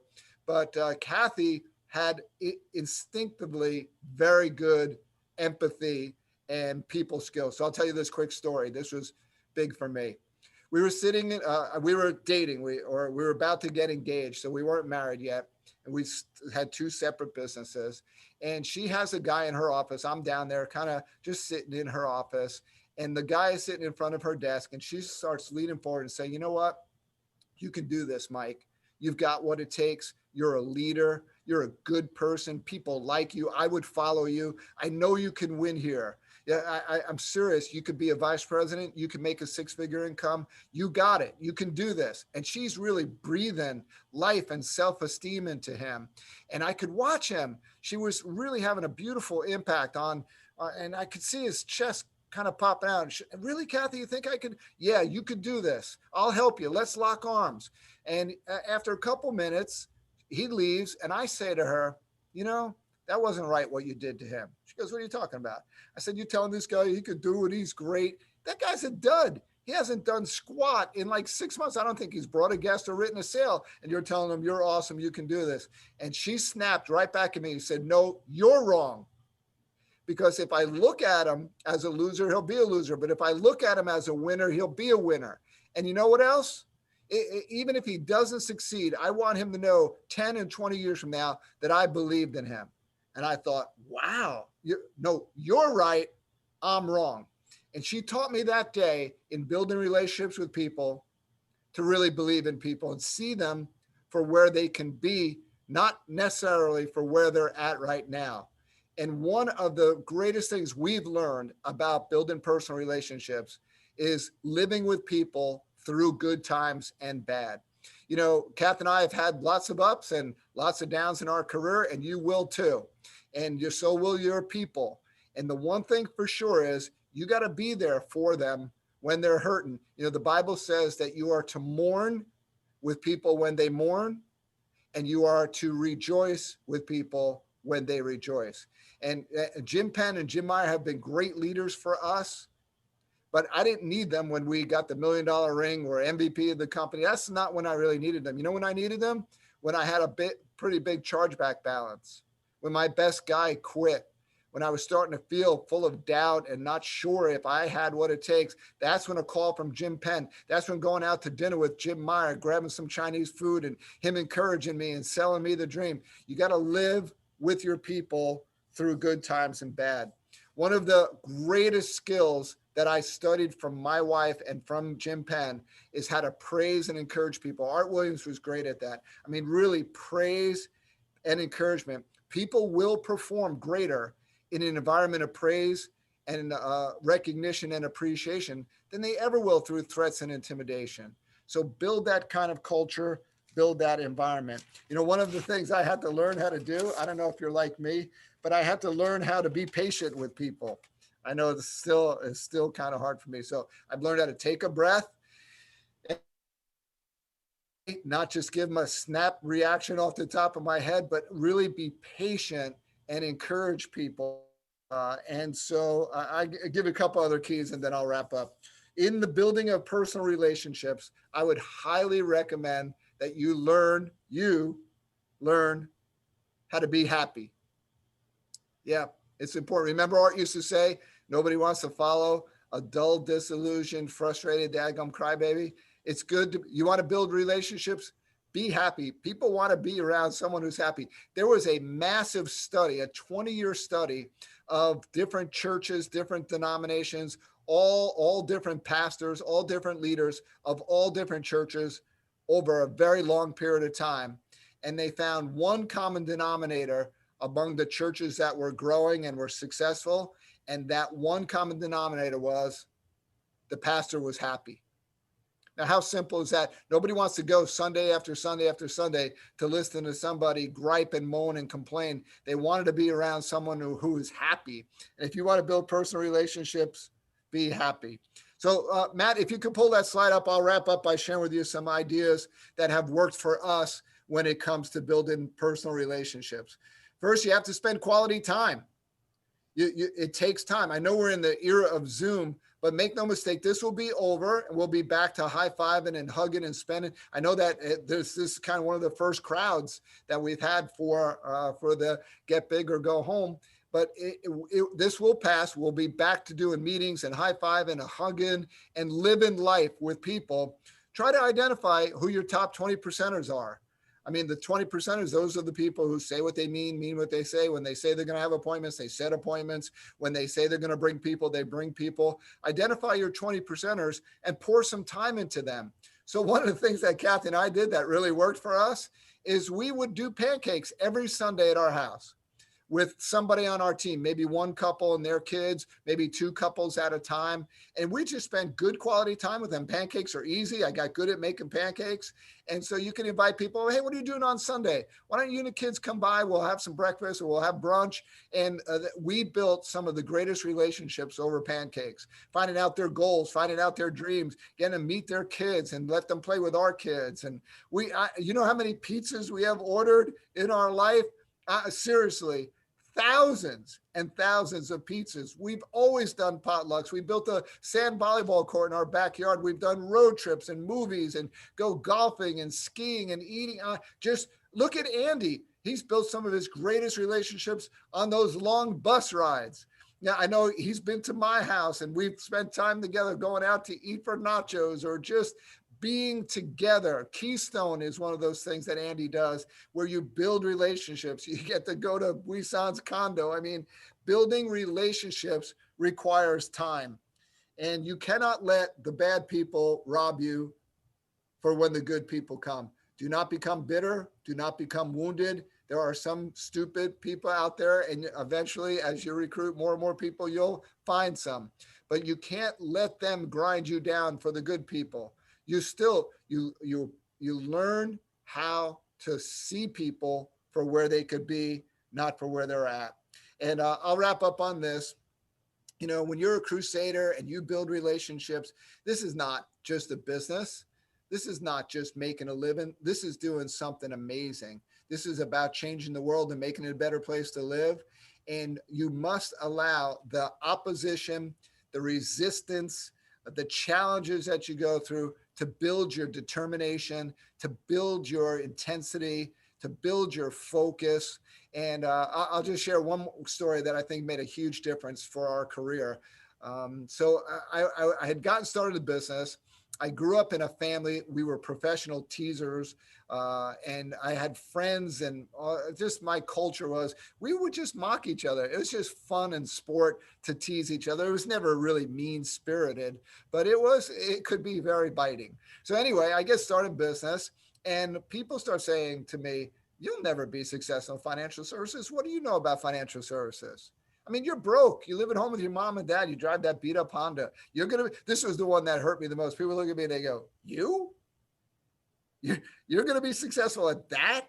And they would say, oh, it's a scam. It's a pyramid. It's multi-level. They just want you to sell insurance. They just want to make money off you. I mean, I've really got a lot of discouragement from family and friends. I mean, most of us, if you go home and you tell your mom and dad or your family and friends, I'm going to be successful, I'm going to make $100,000 a year, very few of them is going to go, awesome, you can do it. You're such a winner. If anybody can do it, you can. That's what we would love to hear. And if you've heard that, then you're blessed. But that's not what I heard. So I heard all this discouragement. Very few people believed in me. And so I went to Jim Meyer one time and I said, Jimmy, I am getting beat up from every angle here. And everybody's just kind of mocking me and criticizing me. And Jimmy said, okay, here's what you do. The next time somebody gives you a hard time, you look them dead in the eye and you say, hey, are you going to show me how to make $100,000 a year? Are you going to teach me how to be financially independent? Are you going to help me build a business where I can get free? Because if you're not, shut up. Because if I don't make it, then I could always end up being just like you anyway. Now, I have to admit, I never said that to anyone. I never said those words, but I thought it a whole bunch of times. And you know what? Just thinking it empowered me because I realized, you know what? I am changing people's lives. They're not going to, it takes a lot of courage to be successful. And there's two types of courage. There's encourage and there's discourage. And I'm really imploring you right now, surround yourself with people who are going to encourage you to accomplish your goals and dreams and eliminate the people in your life who will discourage you. You know why? It's worth it. It's totally worth it. So hopefully this was encouraging, uplifting, and instructional. I'm honored and thrilled to have the opportunity to share with you. Thank you so much.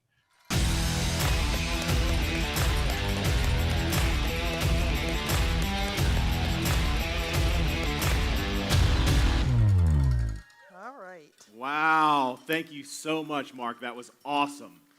So. Okay, we're going to do, we're calling another audible. We like audibles. Omaha. Okay, we're going to take a minute here. The virtual people, you get to see this too. We're going to do a very special message right now for a very special person. We love you, Pat!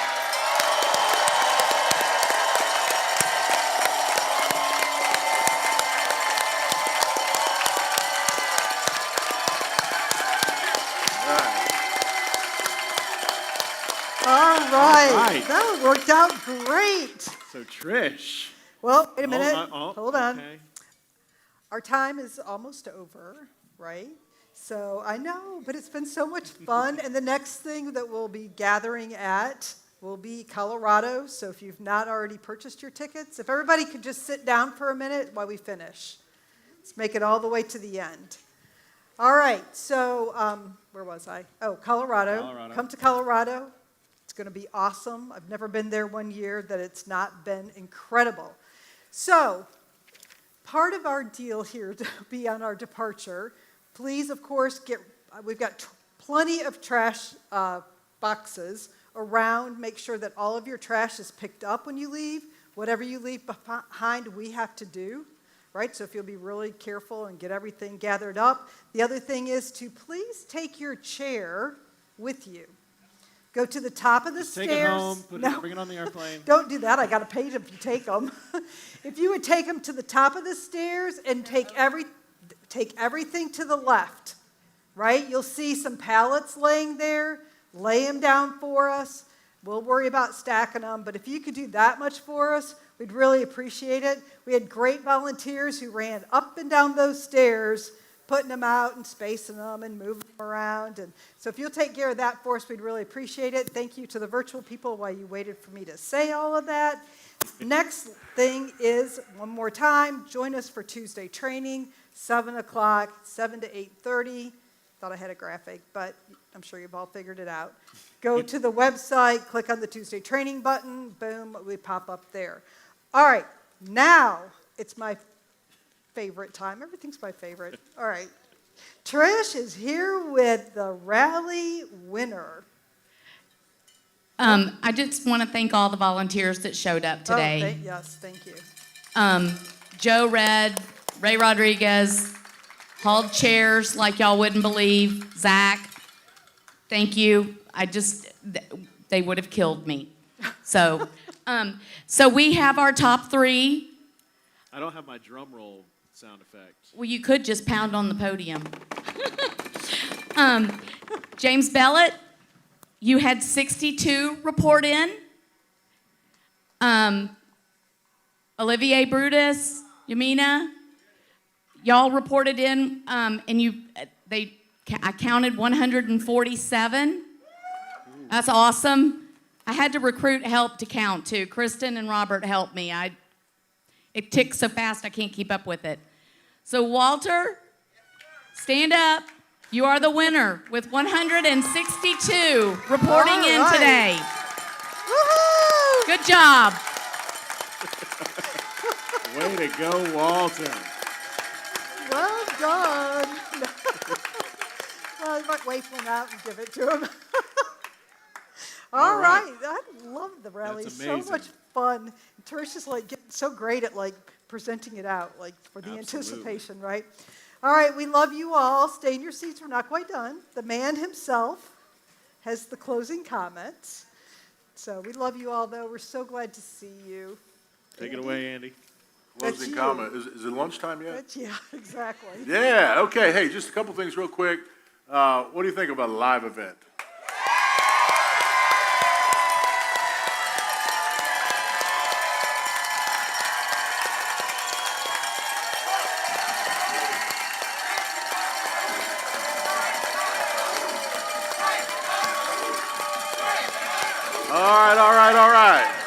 All right.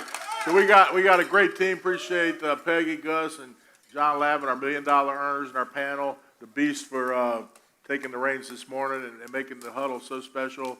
Night Class, Matt, Darla, the whole team, Claudia, Trish. I mean, I go down the list. I'm going to miss some people, so I don't piss anybody off. But this is epic, and the epic beatdown that we are going to take on this from now moving forward. Coming out of Zoom, a big part of that is because of this staff, this crew, and I really give it up for them. They're amazing, absolutely amazing.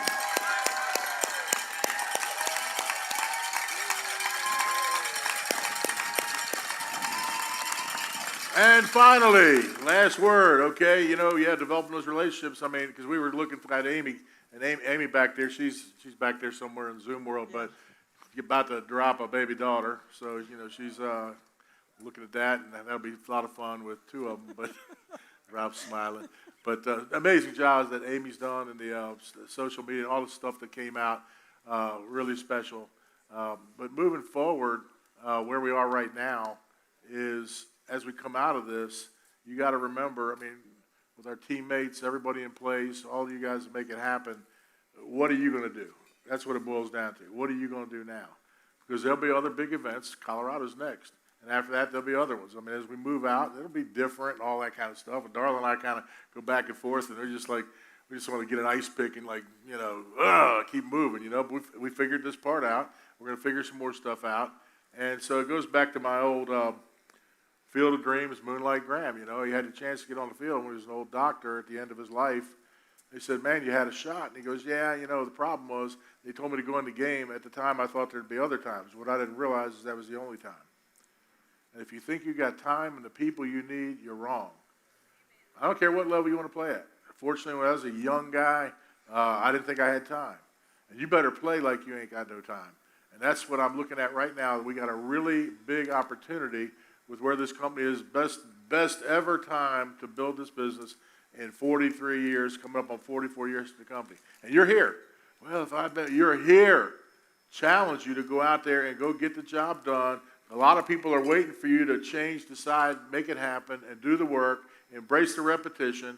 I challenge you, get your part down, do it over and over and over with other people, different people, not the same people. Don't talk about the crap now. Talk about the crap after you went through it, after you give your MVP speech. You talk about the crap, you run people off. Make a decision to win big. As I said already, there's people waiting on you to get the job done and write the checks, and let's go get it done. Let's choose to win. We'll see you guys.